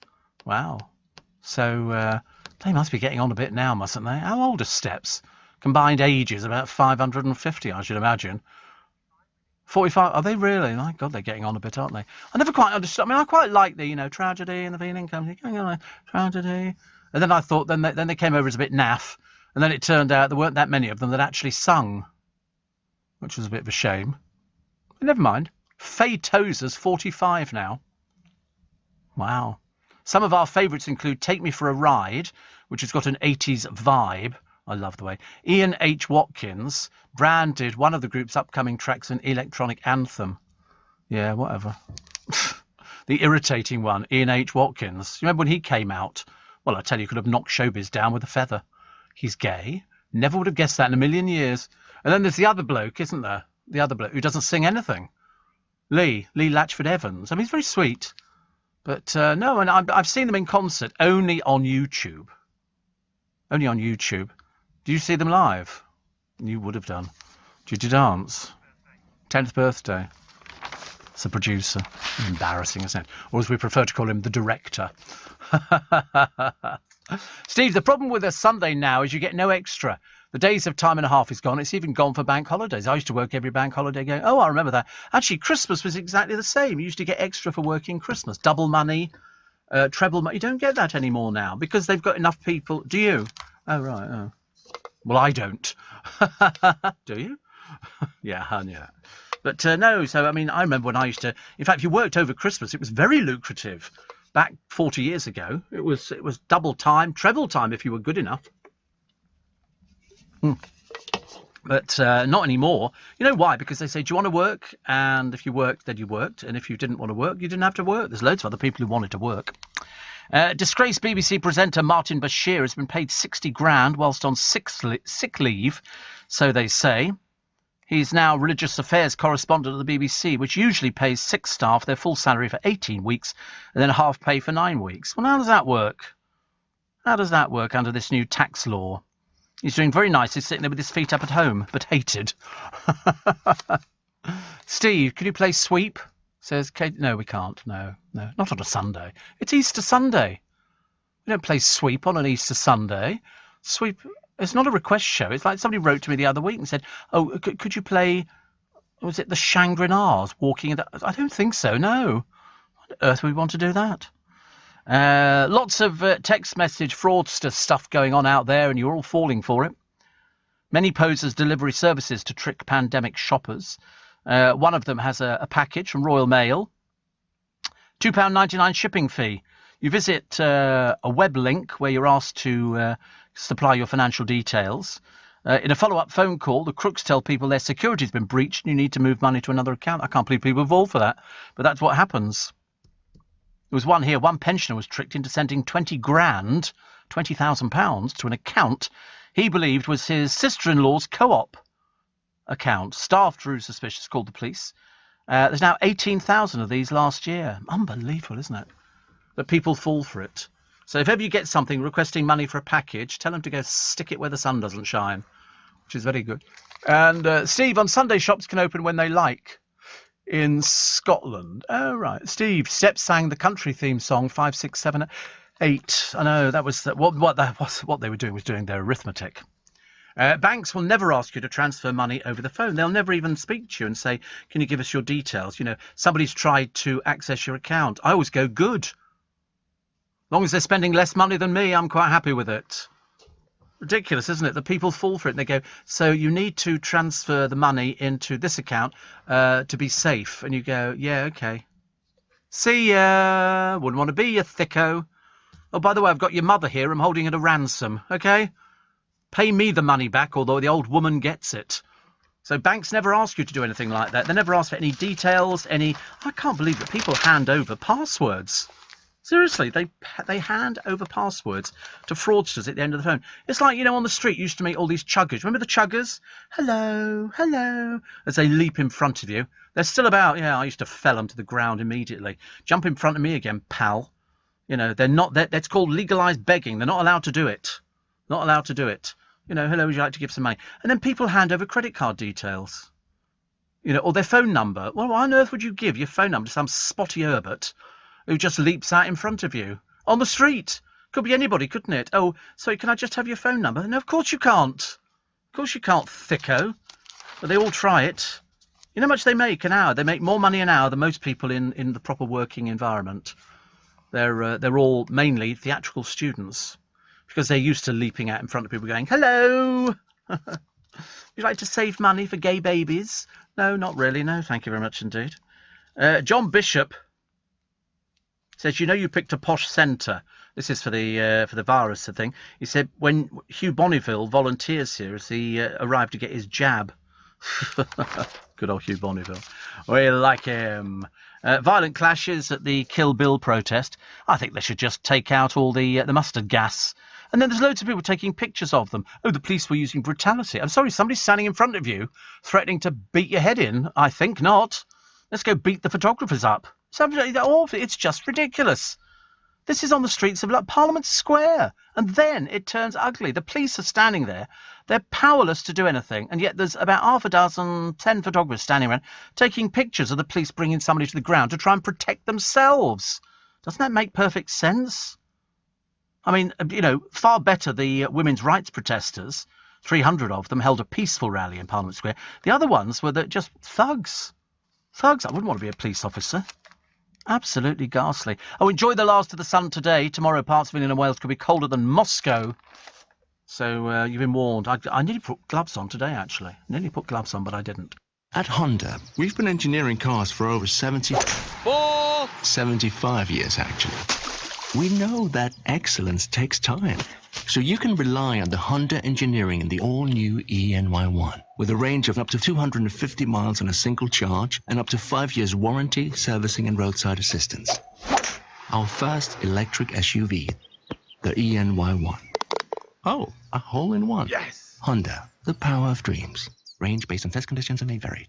Steve Allen on LBC. Text 84850. Morning, nice to have your company. It's, I know you said it's Good Sunday. I all of a sudden started renaming the days. Steve, I've got my bread, says Shane in Sydney. Went into a petrol station shop. That's the best place to go for it, isn't it, really?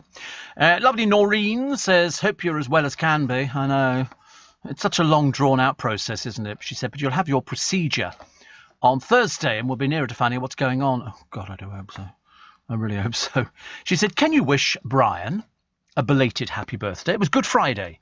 We had a socially distanced afternoon tea in the garden with friends. It was so nice. We had a meet-up after 4 months of isolation. So, Brian, belated happy birthday for Good Friday. What a lovely day to have it. What a lovely day. So, many happy returns of the day for Friday.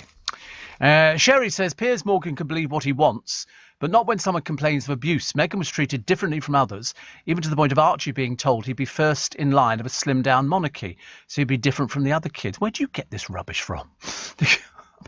I'm sorry, are you part of the royal family or something, Sherry? Listen, he's entitled to an opinion. You know, you're just believing everything that you read, which, of course, is not always the case. You know, Meghan told Oprah, 3 days before our wedding we got married. Nobody knows that. That was a lie. That was a lie. There was no wedding before that. Steve, I've given 7 Easter eggs, says Grace, to my family, and I've eaten 3 myself. Wow. Finished eating the hot cross buns already, and there's not even one for me to enjoy today. What a big shame. Yeah, I bought a packet. I threw them away. I don't know why, actually. Yeah, hot cross buns. I just decided. They're very unhealthy, I know. Anne says, totally agree with you, Steve. Piers Morgan should be able to have his say. After all, he's had to put up with the attacks from certain quarters, the nasty trolls, threats, etc. Protesters like you. It's out of control. I know what I'd like to do with them. Well, he had death threats. He had death threats from people who don't know anything. His son's had death threats. Can you believe it? Seriously, that's how dim some of these people are. Steve, additionally to shops being closed on Sunday in the past, supermarkets were also closed on Mondays, going back a few years, says Julia in Hampton. Don't know if it's Hampton Middlesex or Hampton Wick. Or anywhere. It could be anywhere, actually. It could be just Hampton Middlesex. So there you go. Yeah, I mean, there were loads of places that were closed. I didn't have any problem with things like that. I thought it was quite nice, actually. Quite nice having sort of days off. Steve, on scams, any phone number like a mobile number are scams. Yeah. Didn't pubs used to close in the afternoon? Yeah, pubs used to close lunchtime. Now they're open not open at all at the moment, but in those days they'd open up again at 5 o'clock or whatever it was. Because otherwise you work in a pub, it's a long day. Long day. Steve, based on Wikipedia, your net worth is 5 million. Well, they're out on that one, aren't they? It's 4.6. I mean, if they want to boost it up a little bit, I don't mind, but I've been saving my money. As indeed you do. Steve, overtime for bank holidays is company discretion. Legally, all the employer only has to give the day back and add it to your annual leave. Yeah, that's how most of it works, actually, isn't it?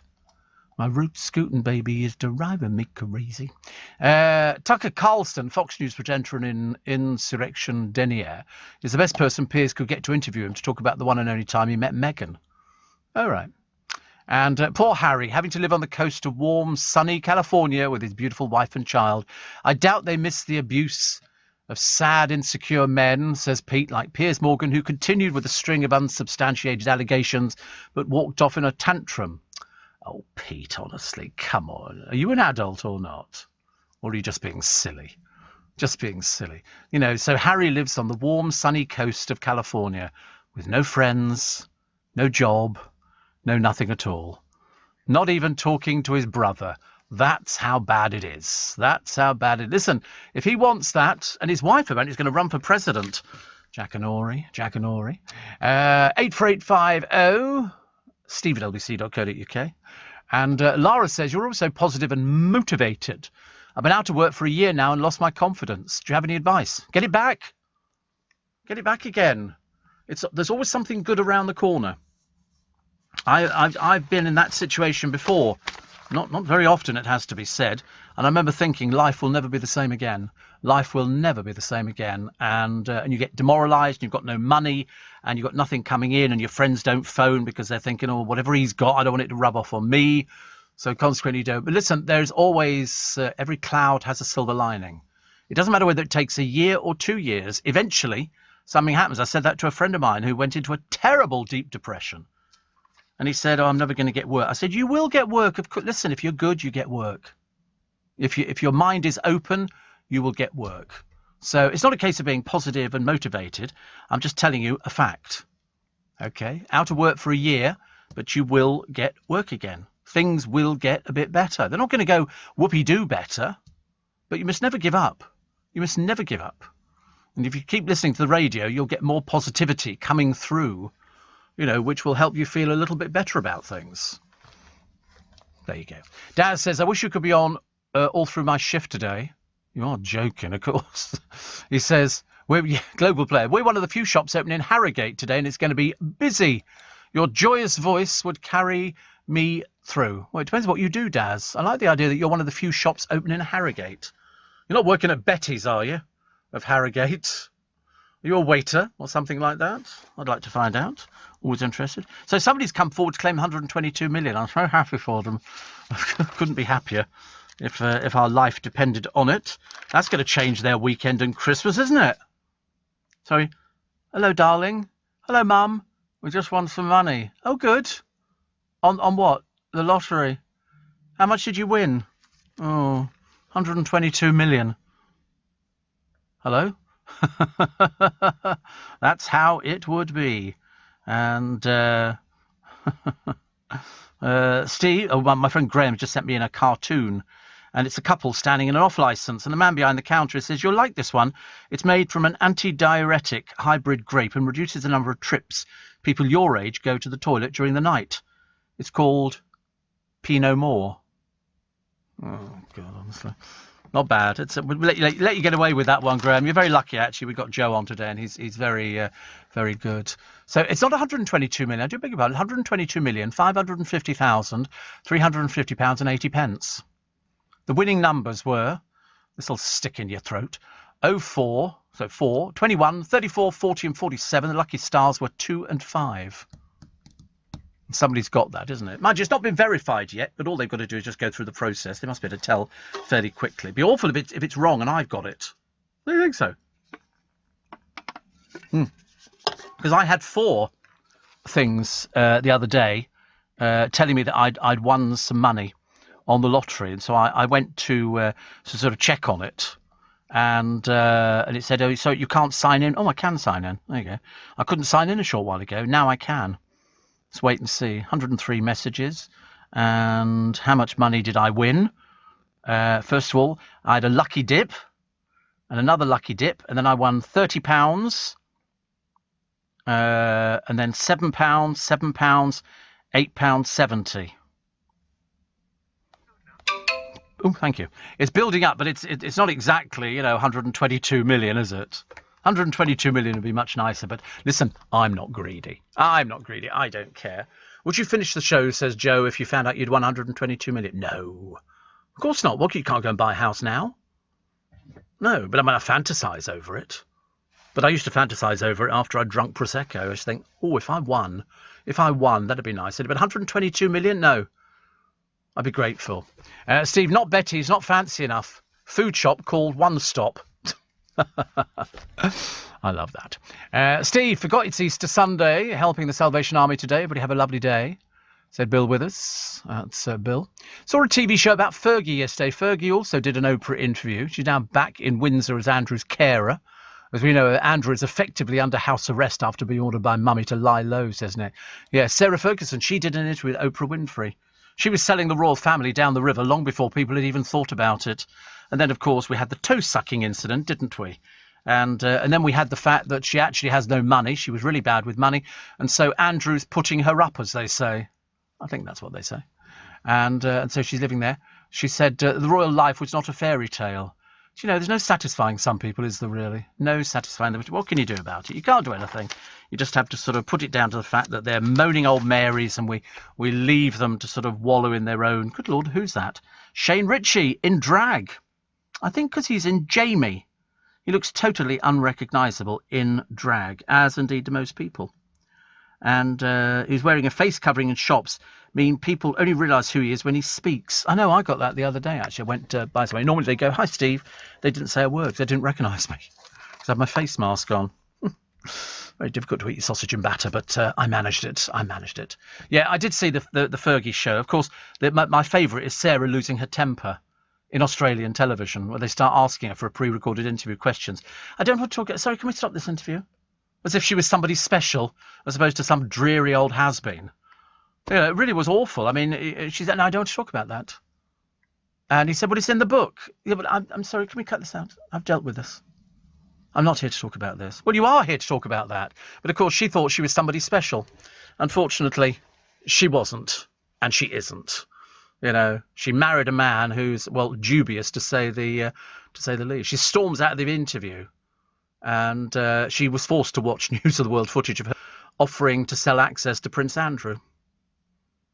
Hamish, the producer, said the Duchess had agreed to talk about the incident, although it was not clear if she'd agreed to watch the footage during the interview.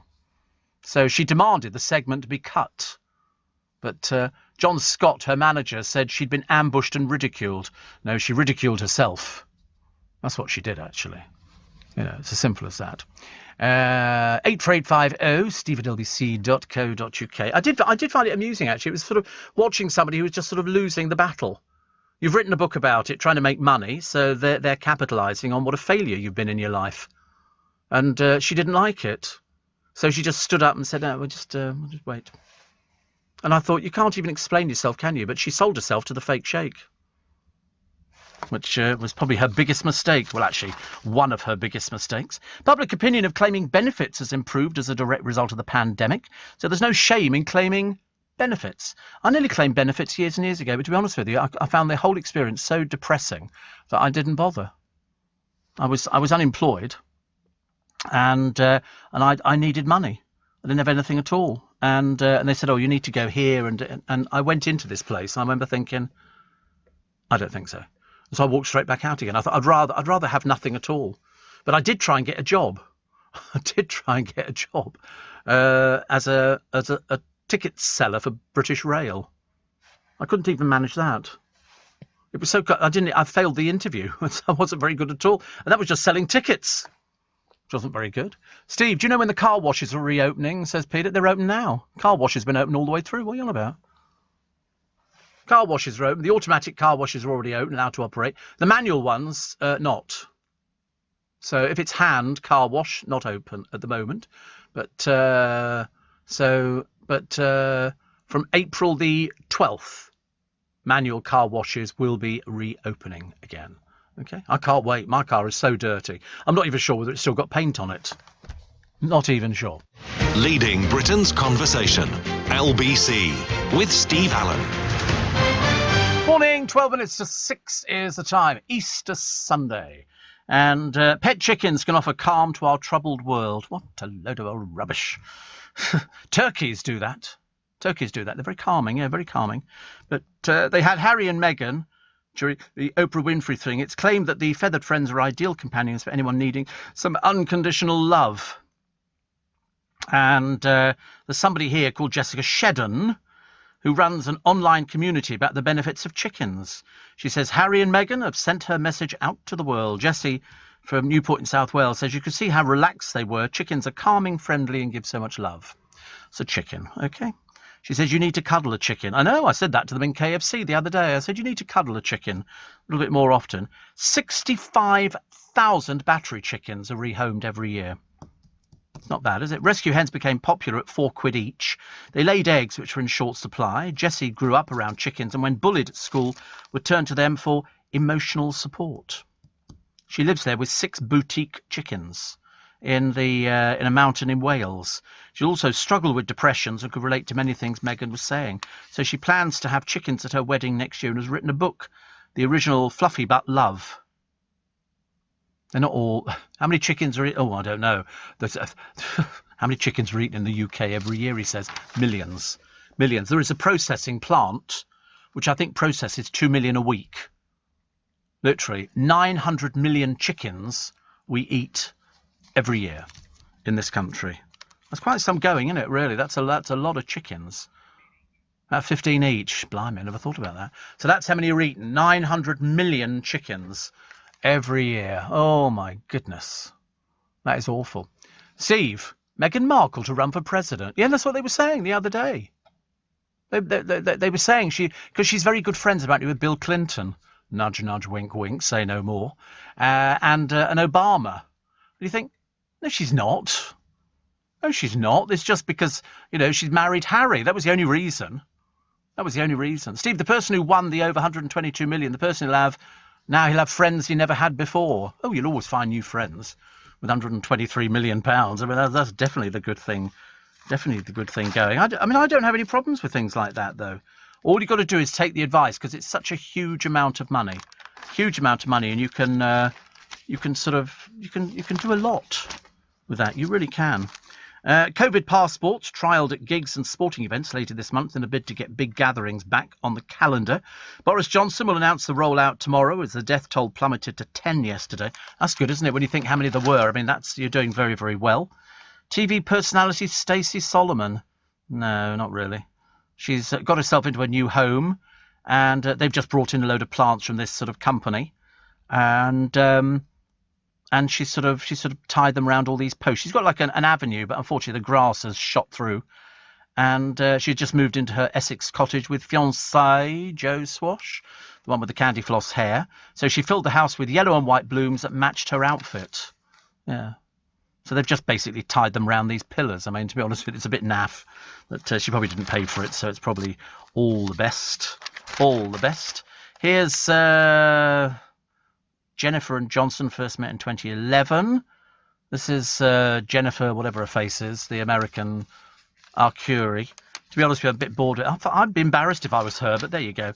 One thing you wouldn't do is start telling people who you've been sleeping with. Plus... God, trying to find some happy stories today. You're struggling. Arrests in London. Officers appearing to use pepper spray. What are they supposed to do if somebody's about to attack them? Goodness sake, honestly, it's all these photographers taking pictures. Who are they? The answer is, nobody. Nobody's at all. Also, Love Island star's death. God, blimey, not another one. This gets worse and worse. I wish they wouldn't put Love Island on the television. I really wish. I've had enough of these sort of programmes, because there are a lot of people who aren't really, au fait with it all, I'm afraid. TV's Eamon, chronic pain, the worst in his life. He doesn't know what it is. He said he was in such agony, he had to go to hospital. I know the feeling. It's not a great deal of fun. Plus here, what was this one? There's absolutely nothing. Nothing at all. That you could sort of give to somebody as a story and go, well, this is a happy story, isn't it? And the answer is there are no happy stories. There are no happy stories at all. The question of sport is auditioning for new host to replace Sue Barker. Why? Why not leave her where she is? She's very, very good, and she's perfect. It's a case of, if somebody's good at the job, and she is, and the audience is fine, leave it alone. They're thinking now they've got to put a comedian in there. Why? Why do they need to put a comedian in? It's terrible. Donnie says roast duck and trimmings here today for the festive day. Lovely. Very nice. Looking forward, Steve, says Kim, to a walk via feeding the swans, ducks and our newest guest, the infamous Canada geese. Oh, no, not Canada geese. They had to have a cull in the London parks over Canada geese because the mess they make, and there's so much, they breed like there's no tomorrow. They're all over the blooming place. Swans we don't mind. Ducks we don't mind, but Canada geese... no, thank you very much indeed. You can keep them. Also, of course, chuffed to Brits and ready to party. A lot of people looking forward to things like that. And Joe Swash says, I've lost my fiancée to the jet wash. It's a shame you don't pull your finger out and do a little bit more, isn't it, Joe? But, you're obviously the best she's going to get. But I shouldn't imagine you're much use around the house.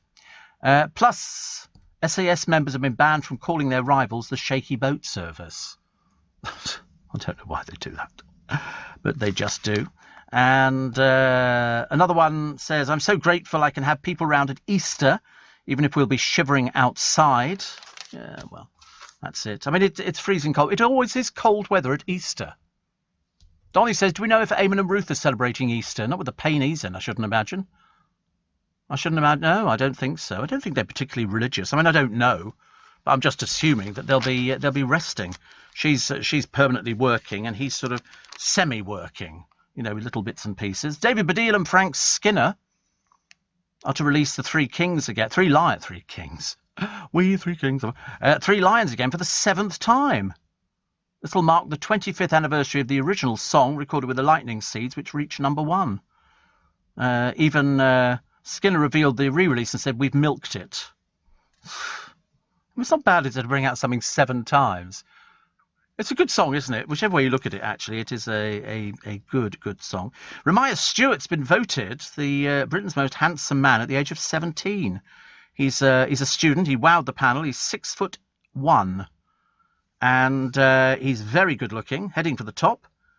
And it's the next big name in modelling. Hundreds entered the chase because every parent thinks they've got somebody better, you know. Steve, they said Oprah was to run for president. Never happened, just like Michelle Obama was to run. Now Markle to run. Baloney, as Judge Judy would say. Is that what Judge Judy would say? Right. I mean, I don't believe she's going to run for president. Of course she isn't. I don't know why they even think that. But the trouble is they give them this false sense of importance. So she thinks that she's somebody terribly important, whereas Harry didn't even get a look in. Did not even get a look in. You know, you think they're both going for president of the United States, a member of the British royal family, and a little-known actress. I mean, Harry would be first gentleman. That's what he'd actually be, wouldn't he?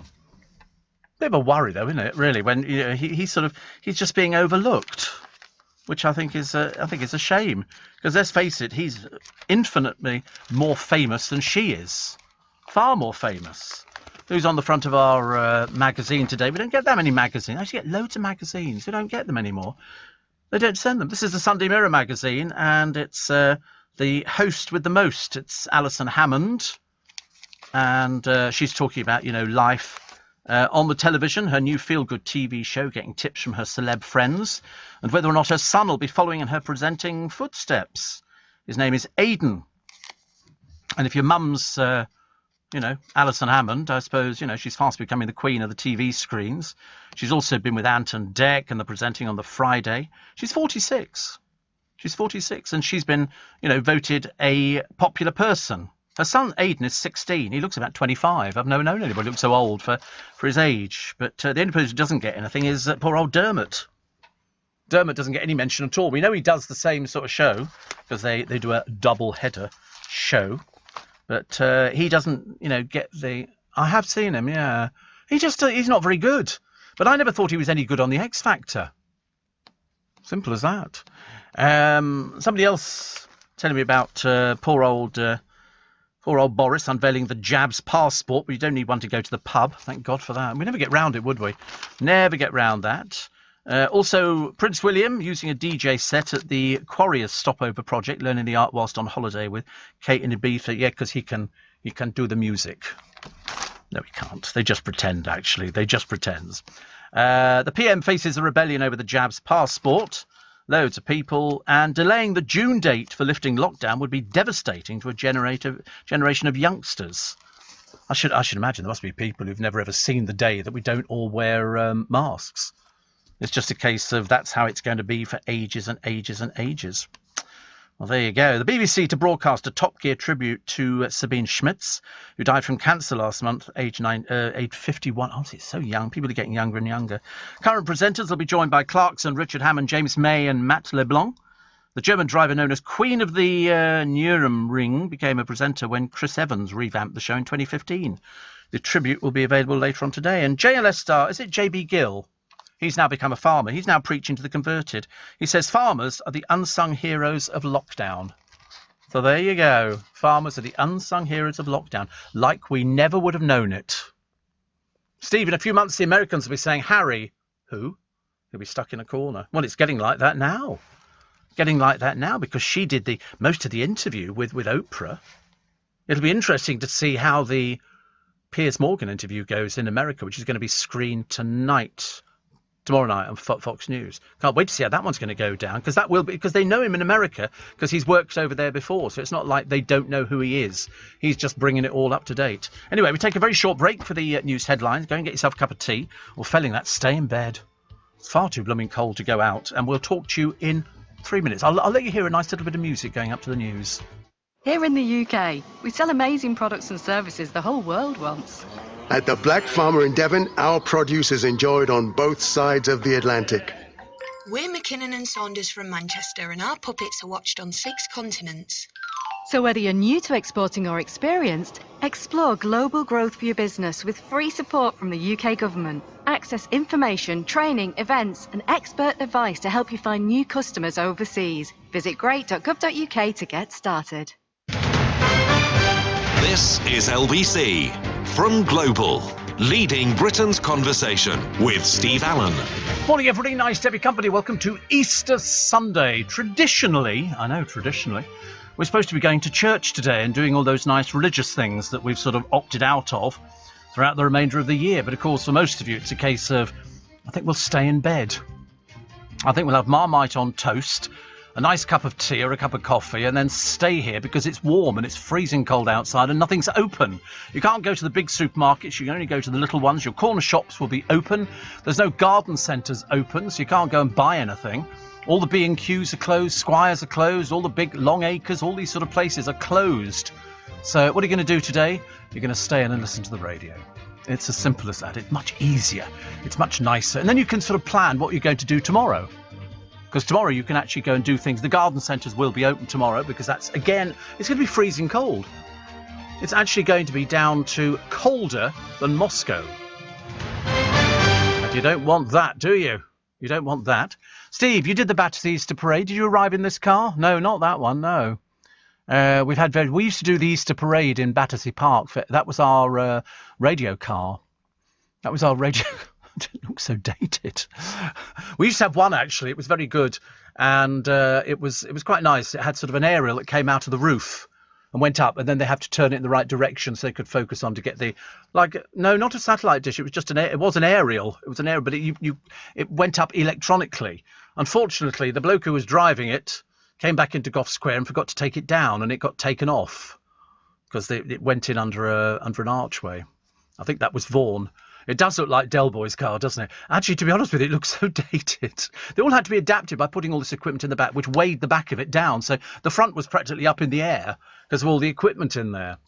And that was ours looked a bit different. This was a bit earlier than mine. But it looks like somebody's wearing a mask, doesn't it? Although they're not. It's a child in the background. But it does look like they're wearing a mask. I had to look twice to make sure that they weren't. I thought, what was going on then? Not another pandemic, surely. Spanish flu.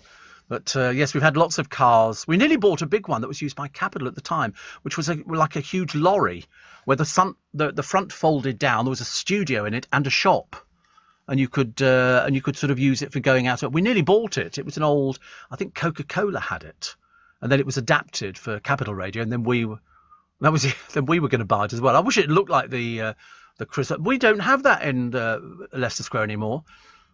Westminster Council banned it. And yet it was lovely. It was all, holidays are coming. And that huge lorry parked up with all the lights on it and all the rest of it. And then they banned it. Ghastly, isn't it, really? Mind you, I think the council in Twickenham have banned the circus from arriving on the green anymore. They're so miserable, honestly.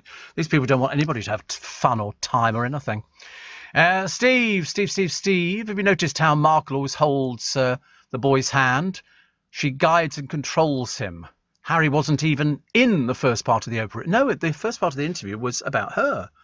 It was all about her. He just, I don't know what he was doing. Perhaps he was colouring in or something. But no, eventually sort of got round to him. And then he didn't contribute very much either. It's all very odd. I think because he doesn't understand how the media works. He knows nothing about, those sort of things. Grace says, I shall attend the Easter Sunday worship online later this morning, followed by a roast lamb dinner, sadly on my own. I don't want to visit anybody for weeks yet, and that's sad. No, a roast lamb dinner probably sounds delightful for you, but I'm allergic to it. So I'm not going to be having anything like that. But actually, I can imagine how people don't want to visit anybody at all. So here's what's happening across the UK. So you know what's happening at the moment. First of all, step 2 is 12th of April. That's the earliest date on which shops, hairdressers, gyms, nail salons, libraries and outdoor attractions like theme parks will be allowed to reopen, but no indoor mixing of different households. Well, you try and stop that week tomorrow. Outdoor hospitality can reopen, including pubs and restaurants, with a rule of 6 or a larger group from 2 households. Customers will not have to buy a substantial meal to have an alcoholic drink. There'll be no curfew, but people have to be seated when ordering and eating or drinking.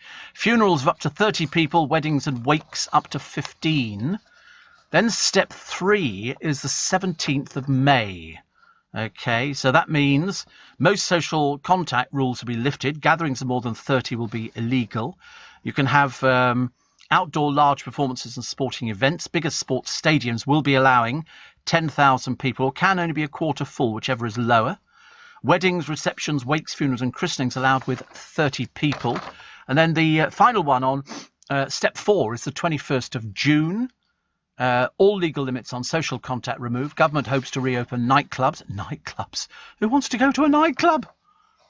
And lift restrictions on large events such as festivals. Testing could be used as a condition of entry. Ministers hope to remove restrictions on weddings. But will you have to wear a mask? If you're going to a nightclub, you're a little bit ridiculous with a mask on, aren't you? Hello, babe. Try and do snoggy. That's not going to be working, is it, anytime soon? So we'll have to wait and see. I just want to see the Hippodrome open, Joe Allen's open, Little Italy open, all these ones. Stephen in Apsley says, I'm working today, so if anybody fancies a COVID test, come on down. No, thank you. And Steve, I'm just off to the sunrise service at Windlesham Church, wrapping up warm. You're going to blooming well need it. We'll have my Marmite on toast when I get back. Yeah, I'm just going to pick up a loaf of bread and have Marmite on toast a little bit later on. I'm so cold, though. No, I generally have about 4 pieces. You know, I think that's quite enough, isn't it? 4 pieces of Marmite. I'm trying to convince myself that Marmite's good for me, but I have a sneaking feeling it might not be. I don't know. It just looks though, because it seems to last a long time. So I always think, oh, that must be really, really good for you, actually. But I don't think it is. Steve, technically Boris could run for president because he was born there, but Harry couldn't, no matter who he is. Watch out, America, if Meghan Markle gets involved in politics. She won't get involved in politics. Definitely not. No, I'd be very, very surprised. I'm running coast to coast, Steve, with a freezer trailer from the Such boat at Immingham to get to the Dublin boat at Holyhead. I've got my grandson Jacob with me, says Phil. So lots of Easter eggs to nibble along the way. I don't drive tankers anymore, so now I am chilled. So it's former tanker driver. Marmite.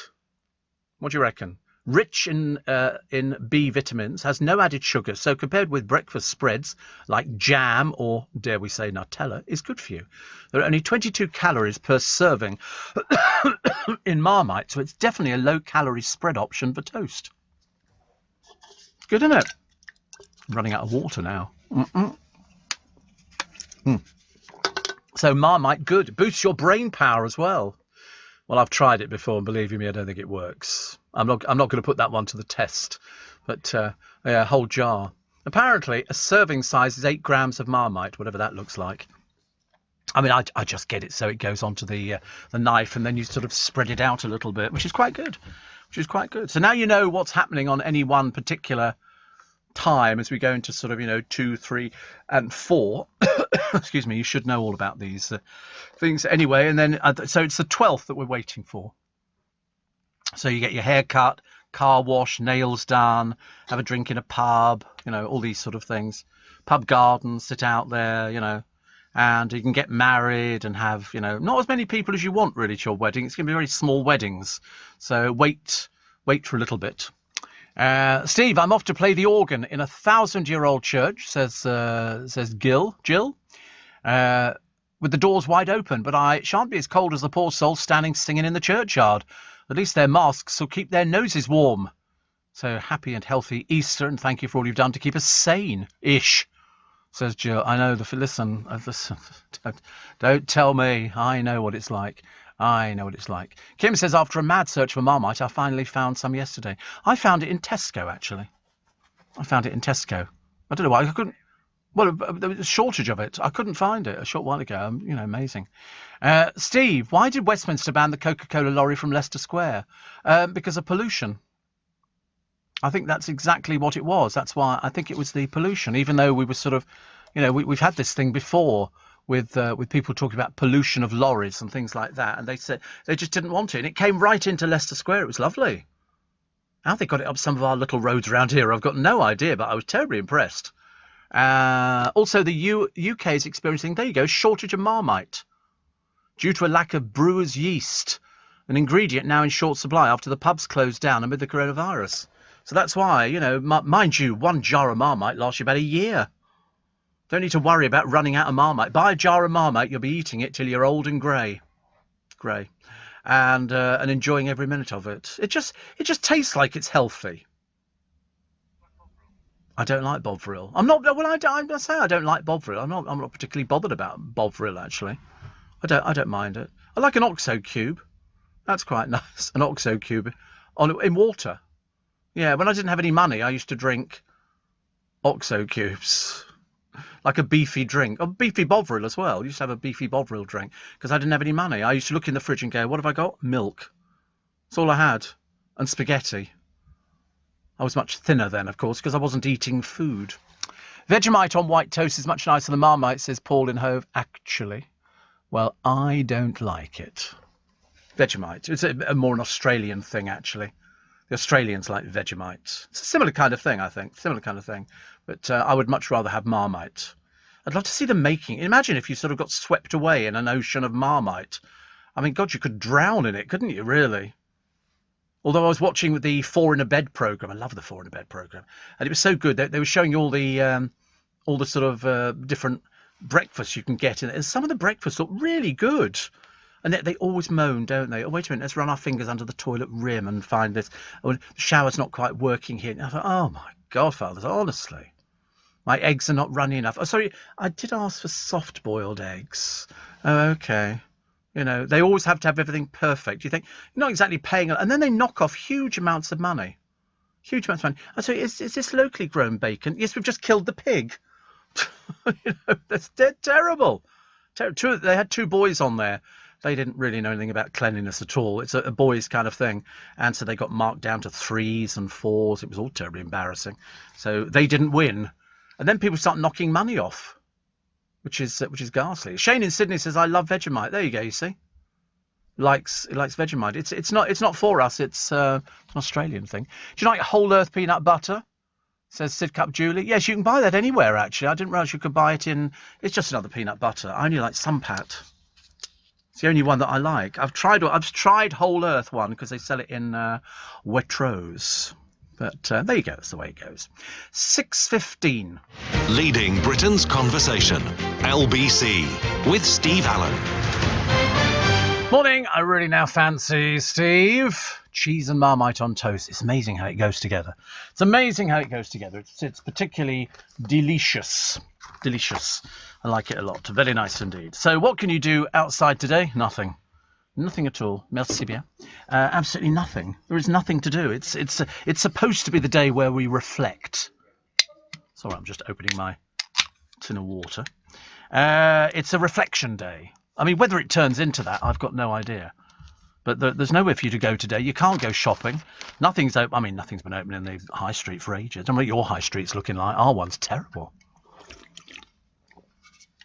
I mean, you can listen to LBC. That's your saving grace, is that you've got LBC, and you can hear on LBC, as you know, today being Sunday, Easter Sunday or no Easter Sunday, from 7 this morning, it's Andrew Castle with LBC's Weekend Breakfast. He'll be discussing Boris Johnson's plans to introduce vaccine passports, despite criticism from MPs. And he'll be reviewing Keir Starmer's first year as Labour leader. Then at 10 o'clock, I've sorted it all out for you. 10 o'clock this morning, Swarbrick's here with Swarbrick on Sunday. Looking forward ahead to another busy political week with guests from Westminster and beyond.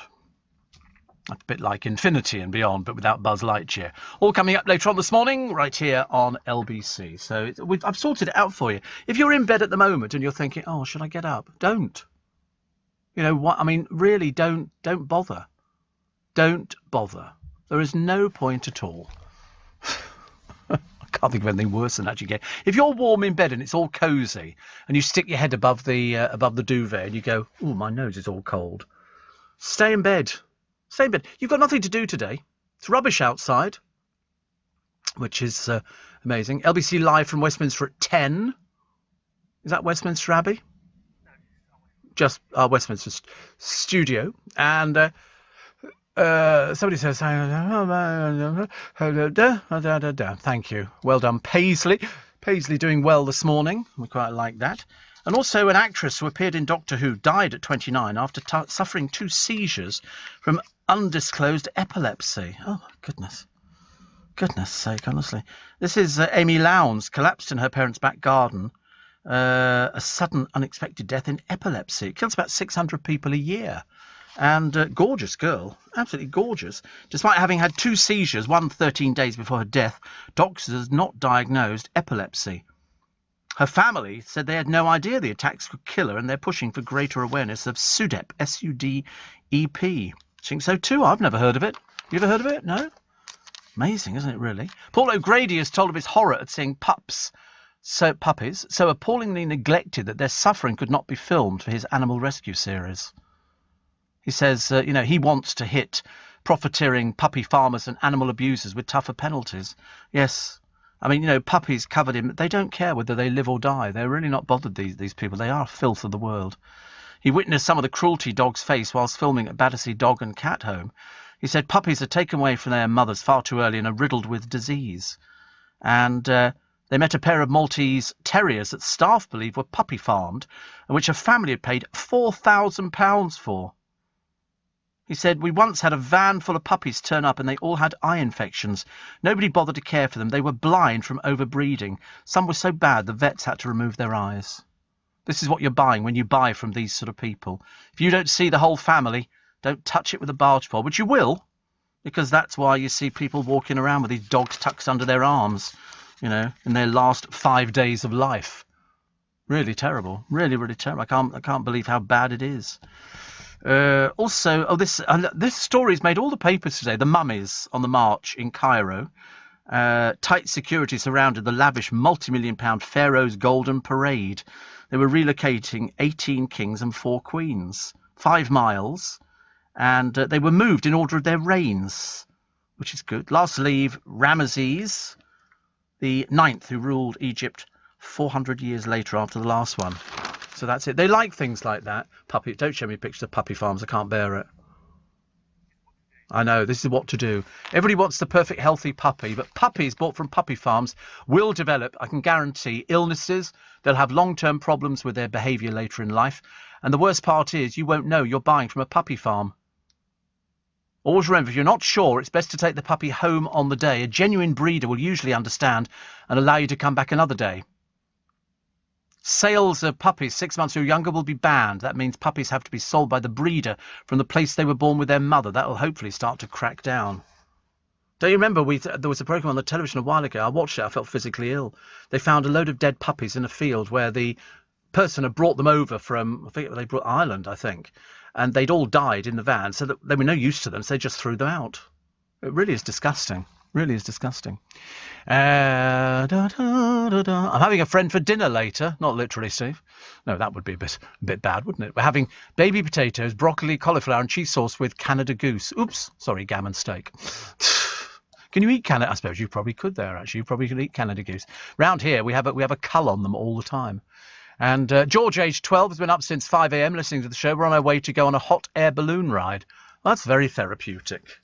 Hot air. Have you ever been in a hot air balloon? No, I haven't either, but I mean, it looks quite peaceful, doesn't it?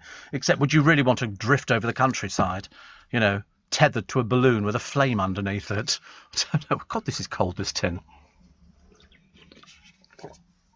You think they're very noisy? Oh, I've dribbled. I only thought balloons were noisy when they sort of go, and the flame, to save you crashing into the neighbour's house. I've often...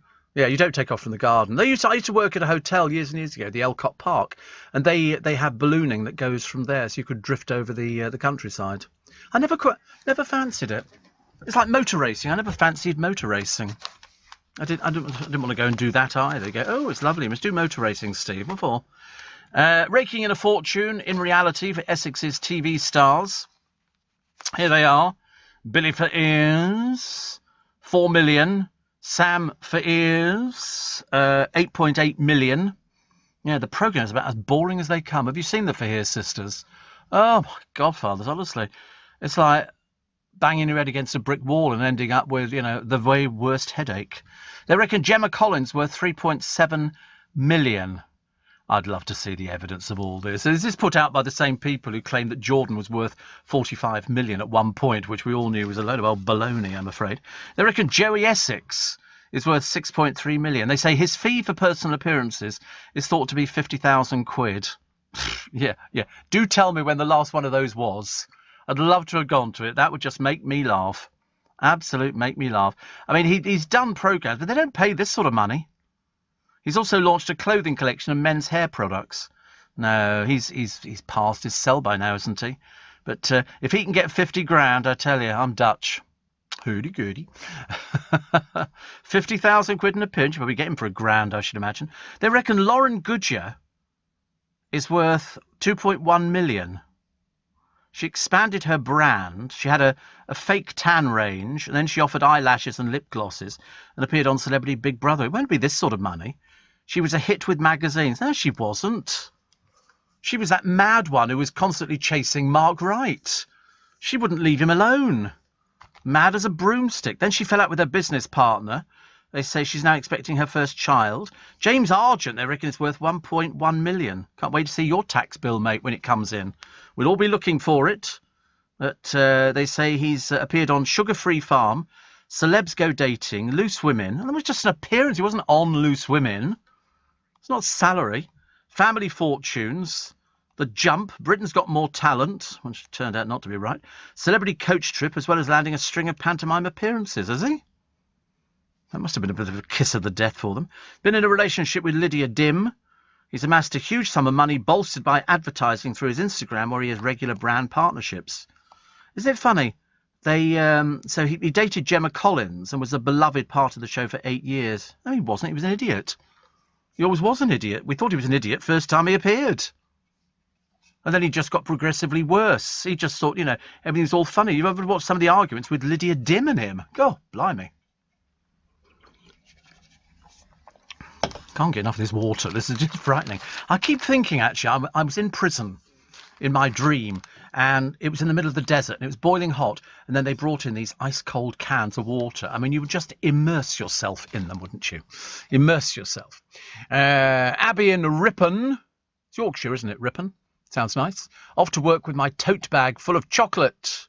Ooh, very posh. Very posh indeed. And a teenager's fighting for her life in hospital after a car she was travelling in plunged into a ditch. Police are looking for a woman who left the scene in Essex. Oh, yes. Heard of one of these before, haven't we, really? And there's a boy aged 2 who's died after being hit by a car in a residential road. The top was struck by a Honda Civic in Dumfries, southwest Scotland, was pronounced dead in hospital. The driver was not hurt. Honestly. I'm reading more and more of these stories every day. The amount of drivers who... There was one woman the other day, she sped off after an accident. Luckily, some other motorists saw her and chased down the road after her in their cars and pinned her in until the police arrived, which was very good. Jackie says the mummies should never have been removed from the pyramids in the first place. They weren't in pyramids, these ones, Jackie. These were in... they think it was an embalming, like a morgue, an embalming sort of centre. They had lots of them there because the Egyptians were obsessed with embalming. They had little tools, like little sort of long bits of metal with hooks at the end, which they'd insert into the nose to take bits of the brain out and everything else. Yeah, they were, yeah, through the nose, yes. They were very odd, the Egyptians. But I mean, let's face it, when we ended up with Tutankhamun's little Willie, didn't we? That had all been sort of, bless him. So all of the custom-made vehicles fitted with special shock absorbers. What, in case they woke up? Why would you worry about something like that? They've been dead for hundreds and hundreds of years. I quite like the idea of having a fanfare, but I don't like the idea of putting... I know I'm finding it fascinating. I've been to the British Museum and seen all the mummies there, including the one who's growing hair. There's one who's got ginger hair. I was taken there when I was a child by my father. He said, there's a mummy with ginger hair, and you used to think, yeah. And then we saw it, and you used to think, oh, wow. Quite amazing. But they've got whole sections on funeral stuff. So basically, we've dug people up and then popped them in museums. I don't know.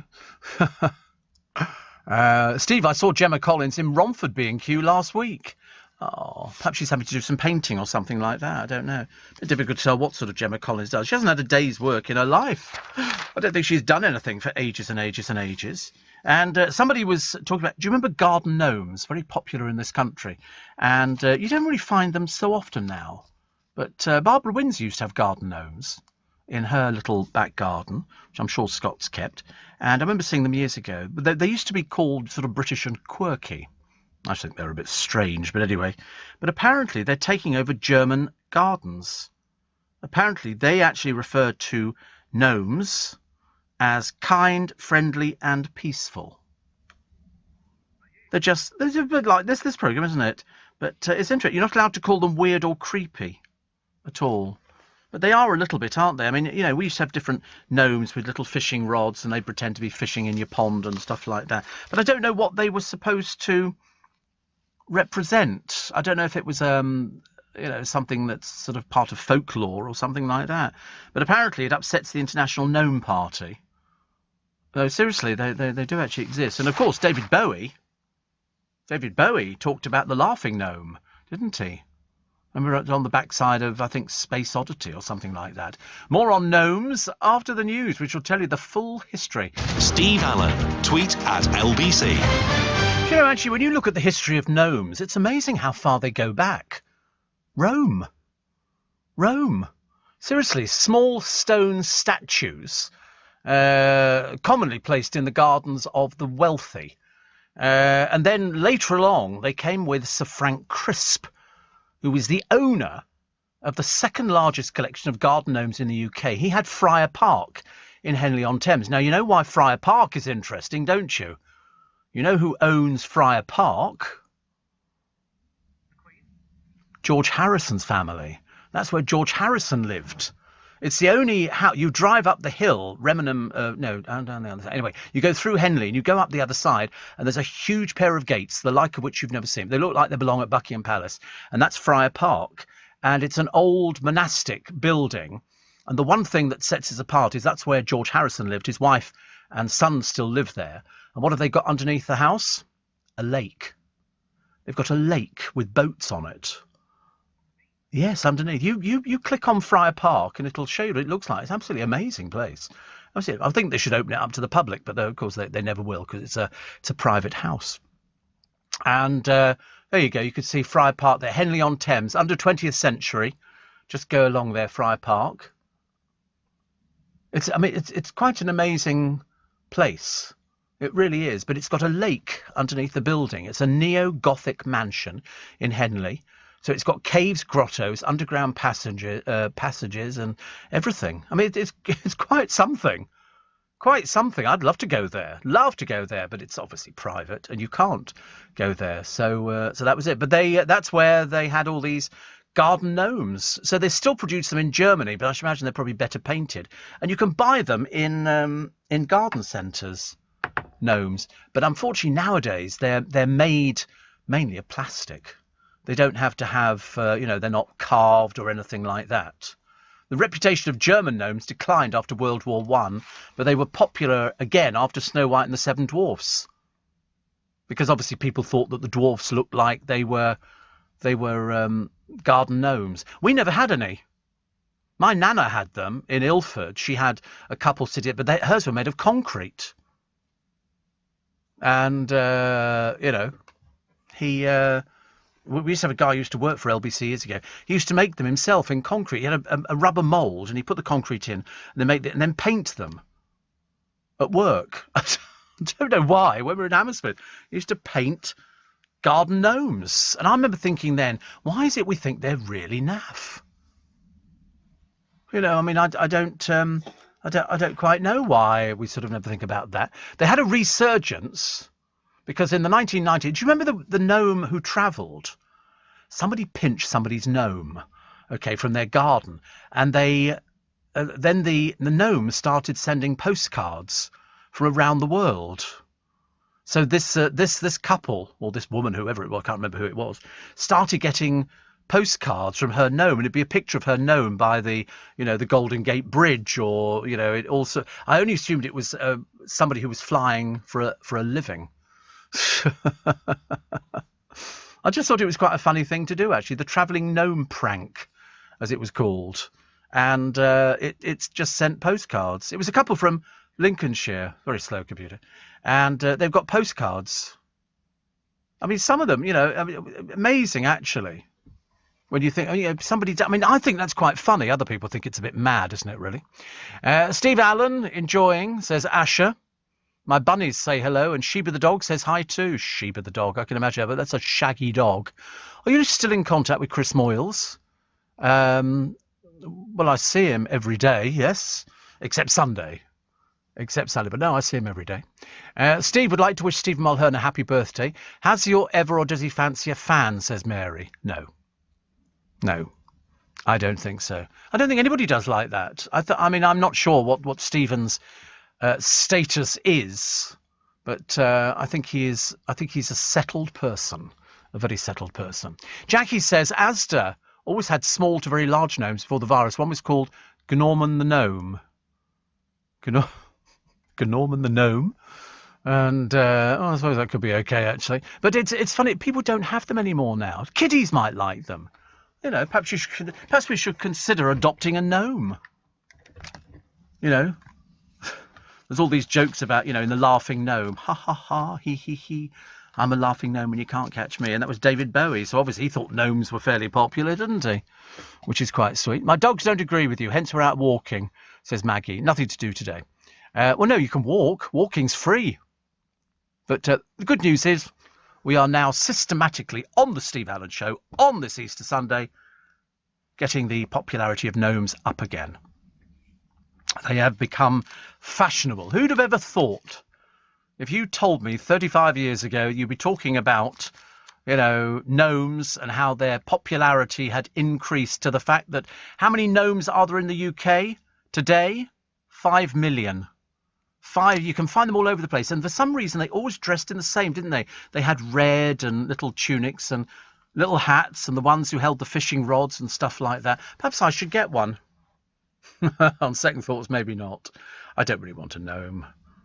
Or do I? I don't know, actually. I'm not really sure. 30 million in Germany, 5 million in this country, 30 million. And somebody can make you into a gnome.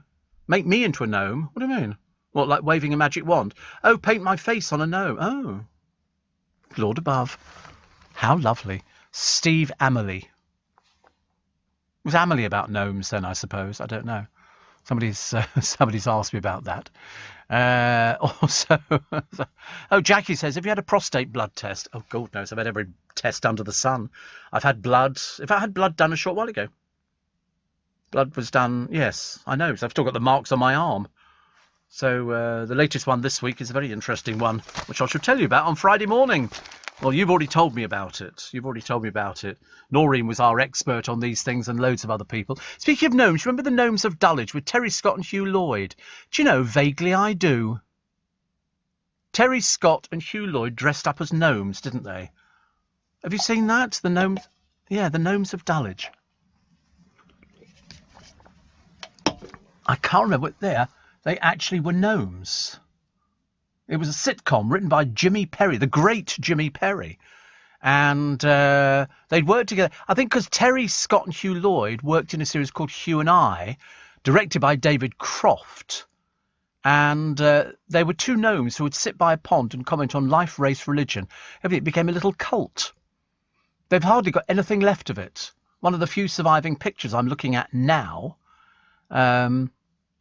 Because the BBC had no archives until 1978. And interesting, isn't it? So they lived at 25 Telegraph Road, Dulwich. They were known as the Gnomes of Zurich. It was intended to be a short sketch for the Morecambe and Wise show, but it was Jimmy Perry's wife who convinced them there was a whole series in it. So unlike Jimmy's other series like Dad's Army and Ain't Half Hot Mum, this one... It was quite well received, but not successful enough to warrant a second series. So the Gnomes of Dulwich. Well, you've refreshed my memory. I like stuff for that. Steve, gnomes for make some noise, says Mick. Imagine trying to send those out. Steve Allen gnome. What have you got this year? We've got a Steve Allen gnome. Andy Peters. Oh, don't go outside, Andy. It's cold today. But it's all right because it's food. It's food today. And... He says they had gnomes on QVC the other day, Steve, and I was tempted to buy one. But I am on QVC today at 5 p.m. Pies, pies, pies. He likes his pies. So they had gnomes on QVC. Were they selling gnomes on QVC? How much is it? Well, how would I know? Honestly, you ask me like I'm supposed to be an expert on gnomes all of a sudden. I merely mention the fact they're very popular in Germany, more popular than here. I wonder why they're more popular in Germany than they are in this country. I've got no idea. Isn't that the oddest thing ever? All I remember is some of the ones that we had. And I remember Barbara Windsor's, because I wasn't sure if she was embarrassed or I was embarrassed, but I could, in her little back garden, she didn't go to a little back garden. These gnomes were there, and I think people looked on them as some sort of comforter. I think. Steve, Gnomes of Zurich is where naughty people keep their squillions. Oh, yeah. Bob says they used to use the travelling gnome joke on Coronation Street, but I can't remember whose gnome it was. Chill, was it Derek? Derek and Mavis. He's not alive anymore, you know. He died. Do you know what he owned? Do you know? No, in real life. He owned Pollock's Toy Museum in Covent Garden, the toy theatre company. I saw him in there a few times. I thought he was lovely. Steve, I didn't know you could sing. There's probably a line that follows that one, actually. Steve, a couple of years ago, they were selling in my local supermarket 3-foot plastic gnomes, says Sharon in Redhill. Really? Amazing. We all know about gnomes, don't we? Steve, my mum has a gnome holding his raincoat open, flashing the passers-by in the front garden, says Bob. Actually, I think I've seen that one. Phil says, do you know there are 5 million gnomes in the UK? Is that the official figure from the Gnome Office? Chilled Phil. Yeah. But a 3-foot plastic gnome. See, that actually sounds quite scary to me. The travelling gnome prank was popularised in the film Emily, in which the main character persuaded her father to follow his dream of touring the world by stealing his garden gnome and having an air hostess friend send pictures of it from all over the air. I told you, it'd be somebody who was flying. How else? Got to be somebody who's flying so they can then send pictures around. Steve, do you think the gnomes are responsible for the spike every morning? I don't think so, no. I think we have proper people. Although I do like the spike. Don't get me wrong. I love the spike. I think the spike is fantastic, and I've always been eternally grateful to everybody that sort of helps me, whether they're gnomes or not. As far as I'm concerned, this is a gnome welcome zone. In other words, sounds wrong, doesn't it? Gnome welcome. Yeah. In other words, gnomes are welcome. We don't discriminate against gnomes. We don't discriminate against anybody. We don't have any problems with anybody at all. We are gnome friendly. Okay? Hear me roar. Gnome friendly. You watch, somebody will send me in a gnome next week. There'll be a little gnome. Did you ever remember, what were they called now? They weren't called trolls. Well, they might have been called trolls, actually. They were little strange things with hair all over the place. Were they trolls? We used to have, yes. Shall I take a break? Yeah. 6:45. Steve Allen on LBC. Text 84850. Steve, they were called gonks. No, I remember gonks were different from trolls, which were different from gnomes. And Chris says, QVC gnomes were lovely. Tall ceramic ones, as to do lovely ones, including bride and groom. Told gnome means guarding naturally over Mother Earth. Well, that's why I thought people had them. I thought they had them as a symbol of security and everything for your property. What am I talking about? I can't believe it. Seriously, that's ridiculous, isn't it? They have Gnome World in Cornwall, just off the A30. Steve, says Claire, gnomes are the naffest things in people's gardens. No, there are definitely naffer things. Jackie says, is your procedure a flexible cystoscopy? Yes, it is. It is. Here we go. There is Gnome World. It does exist. Gnome Reserve and Wildflower Garden. And they've got lots of... And it's a caravan park as well. It's a caravan park. How lovely. They've got gnomes sitting in trees. Gnomes just being gnomes. How lovely. Well, there you go. But you can stay in a caravan and stay at Gnome World at the best of time. Steve, have you seen the new version of the Macaulay Culkin film, Gnome Alone? It's a small-time production with very short scenes. Thank you. Poor old man. Do you know, I watched that Macaulay Culkin on the television the other day. He was in Home Alone, Lost in New York or something. They're all roughly the same kind of thing. Irritating child wants to stay at home. If he was in your family, you'd leave him there, wouldn't you, really? And Steve, all the best carry-ons are on ITV3 this afternoon. There were loads on yesterday. Carry On Girls, Carry On Loving, Carry On This, Carry On That. Steve, it was Mavis and Derek from Coronation Street who had their gnome nicked and sent around the world. Oh, I don't really know Rita. I liked her. I don't know why they ever got rid of her. Yeah, she's still alive, yeah. She popped up in Dinner Ladies and loads of other little bits and pieces. I like Mavis. Oh, yes. Thank you very much indeed. Steve, I remember the Gnomes of Dulwich. Occasionally, there would be a splash in the pool, and one of them would use their net and fish out an outside cigarette end, and then complain about the neighbours. Sad it's all gone, says Rob. Well, they haven't even saved any. They couldn't save any of them. Kevin the Restaurateur says, Steve, for your Christmas charity item, you could have Steve Allen Santa Gnomes. Steve Allen Santa Gnomes. I'm not sure about that one. I have to think about that. Steve, I was just typing when you mentioned trolls. I was going to say gnomes in GB in the UK, but trolls are a legend in Norway. Yes, Conrad, they're very well known in Norway. And Asher says, Steve made my day. Happy Easter. I'm a big fan of yours. My favourite on LBC. I think trolls are cuter than gnomes. Gonks, I've never heard of them. Well, try Googling trolls. Gonks, and you'll see them. And they were quite. I used to have a gonk at home.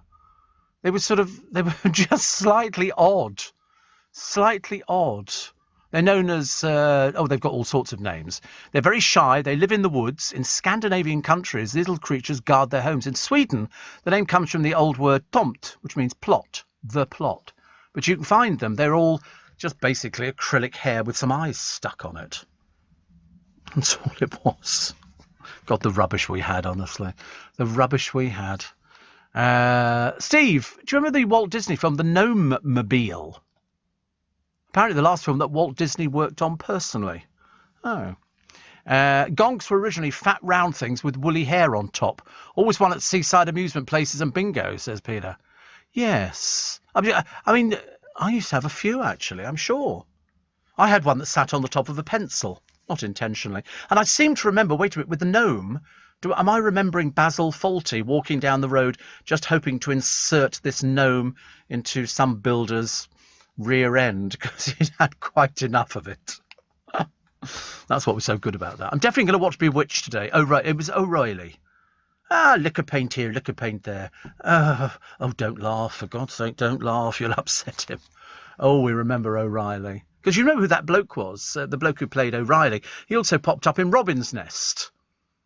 And he only died relatively recently, didn't he? I mean, compared to, one of the pharaohs. We've had a very odd programme this morning. Ruth has a gonk at home, Steve, says Nick. He's called Eamon. Now, that's not nice. He's not that hairy at all, although we've never seen him in swimwear. Steve, in Salford Keys, we have Gnome Island. Gnome, I mean, these things it's become like an obsession. Everybody's got these things at the moment. But you're quite right. They were very woolly and they were definitely fat. And very nice they were. Indeed. And everybody had them. Most kids, if you were a young girl, you had a collection of soft toys, and there'd be gonks and all sorts of things sitting in the corner. You'd have them on your bed, then you'd throw them onto the floor. And then somebody came up with To Infinity and Beyond, and the toys came to life. In Toy Story, Buzz Lightyear, the toys came to life, and that's when because we always used to imagine they were alive anyway. Didn't you? Didn't you ever imagine that? You'd see all your toys sitting in the corner, and when your mother used to say, night-night, then turn the lights off, you'd swear to God they moved. Oh, yes. The wind would come in through the window, blow the curtain a little bit, and then all of a sudden one of them would fall over, and you'd be sitting up in bed thinking they're coming to get me.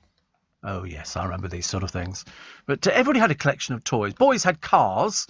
Some boys had dolls, but they were slightly different from other people. And you had a flamingo. Oh, a flamingo toy. What was the point of that? A flamingo toy. Well, how big was it? It was called Bird. Oh. Where did you buy it? Was Only about 2 years old. Flamingo bird, how lovely. I didn't have those, but I used to work in a department store where they used to sell animals, hard plastic animals, horses, things. You could make a farmyard setting, or they had elephants, and you would save up and buy all these bits. I don't know what we have used them for. I don't ever remember playing with them, but I must have done, I suppose. Must have done. Steve, great to listen to you, says Elizabeth in North London. On an Easter Sunday, you make us all so happy. Oh, that's nice. That's nice. The trolls lived under the bridge in the Three Billy Goats Gruff. Oh. My gnome is called Bond. James Bond. I don't think gnomes were ever that good, actually. But, I mean, everybody had toys, and you don't have them when you're older. Why can't adults have toys? We're not allowed to have toys, are we? They go, well, you're a bit simple, aren't you? What have you got? And you go, I've got a gonk and a flamingo. And then people sort of, yeah, and then people look at you like you're mad. They go, what you got a flamingo for? You go, I don't know, it's called Bird. Well, did you play with it? Oh, right.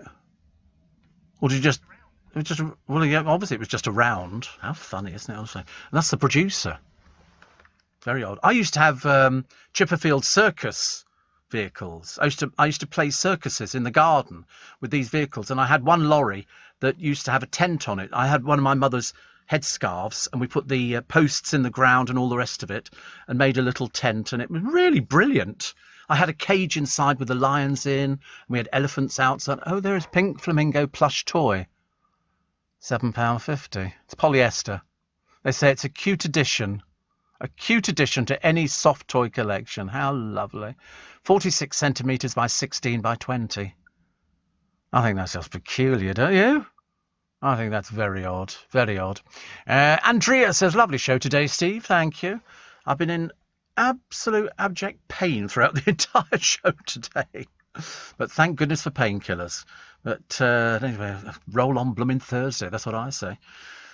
So, front page, I tell you, we are thin on the ground for stories today. Andrew Castle, I mean, he'll have loads of things to talk about because we're sort of doing different things. But it's interesting that the Daily Star, I have to laugh at the sheer humiliation of Uri Geller, thinking that he and Star readers floated the boat in the Suez Canal. You know, I've done my best.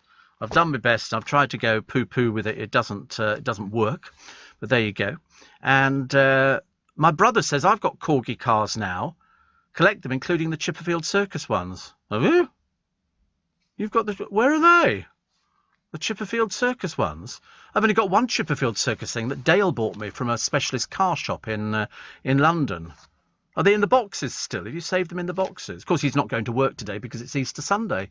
And nobody works Easter Sunday. And he's already cut the grass with his new mower, which he loves. He said it's the only one that's never given him backache. I bought him this mower, and it was the cheapest out of all of them. It's a Flymo, but it's one with a grass cutting box on the back, so it doesn't leave any mess. And it was under £100, which I thought was very good value. And it sort of arrived, and he said he managed to put it together with the booklet, and he loves it. It works brilliantly. So you've got the Chipperfield. How many Chipperfield Circus ones have you got? This is my brother. How can you have something I don't even know about? This is ridiculous. Are they in the cabinet? I'll have to come and have a look at them. Because you buy a Chipperfield Circus collection now, and to be honest, they go for fortunes. Do you know why? I told you years ago I went with a friend of mine, Darren, to a toy exhibition at Sandown Park, and there's a bloke there. There's quite a number of them, and they can take apart all of these toys, the corgi toys that you bought, literally, and they can respray them, put them all back. Oh, you've never seen anything like it. They can make them look as new. Seriously, they take the wheels off, they give the wheels coatings and all the rest of it. The actual, really, that's why they say, I think a whole set is like £1,500.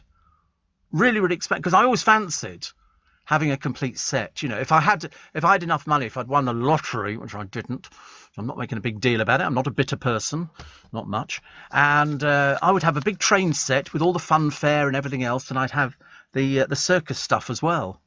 I'd have all of that. My brother says a lot, he says, in boxes. And you kept that one quiet, honestly. Perhaps you better do your will and leave me all the Chipperfield Circus stuff. I've got to go. Thank you so much for your company today. I'm back with you tomorrow morning. I know. Bank holiday Monday, when you can go out to the garden centres, when you can go out to the big supermarkets and you can go out and do things.